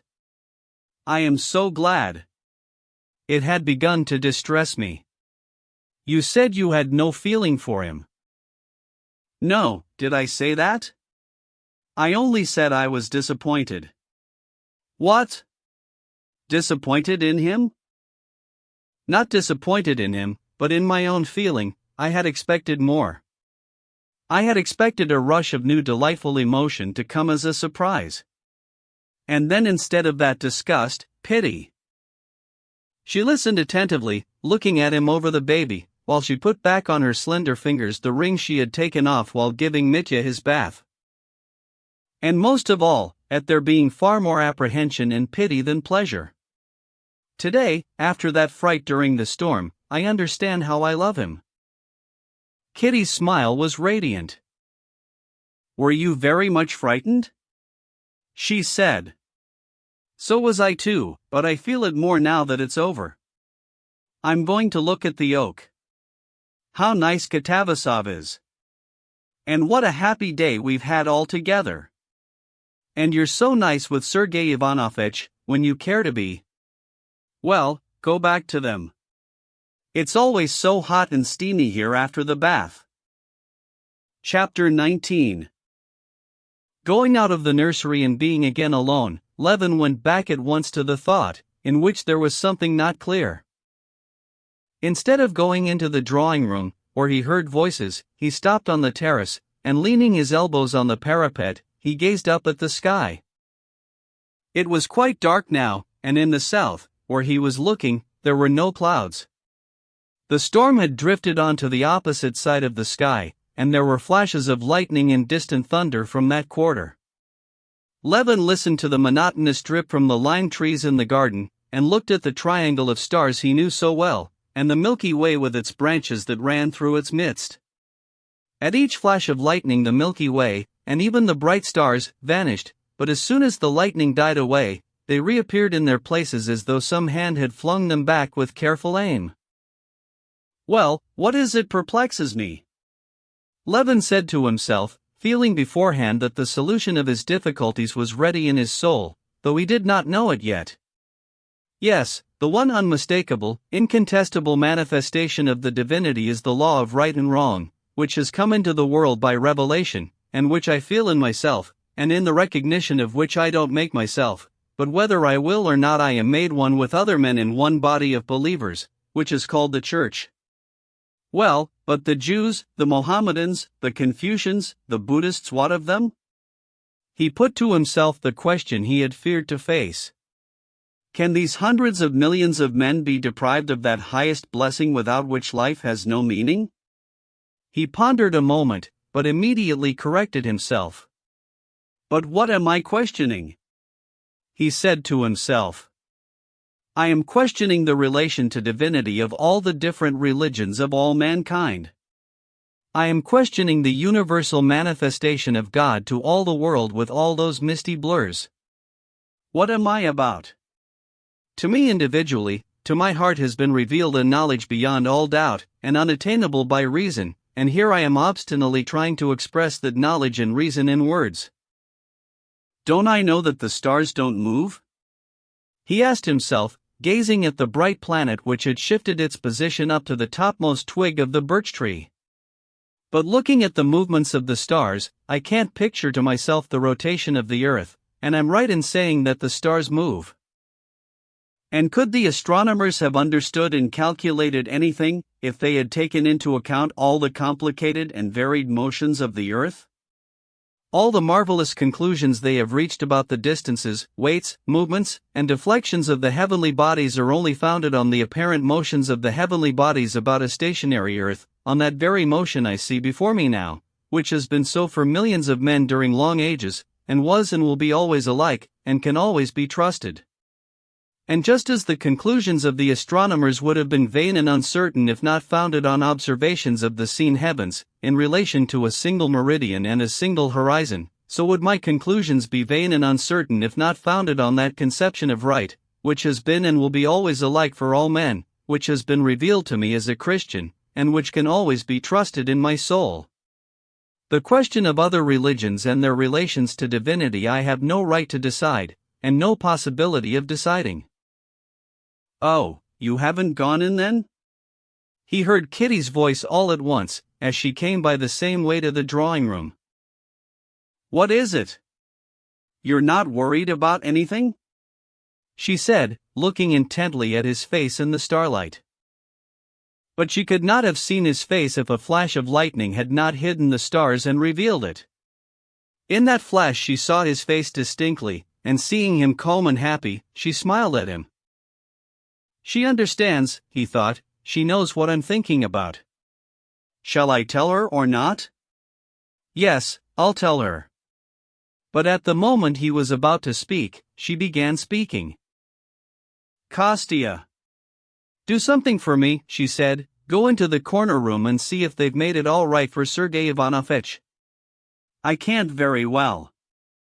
See if they've put the new washstand in it. Very well, I'll go directly, said Levin, standing up and kissing her.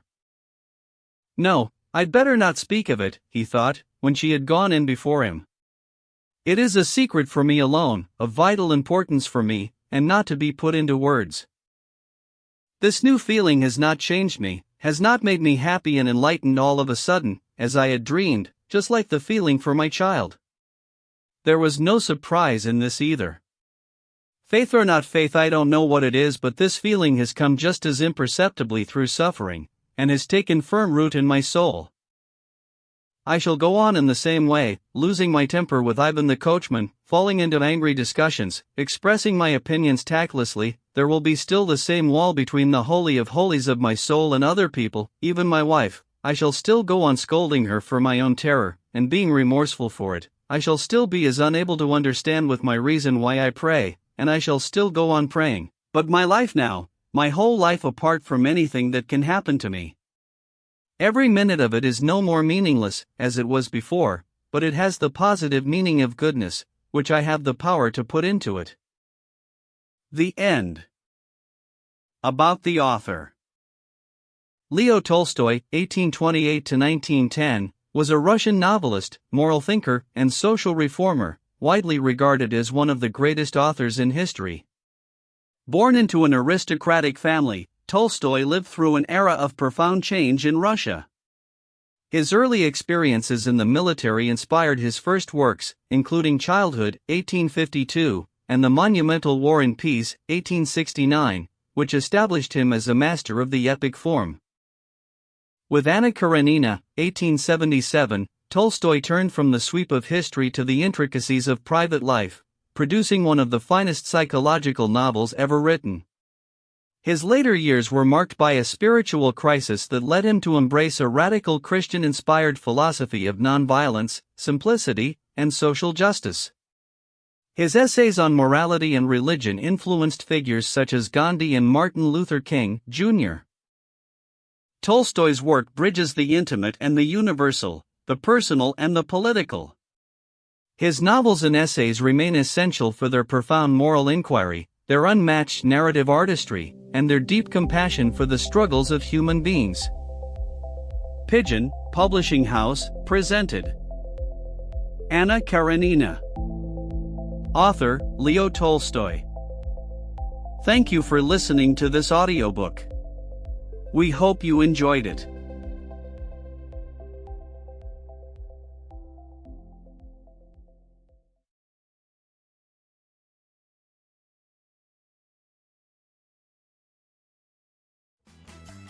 If you enjoyed this classic, follow the show and leave a quick review, and join us every Tuesday and Thursday for more timeless stories.